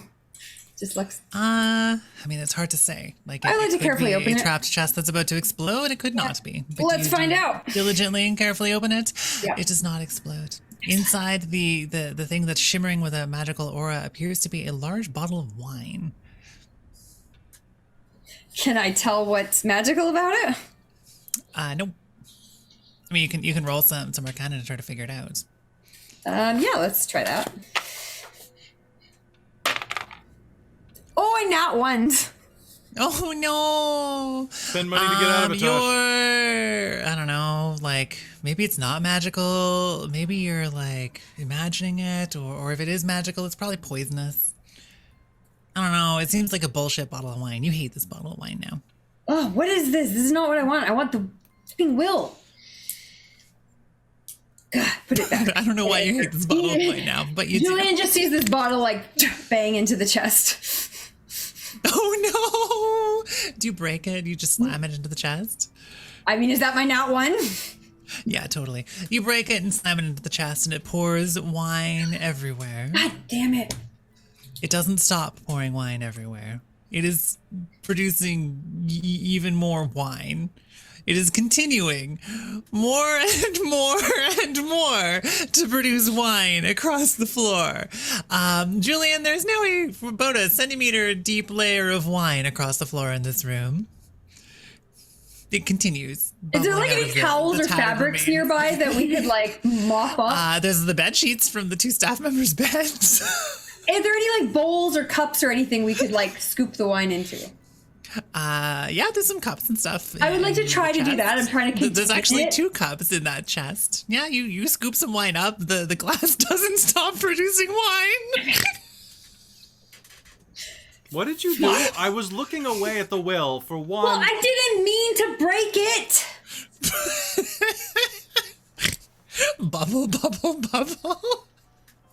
You ever seen one of these before? How do we stop it? Drink it. All of it? It's continuing. It continues to rise. It's possibly now going out. Let's see how tight to the ground this door is. Yeah, no, if there's a rug on the ground or like things, I'm trying to like stop it from like leaking out. Yeah, So this is it's a stone. It's a stone floor in here, but the door is quite close. So Yeah, I would like to you put might be able something to on the ground. jam it. But yeah, it's starting to fill up this room very slowly, but very surely with very nice smelling red wine. Okay, what did she break open? It was like A bottle of bottle. wine. You can see the shards of the bottle, so. Yeah, and from sort of the bottom of the bottle of wine is wine pouring out. I'm going to just try. forever. How many shards are there? Is it like a clean break, or are there like a lot of little shards? Oh no, it exploded. Can we put it back together? Nope. Can you? I don't have mend or anything. Do you have tape? I've got. Oh wait, I do. I have a Do you disguise kit. seal? Rope? Do you seal the door? I have a Or disguise are kit. you Well, I have allowing like wine to start pouring out into the hallway? I have soap and a shovel. I've got a lockpicking kit. I've got some thieves' tools. I got a lamp and a pen. Do I have duct tape? Nope. I have sealing wax. Okay, that might do it. Okay. It is at this All right, point, lamp, however, sealing wax. increasing to produce wine. I'm trying to. Now. You're gonna have to find all of the pieces of this. Well, they're all broken glass they're bottle. all in the thing at least, so that actually is not too hard. That's true. That's true. Except is that thing full of wine now? Yeah. Are they floating? Well, no, the pieces of glass. Glass will be at the I guess they're a little bit floaty, but they're mostly sinking. Okay, I'm gonna carefully like try to gather up the glass without cutting myself too badly.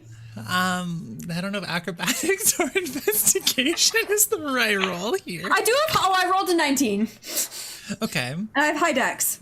You can eventually, but it takes you quite some time, assemble all of you think the pieces of glass, and you're I'm just gonna be sealing like, them Julian, together just with stop wax. it from leaking out. Get the bedding.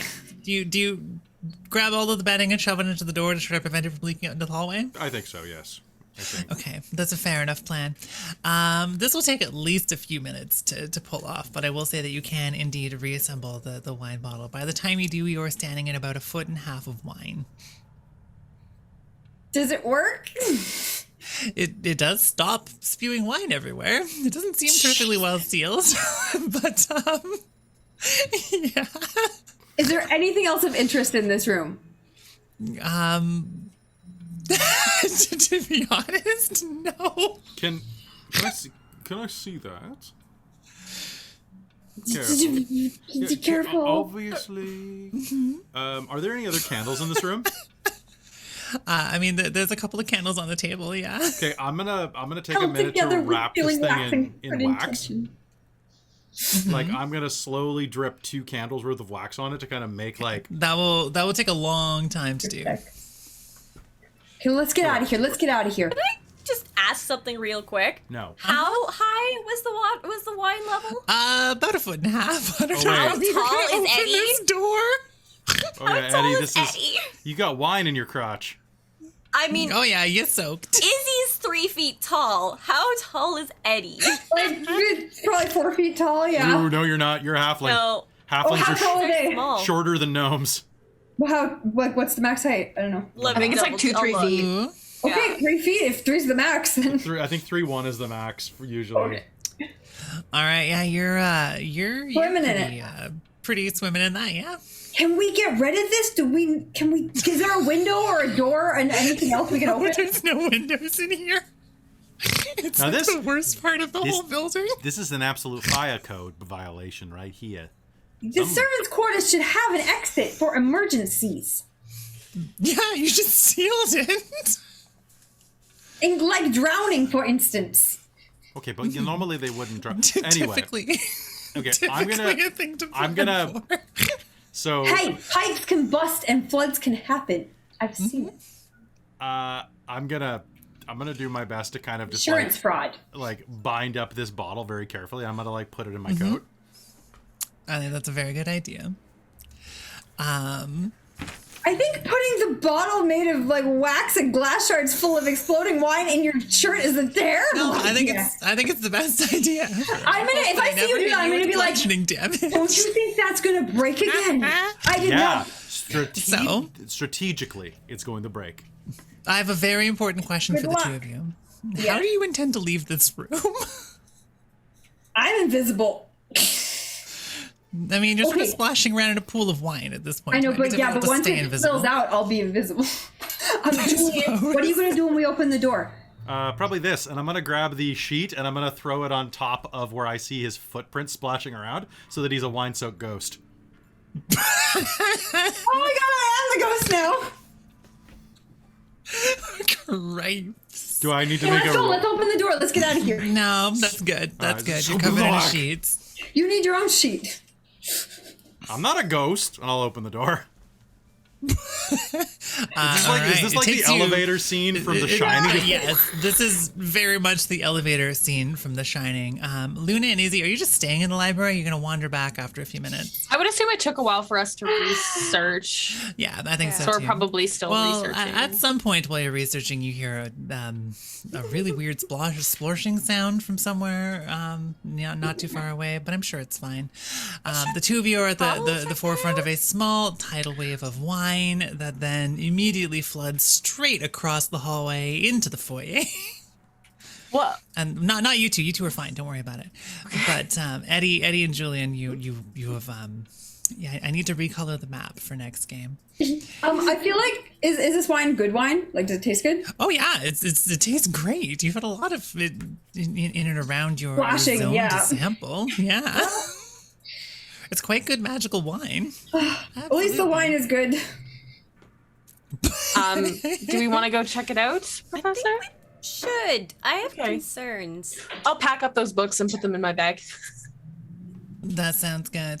You head out into the hallway, and it looks like something has exploded a horde of horrifying blood goo all over the place. But it And a smells ghost. very strongly like wine. And there's a very red short ghost. Maybe? And Julian's there. Hey guys, Hello. don't ask. I found the ghost of Wino's past. Right. Or at least half of him. So, as you all stand around awkwardly in front of the sheer I'm not disaster standing you around have awkwardly unleashed. anywhere. I'm getting away from this disaster. As you flee awkwardly from the terrifying disaster you have unleashed upon the foyer, I think we should pause game here. All right. Yep. Well, we'll have to do some catch up for next game, but I want to make sure y'all have some time to rest and stuff before the more things that you have to do. Sounds good. Thank you for running, Millie. Cripes. I love how we It's wrapped that, though. hilarious. I'm just gonna admit that. Wow. I like how our final battle is with a wine bottle for this game. Yeah, right? Good.